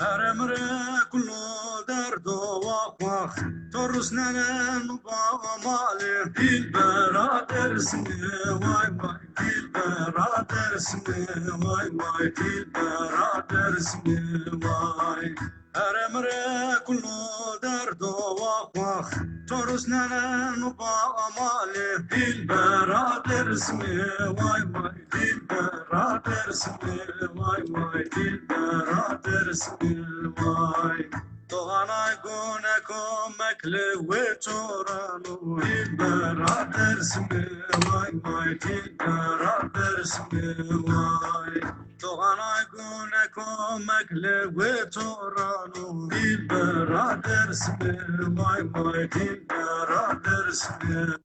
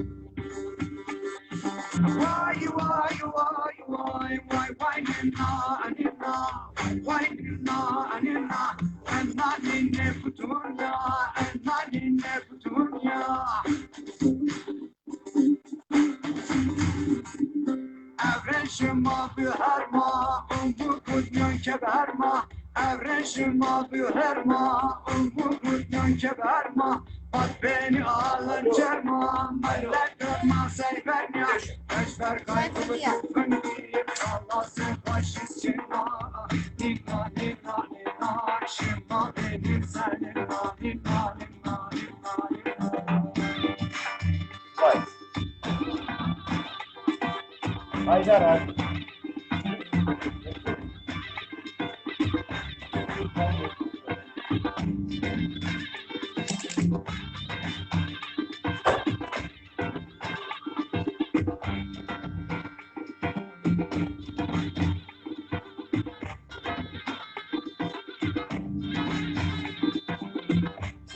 Hiç dedim inanmam bu deli sazlar. Dağlı sazlar gelecek. Ben size söyleyeyim.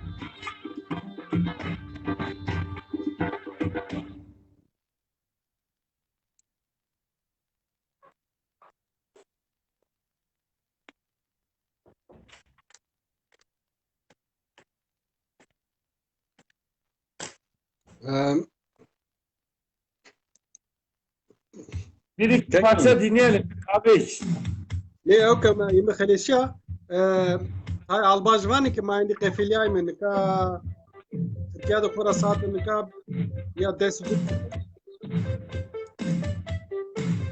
علي abi Ha. o zahmet müzik bicerimi kapan kerimi Şöyle söyleyeyim. Son şu parçayı bir dinleyeyim. Onu sana söyleyeyim. Kahve iç. ha Eli bra Ali abi Ha. Sevon Tora Fatih. الباجواني که ما قفیلیای من که ترکیه ده خورا ساعت دست دوی نیما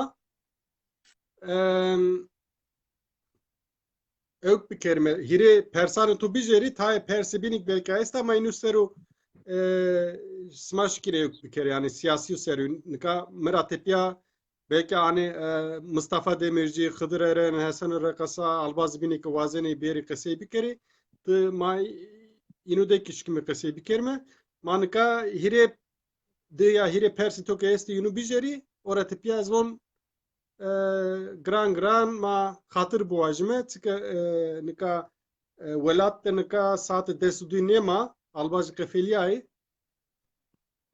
Nika biraz mesut asmen kes. Ve su var be tu herama samanoma serama matori eskin tu emenamo bıra khurvacı. Son olarak şunu söyleyeyim. Benim değerli azizim, yoldaşım, akademisyen, gönül insanı duymadım ve görmedim bilmiyorum. Bu sazların niye bu solcular, sağcılar, dinciler, Türkçüler, Kürtçüler, Aleviler bir türlü göremez. Bu cevabı ver. Ben senden öpeyim. onun ha estağfurullah İbrahim. Yani onun şeyi vermek gerçekten zor. Çünkü ben herhangi bir örgütte veya siyasi harekette yer almadım. Hani Biliyorum. siyasi bir görüşüm var tabii. Yani solcu bir insanım. Antimilitarist, antifaşist bir insanım. Fakat Türkiye solu veya Kürdistan solu veya Alevi hareketin içinde de yer almadığım için o konuda aslında belki yer almış arkadaşlar şey yapabilir. Fakat şöyle bir durum var yani insanlara hatırlattığında hani ya Zazaca diye bir dilde var. Kendini ne Türk ne Kürt diye addeden, Zaza olarak görmek isteyen bir kitle var veya bizim yaşlılarımızdan, büyüklerimizden duyduğumuz da bu kendilerini Kürtlerden, Türklerden farklı gören şeyi var. Onlara yani eğer milliyetçi bir kalıpla bakmıyorsa yani diyelim ki Türk milliyetçi kalıbıyla veya işte bizim diyelim ki kader ortağı diyeceğimiz ama Kürt milliyetçilik bakış açısıyla kalıbıyla bakmıyorsa Türkiye solu olsun, Alevi hareketi içinde olsun insanların kabul etmekte sorunu yok. Yani senin yüzüne karşı en azından şeyi kabul ediyor fakat programında, tüzüğünde, gündeminde yok maalesef. Yani şöyle bir sorun da var. Zazaca yayınlar iyi ki var. Diyelim ki e, Medya TV'de ile başladı. Roj TV, sonra Yol TV, TRT 6 veya TRT Kürdi olarak farklı ideolojilere şey olarak sahip olan yayınlarda var Zazaca. Fakat ortak yönü şu ki Zazaca her yerde sadece bir misafir muamelesi görülüyor. Yani 24 saat sadece Zaza yapan, bu dile ait, bu dile adanmış bir kanal yok. Veya herhangi bir parti programında özellikle Zazalara yer veren bir Bir e, program yok. bir program yok. Yani o Evet. üzücü çünkü bu dediğin hareketlerde e, Kürt Ulusal Mücadelesi, Türkiye Devrimci Hareketi, Alevi Hareketi, e, taşı kaldırsanız muhakkak bir Zaza çıkıyor veya daha yani sadece Alevi hareketinde değil İslam hareketlerinde de şeyinde de var. Ya Mesut'um solcularda, sağcılarda, dincilerden, Türk milliyetçilerden, Alevilerde mutlaka Zaza var. Ama bu Zaza kendisi değil. Sorunumuz bu. Evet. Yani şöyle keşke Zazaların başkalar için verdiği mücadeleyi, emeği başkaları da bizim için verse. Ha, şu an şey var benim bu arada söylemem de gerek. Yani Hollandalı olup da ne bileyim Japon olup da Fransız veya başka kökenden olup da İranlı olup da Zazaca öğrenen, Zazaca için yani e, ya çalışması, bilimsel çalışması olan ya da müzik yapan arkadaşlar var. Onlar da ben özellikle onlara çok değer veriyorum. Yani bir Hollandalı Nadia arkadaşımız Hollanda'da kalkıp kendi imkanlarıyla bilgisi elden Hayır geldiği kadar beraber Zazaca hatırlıyorsan beraber Zazaca burada evet sen söyle. Burada Berlin'de Templo görüştük dedi. falanla beraber gittik sohbet ettik Evet. Vasiyer'le beraber. Evet. Hatırlıyorum. Yani maalesef ben bazen diyorum ki o gibi değerli arkadaşlar yani bizim insanlardan ziyade öyle Nadia gibi e, başka arkadaşlar da var. Onlardan bize de belki daha çok hayır gelebilir. Yani ileride diyelim birçok farklı kimliklerden, yörelerden gelen insan bu dile, kültüre hizmet ediyorsa kapılarımız açıktır yani. Gelip Dersimli de olabilir, Bingöllü de olabilir. Sonradan Fahri Dersimli, Fahri Bingöllü. Yani o şeyi değinecek olursak konuya onu bir araştırma konusu. Yani şey olarak üzülüyoruz hani e, bir popülizm yaygın olduğu için öyle diyelim. Yani sadece şey değil. Diyelim ki Zazaların belirli bir siyasi gücü şeyi yok. Hani merkezi bir temsiliyeti yok. Fakat var olan halkları da hani görmüyorlar. Diyelim ki e, Türkiye toprakları içinde katliam gören, zulüm gören, görülmeyen halklar da var mı? Mesela diyelim ki Hrant Dink vurulmadan önce fazla Ermeni konusu gündemde yoktu çoğu çevrenin. Belki sen daha iyi bilirsin Ali abi. Yani Ermeni soykırımı veya Süryanilere, Rumlara yapılan soykırım bu son belki 15-20 yıl. Yani ondan önce onların ki medeniyet Anadolu'da, Mezopotamya'da, Kuzey Mezopotamya'da medeniyet sahibi olan halkların dahi adı anılmıyordu. Çünkü insanlar belli bir şeye sahipti veya bir şöyle de desek Kürt ulusal sorunu, Kürt realitesi gelip kendisini dayatana kadar Türkiye solu da ancak öyle kabul etti.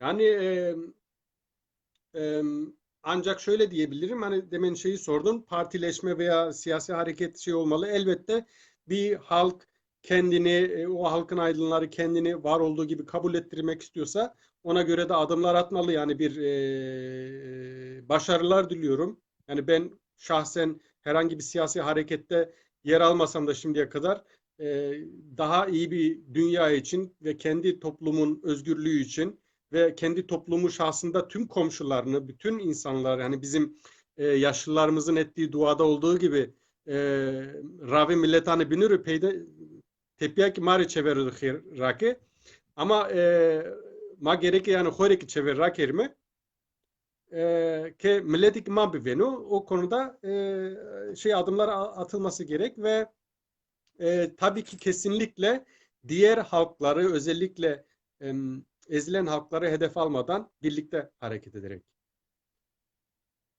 Ya Mesut aslında başka kesin. sorun alayım Ali abi. Bravo bakır. Sonra mada bakıl entelektüel demek. Tabii bize biliyorsun karşılığı entelektüel demek. Bakır.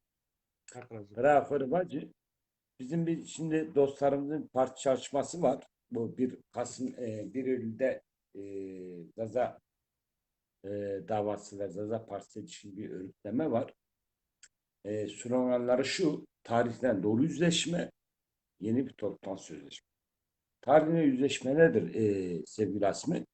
O coğrafyanın otokan toplumları, var olan toplumlar. Ermeniler, Süryaniler, yani o coğrafyanın yerleşikleriyle yaptığımız katliamlarla doğru yüzleşeceğiz. Önümüzde doğru göreceğiz. Böyle bir sloganımız var. Bizim bu konuda bir çalışmamız var. Zaza Halk Partisi yani Zaza sorunu merkeze alan ama diğer etnik azınlıkların tüm sorunlarını dile getiren böyle bir paradigmamız var. 1 Eylül'de kongremiz var. Bu konuda son bir mesajını alayım. Yani dediğim gibi arkadaşlara bu konuda adım atanlara şey diliyorum, başarılar diyorum. Umarım başarılı olurlar. Ve her halükarda ben kendi açımdan şey bileyim, bütün e, komşu halkları da, kader kurbanı olan halkları da e, kucaklayan bir hareket. E, Fakat şunu da söylemek gerek, bunu arkadaşım, uzun yıllık dostum, e, artık aramızda olmayan Faruk Eren hocamızı da anarak söylüyorum. Türkiye'de gündemde varlığı sorgulanan halklardan biri varsa o da Zazalardır. Yani kesinlikle diğer örgütlerde bu konuda şeyde dikkate almalıdır. Çünkü diyelim ki Lazlar var, Kürtler var, Çerkezler var, Ermeniler var, Rumlar var. Çerkesler var, Ermeniler var, Süryaniler var, Aleviler var, diğer etnik Bunların azınlıklar ve dinler var. bunların varlığı sorgulanmıyor da ki Zazalar kendisi zaten hiçbir halkın varlığını sorgulamaz. Ama konu Zazalar olduğunda şey oluyor. Hani bir soru işareti, sorgulama vesaire şey var. Onun için e, mümkün oldukça şey de yapmak lazım yani. E, Ben dil olarak, dil açısından ancak bilebilirim. E, Bu hak talebinde bulunduğunda hani diyelim ki ileride diyeceğiz ki kitaplarımız var, dini eğitim kitaplarında çıkardık. Fakat bu hakkı bize kim verecek? Bu hakkı bize şey Mesut'um, HDP Mesut, veya bu hakkı, CHP, bu hakkı HDP muktedirler, zorbalar vermez. Örgütleneceğiz, direneceğiz. evet, Bu ülkede tarihine yüzleşeceğiz. Yeni bir toplam sözleşme. Bu kadar evet. basit. Yani bu hakkı herhangi bir parti değil,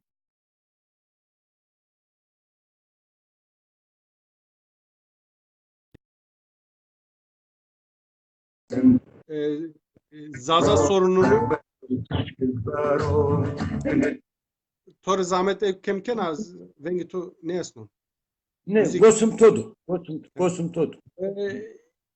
İleride diyelim ki hak talebinde bulunduğunda şeyde çünkü programa aldığı için eğer bu Zazaların partileşmesinde programa aldığı için orada da onun vasıtasıyla devletten tabii hak talep edilecek. Ha eğer diğer örgüt diğer partilerde yaparsa diyelim Mesut'um, ki diğer Mesut'um, bir dakika. canım benim. Şuna rahat ol.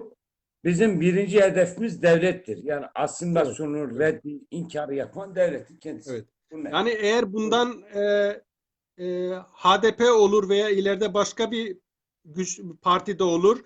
Zaza sorununu, Zazaca dil sorununu programına alıp talepte bulunursa daha da sevindirici olur, daha da güçlendirici olur yani. Umarım öyle olur. Başarılar Hepsi var diliyorum mı? arkadaşlara. Bravo Bakır. Bravo Rınd. Bravo Rındek. Mesut'um yani ben bunu bir ittifak olarak kabul etmiyoruz. Abi biz dostuz. Seviyoruz biliyorum. Ee, Senin yüreğin de güzel, düşlerin de güzel, ütopyan da güzel. Ben biliyorum. Sen bütün yani bütün canlılara özgürlük isteyen güzel bir insanı mısın? Şimdi talepler var. Devam edin diyoruz. Yorulduk. Bir daha devam edeceğiz. Namus sözü. Ben sevgili Mesut Asmen kesimini söz alacağım. Namus sözü. Bundan dolayı büyük katkıların, büyük değerlerin, emeğin harcadın. Ve bu konuda çaban var. Bütün yüreğimle seni sevgiyle, saygıyla öpüyorum. Bir Zaza Halk Partisi girişimi var. 1 Eylül'de kongreler var. Son bir mesajını alayım Mesut. Yani o konuda da dediğim gibi arkadaşlara hepsine başarılar diliyorum. Tanıdıklarım bu konuda dürüst olan, yüreği, dili için, kültürü için atan Yani Dilaver arkadaşlar. Even seni tanıyor. Mesut diyor ben Mesut için ölüme giderim diyor. Şimdi şu hareketin başını çirkinleri. Biri bizim Mesut, bizim Dilaver Even. Ben diyor Çok Mesut sağ asma olun. Çok kesin sağ için olun. ölüme giderim. Çok sağ olun. O sizin yüceliğiniz. Yani piyopya her şey sabah zonuma, milletime yani Zonuma her şey sande sabah sonde zonuma bu bugün ma peşke. payra Kendim zonuma ya peşke. na dinara ma payra bu manime. Çünkü zon kişi her şey sonu. Yani kalkanıma, pirkanıma, mağanıma, piyanıma her şeyi ho ebe zonu hardır zon. Ekiş sodra ki tije eştene, eki tij vera mineti kerdine, düğayı kerdine. Eki meyman vera meymanu kişiyene, eki sanki kesi kerdine, eki jübinde kesi kerdine, eki num potene, eki şiyene mal her şey zonu madibi. Lauke ho, klame ho, şuare ho, her şey ek ma zonu xor wayr vejayme kam xo çuturname kenu bikero kam xo ayde seni millet venonu biveno ya ki kam seni itikat çinenu ve nikam vajmeke zazaud tena ev kesti vanme şi esti hanefi esti elevi esti ama nika şi pardon mi galet vat şafi esti hanefi esti elevi esti ama nika tay şi kesti ya ki tay zeminu tovani ke ya ma alakama ve itikatçına yani ma ateistime ilk esti herkes kam benu bu nazon da gereke hobi venu. Vespe. Vespe bravo. İyi ki Vespe var. ami iyi ki teori na program bi iyi ki iştirak na program kert Europya vesu var ve pirukal bi make pia make pışt sanemen pi yani make çıkak ma gayret keme merem keme zonuma re zonu xo qesey bikerme zonu xo bumun üstüne zonu xo bikerme kitabı zonu xo bikerme televizyonu da yakin zenika Facebook'ta vla kerime yani gayretime eke make smake çini mak çini me yani ma pirupia şkime buvime yani ma bejubin nebeme Para Mesut Asmen kes. Bunu zone Siveregü, Zeno Diyarbakır'ı, Bingöl'ü, Harpet'ü, Dersim'i, Koçgir'i, Aksaray'ı. Bunu zone Mao, zone Kalkanı, zone Pirkanı. Vesu var be. Mekanlarda bakıl vanı bizdeki bak karşılığı sevgili keskin. Entelektüel demek. Yani bizdeki bakıl. Ben bunu çok kullanırım. Bakıl akıllı, zeki. Şimdi bizde hem deliler var hem budalalar var, zekiler var.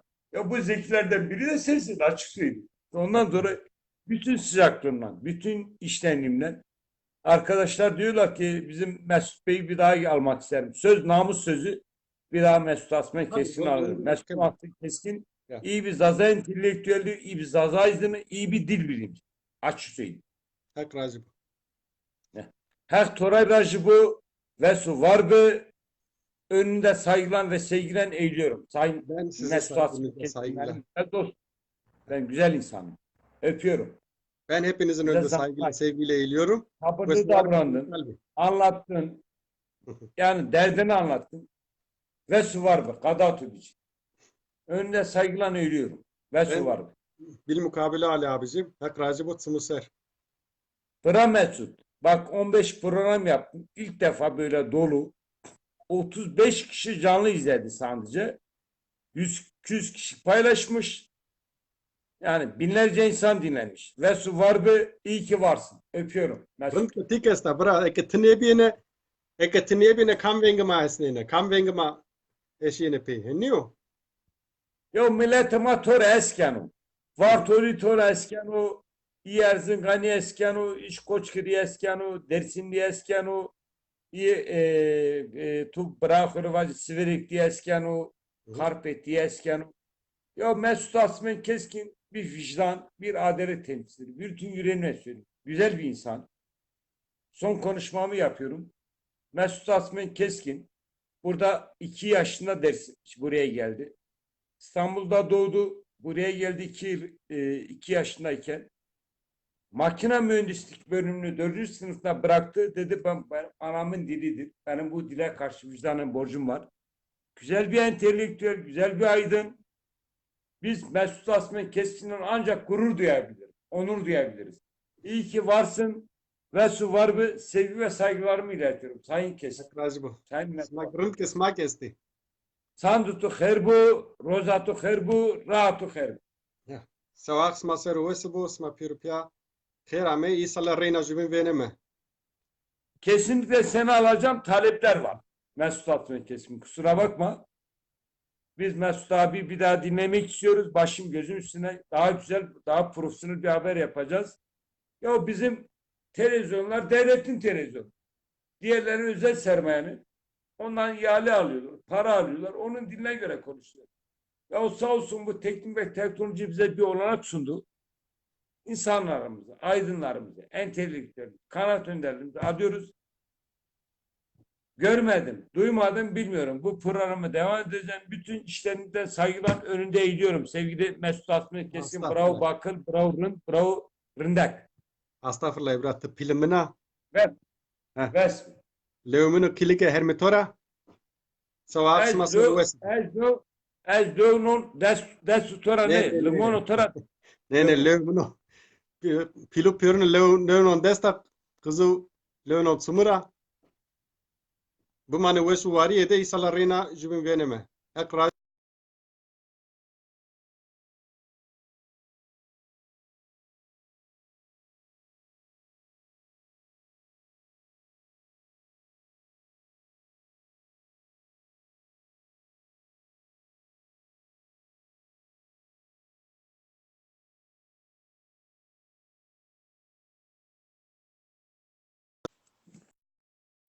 ve su var ve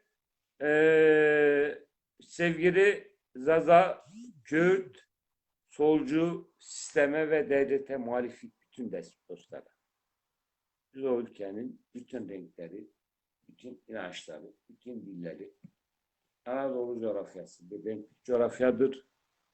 Kürdüyle, Türküyle, Zazasıyla, Çerkeziyle, Abasıyla, Gürcüsüyle, Arnavutluyla biz o coğrafyanın güzel insanlarıyız. Size bütün işlemlerini, sevgi ve saygılarımı iletiyorum. Mesut Asmen Keskin çok değerli bir Zaza aydını, entelektüeli ve dil bilimci. Burada herkesin baba yiğidine harcı değil. Bütün samimiyetle söylüyorum. Makine mühendislik bölümünü son sınıfta bırakır. Diyor ki benim bu ana dilim ölmesin. Çıkıyor, pazar olmadı halde Zaza dilim bölümünde doktora yapıyor, master yapıyor. Bizim Mesut Asmen Keskin gibi değerlere ihtiyacımız var. Entelektüellere ihtiyacımız var. Aydınlara ihtiyacımız var. Şimdi bütün size aklımdan öpüyorum. Saygı ve sevgilerimi iletiyorum.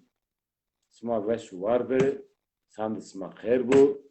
Milletime, kavmime, Zaza'yma. Şimdi bütün size aklımdan saygı ve sevgilerimi öpüyorum. İyi hafıza sonu, iyi geceler.